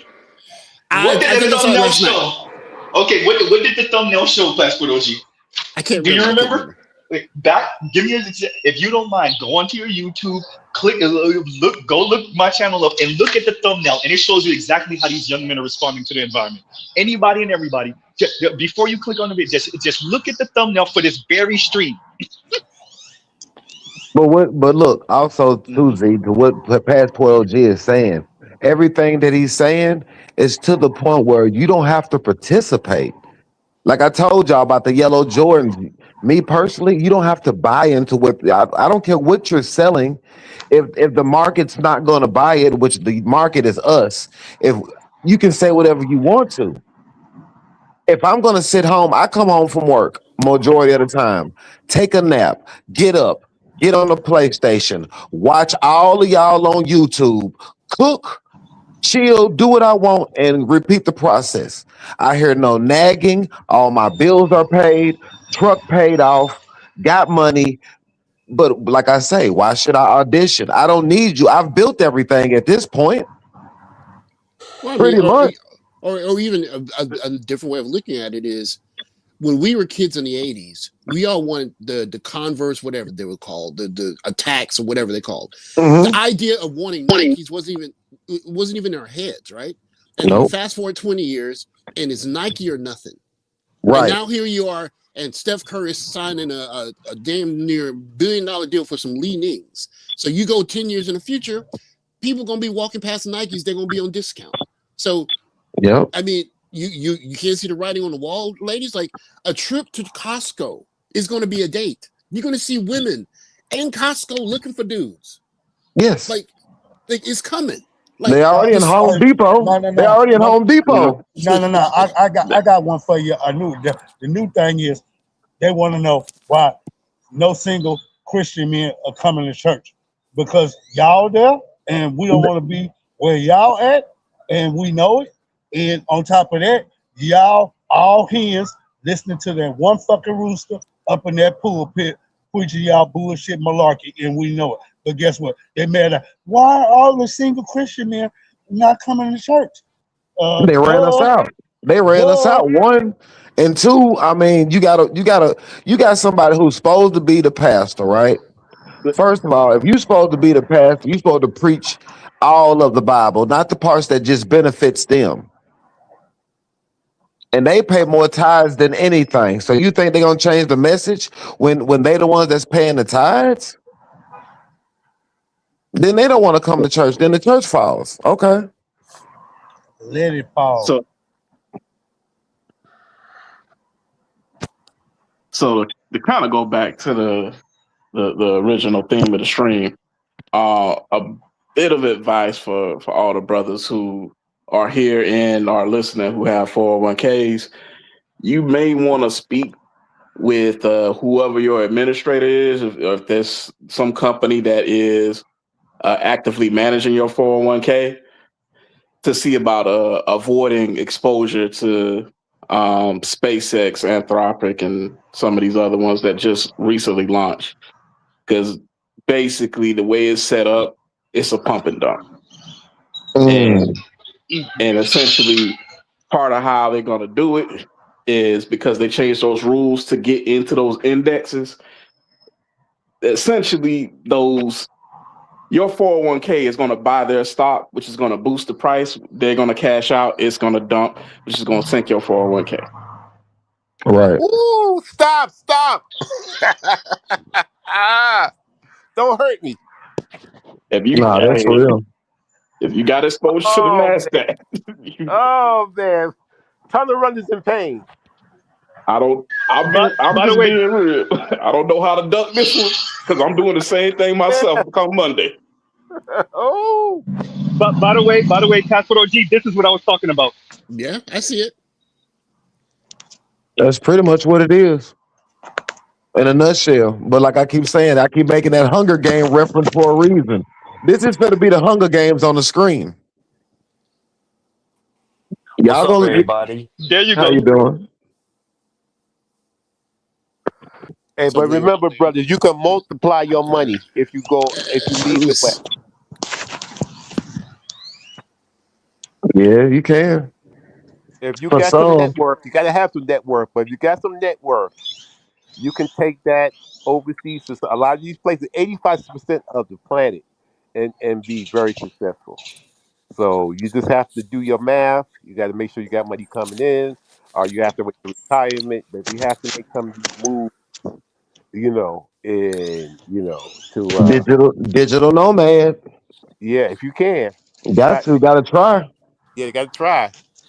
And like you say, you go over there with you can go over there and be, you can be a 10% over here, or 15% over here, and you could be a 1% somewhere else. Right.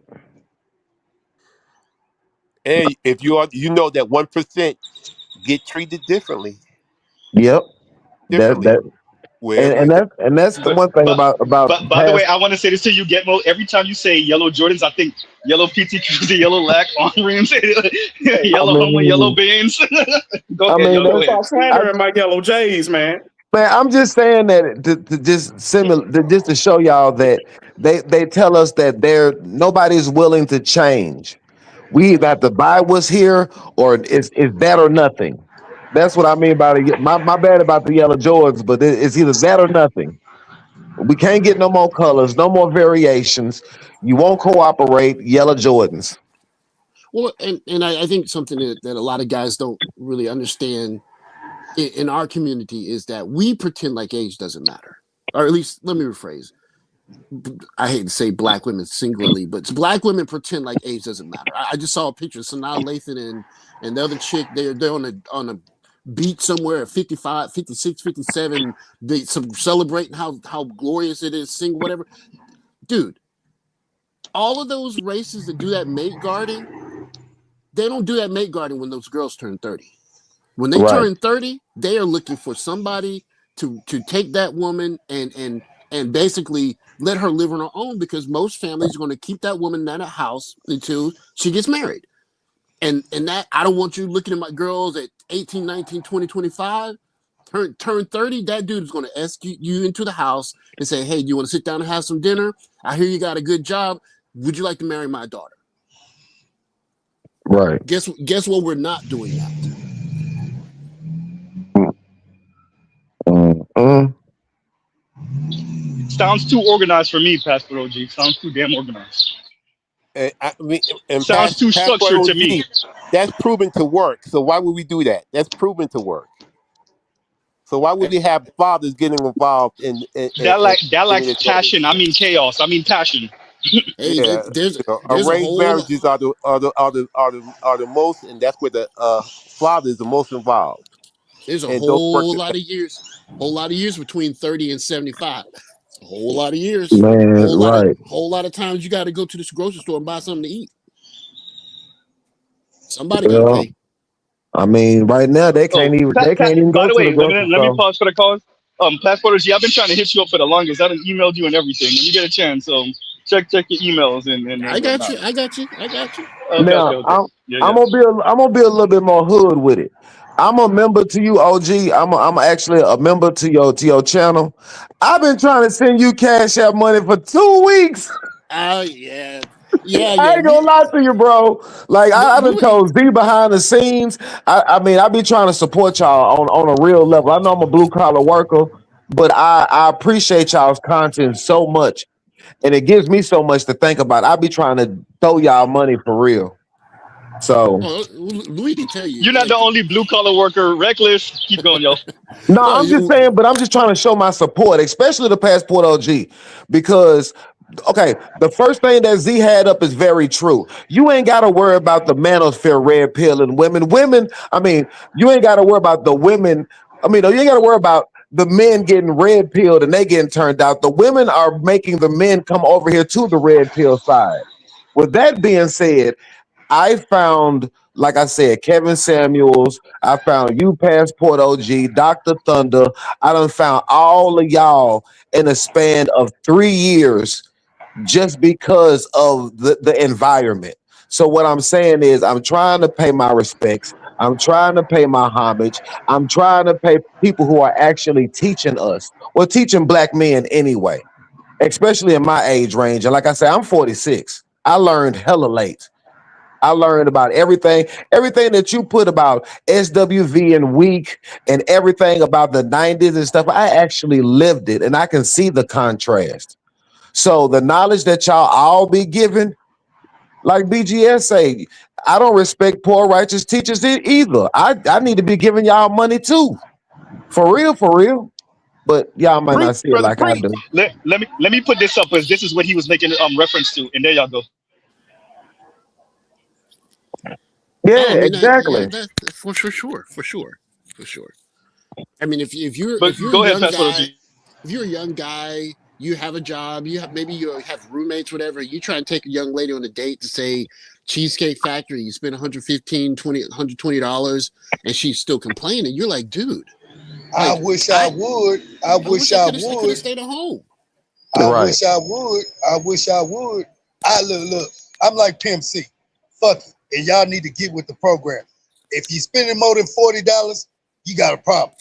Why are you spending more than $40? And then I finna check her in the beginning. Look at here. We finna have a sexual transaction. No, then bye. Gotta go. See, look, I break it down to the root cause of the situation. I'm not finna play no games with them. Why? Because they trying to play all them games with you. I'm gonna put it to your face, bitch. I know you're a hoe. I know you're a hoe, and I know you're a prostitute on the cool. You want to be respectful and shit? I ain't even finna respect it. I got $40 for you. That's it. What you want to do? Nothing more, nothing less. Well, and you go and watch my back. Go there, go elsewhere. Don't play Well, with them no more. Don't play with them. I saw a post somebody put up where it was basically like a guy and a woman on Instagram, and like the guy was like they were drinking, or he was pouring a drink, and she's like, "I really should be going," and he said, "Come on, just have a drink with me," and then he makes her a drink, and then she kind of like calms down, I guess, or wants to stay, and then they start kissing, and then the last blank is this consensual or is it grape? And like you just see that all the young ladies say grape, grape, grape, grape, grape, grape, grape, grape. So it's like, whoa, like when did the line move? Like if a woman can wake up a couple years later and say, I didn't want to, but you poured me a drink, like, and she can ruin your life. When did the line move? I'll tell you when the line moved. The line moved when Me Too came into effect. That's when the line moves. It's where they can shame you and say anything they want, and like we say, manufacture words to mean something else. I mean, it's all horse shit. Well, Period. that's Horse shit. what just happened with Big Tigger, right? Like this dude has a 30-year career, and his ex-wife comes out and says a bunch of things that he did with no police report, and he's on the radio apologizing. Like, well, that's the beauty. And so the radical feminists always wanted this. I want to be very clear the era that we're in now, yo. We're not in the feminist era. We're in the radical feminist era. They're trying to move, and I know this is going to sound crazy, tinfoil. They are really trying to move the women into non-reproductive women or LGBTQ if they can't get them because they want them to be so spiteful, so angry that they make your life a living hell. What they realize is that the women was never going to leave the peen alone. They realized the Right. radical feminists been trying this Right. since the late 60s and early 70s. They realized the women was never going to leave the pen alone. So now the goal is to make you seem like such a burden, like such a threat. Like the clip that I played a few months ago of the chocolate sister. I think she was 24 years old, glasses and all. Talking about I want a man, but they're so scary and they're such a threat. And we know she's talking about a white man, but still the fact that she's conflicted, she wants to be in a situation. She's saying she never even held a motherfucker's hand before. That's the goal. That's the goal. You're 24. You never even Shit. kissed. No. She never kissed anybody. She never even held a fucking hand. Now she is built like a goddamn box, but she never held a hand. She never had a kiss. At 24 years old, that is the goal here. The radical feminists, and at least for not maybe for all, but for enough. Oh, they won. Oh, they won. Because these women are so wayward. They over here telling you they never even held a man's hand, and I'm telling you, at least for the sister I'm referring to, she never did. She not lying. She never has. Yeah, Yep. some of them ain't they even never been in a relationship at all. well, but they won the first quarter. They won the first half. Like The second half of these women's lives is going to be, how am I going to pay my rent? How am I going to retire? Yep. How am I going to go to the supermarket and get something to eat? And if they're cutting off SNAP benefits and you can't find housing, it's just going to be a sad ending for a lot of these women. Nobody cares if a dude is sleeping in his car. A passport. Hunger Games. A passport. What up? It's me, Lewis. Yeah, I hear you. What's up? You mentioned supermarket. You want to hear a story? During the pandemic, right? Before the pandemic, you had all these hood rats in here. They used to come in, the ones that's on EBT. Mm-hmm. Totally disrespectful to all the workers. Talking about, oh, you're a loser. You work in a supermarket. And when the pandemic happened, when we was on a shortage of Lysol, toilet paper, and all that, don't you know these hood rats were propositioning the male workers in here, like for a blowjob?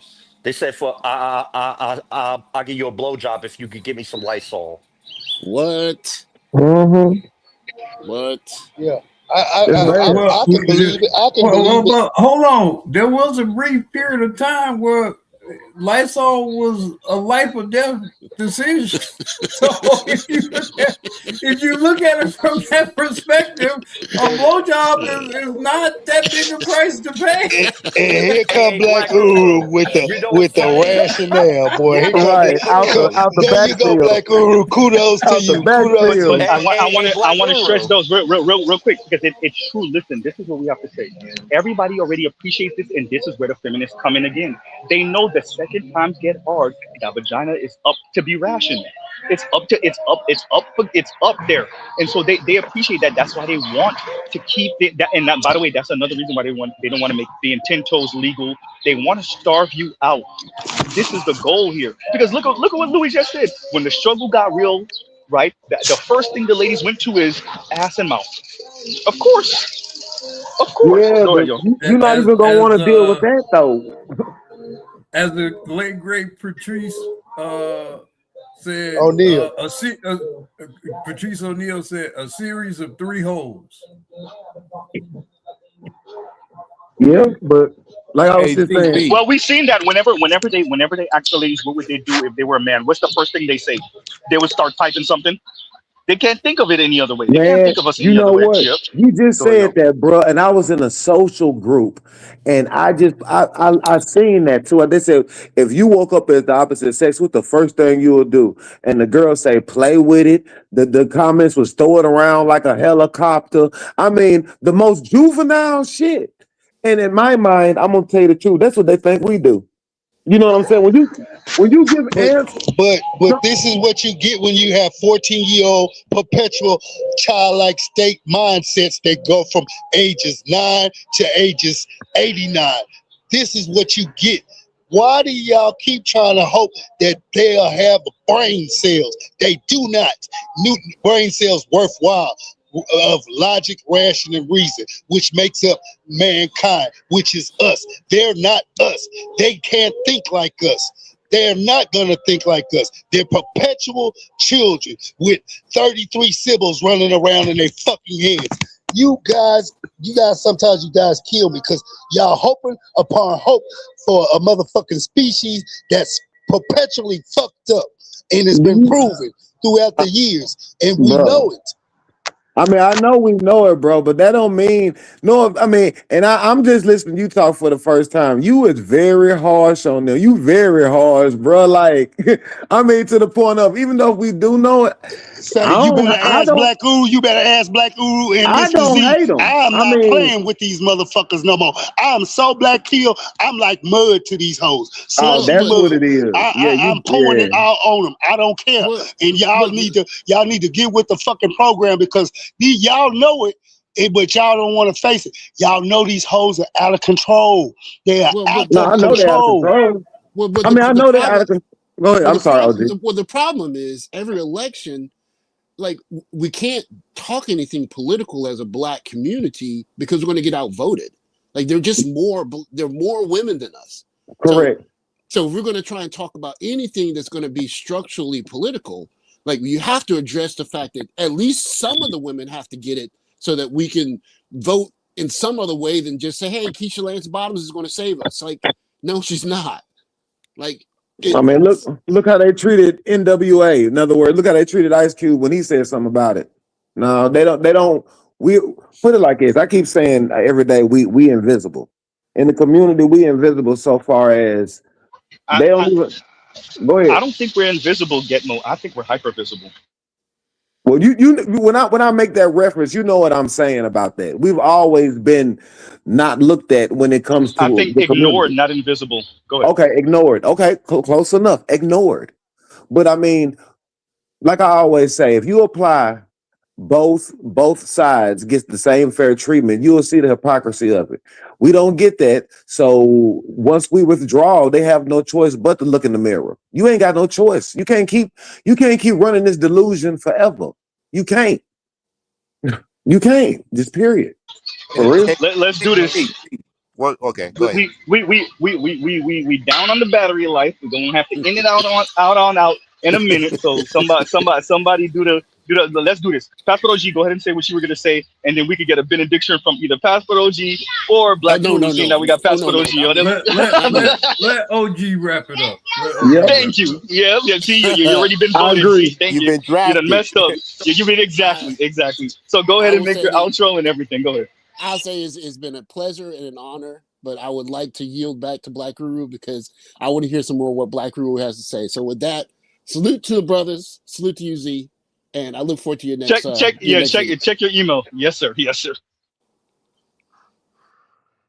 Go ahead, Pastor. Go ahead, Black Guru, because Pastor that was slick as hell.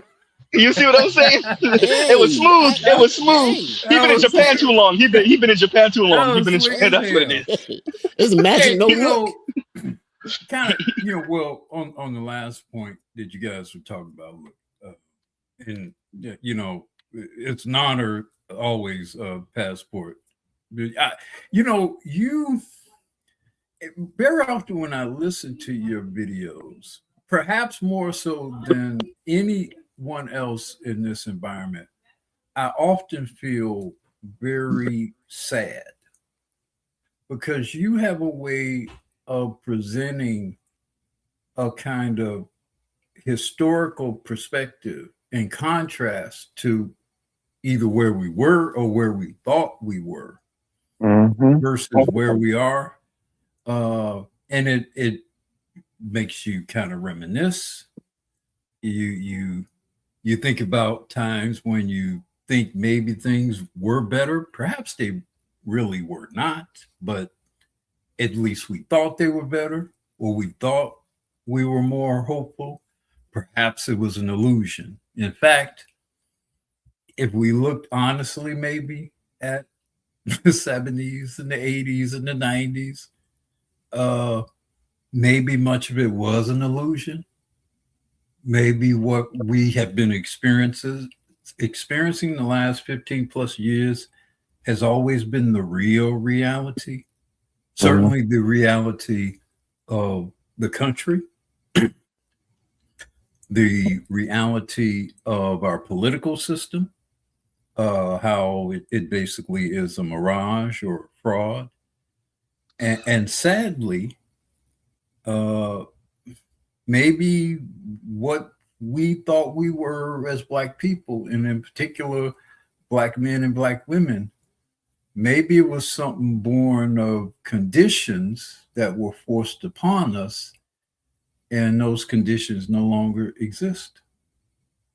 I think about, they have the Michael Jackson movie, and I have avoided going to see that movie because I get very emotional about Michael Jackson, like tearfully emotional about Michael Jackson, because Michael Jackson was my whole childhood, my whole teen years, when I went to college, Off the Wall was released.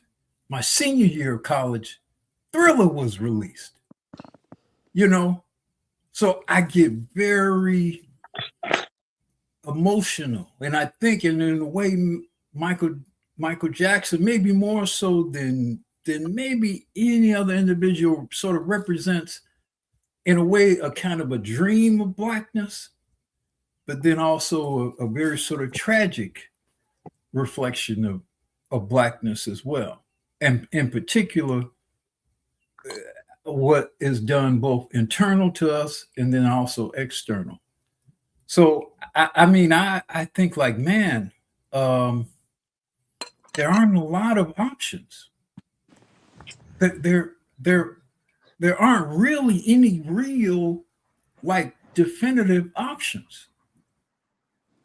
You maybe you go to another country. Is that going to work? Certainly no guarantee it's going to work. Do you stay here and try to work something out with Black women? Well, what's the prospects of that? White women are dangerous. White women are dangerous as hell. Other women, you got to cross culture and cross language and religion. There are no real definitive options for what you can do. So all you can really do is survive and thrive the best way you can and build the best way you can with what you have. Embrace the best parts of the past in your upbringing.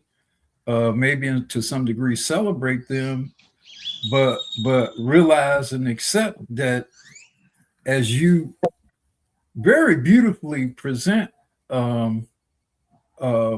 Passport OG, those great and fond times have come and gone.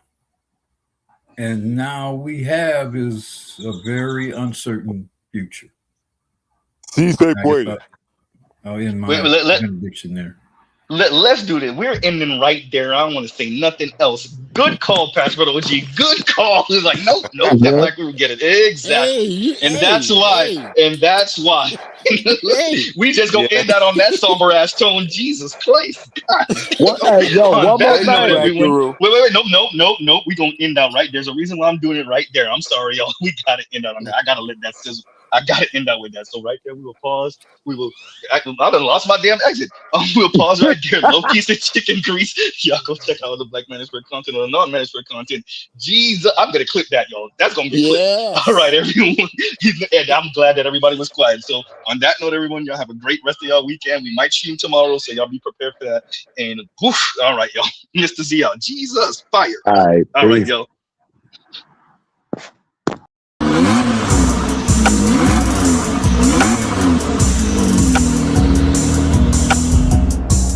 You are now listening to Mr. Z Blackneffect.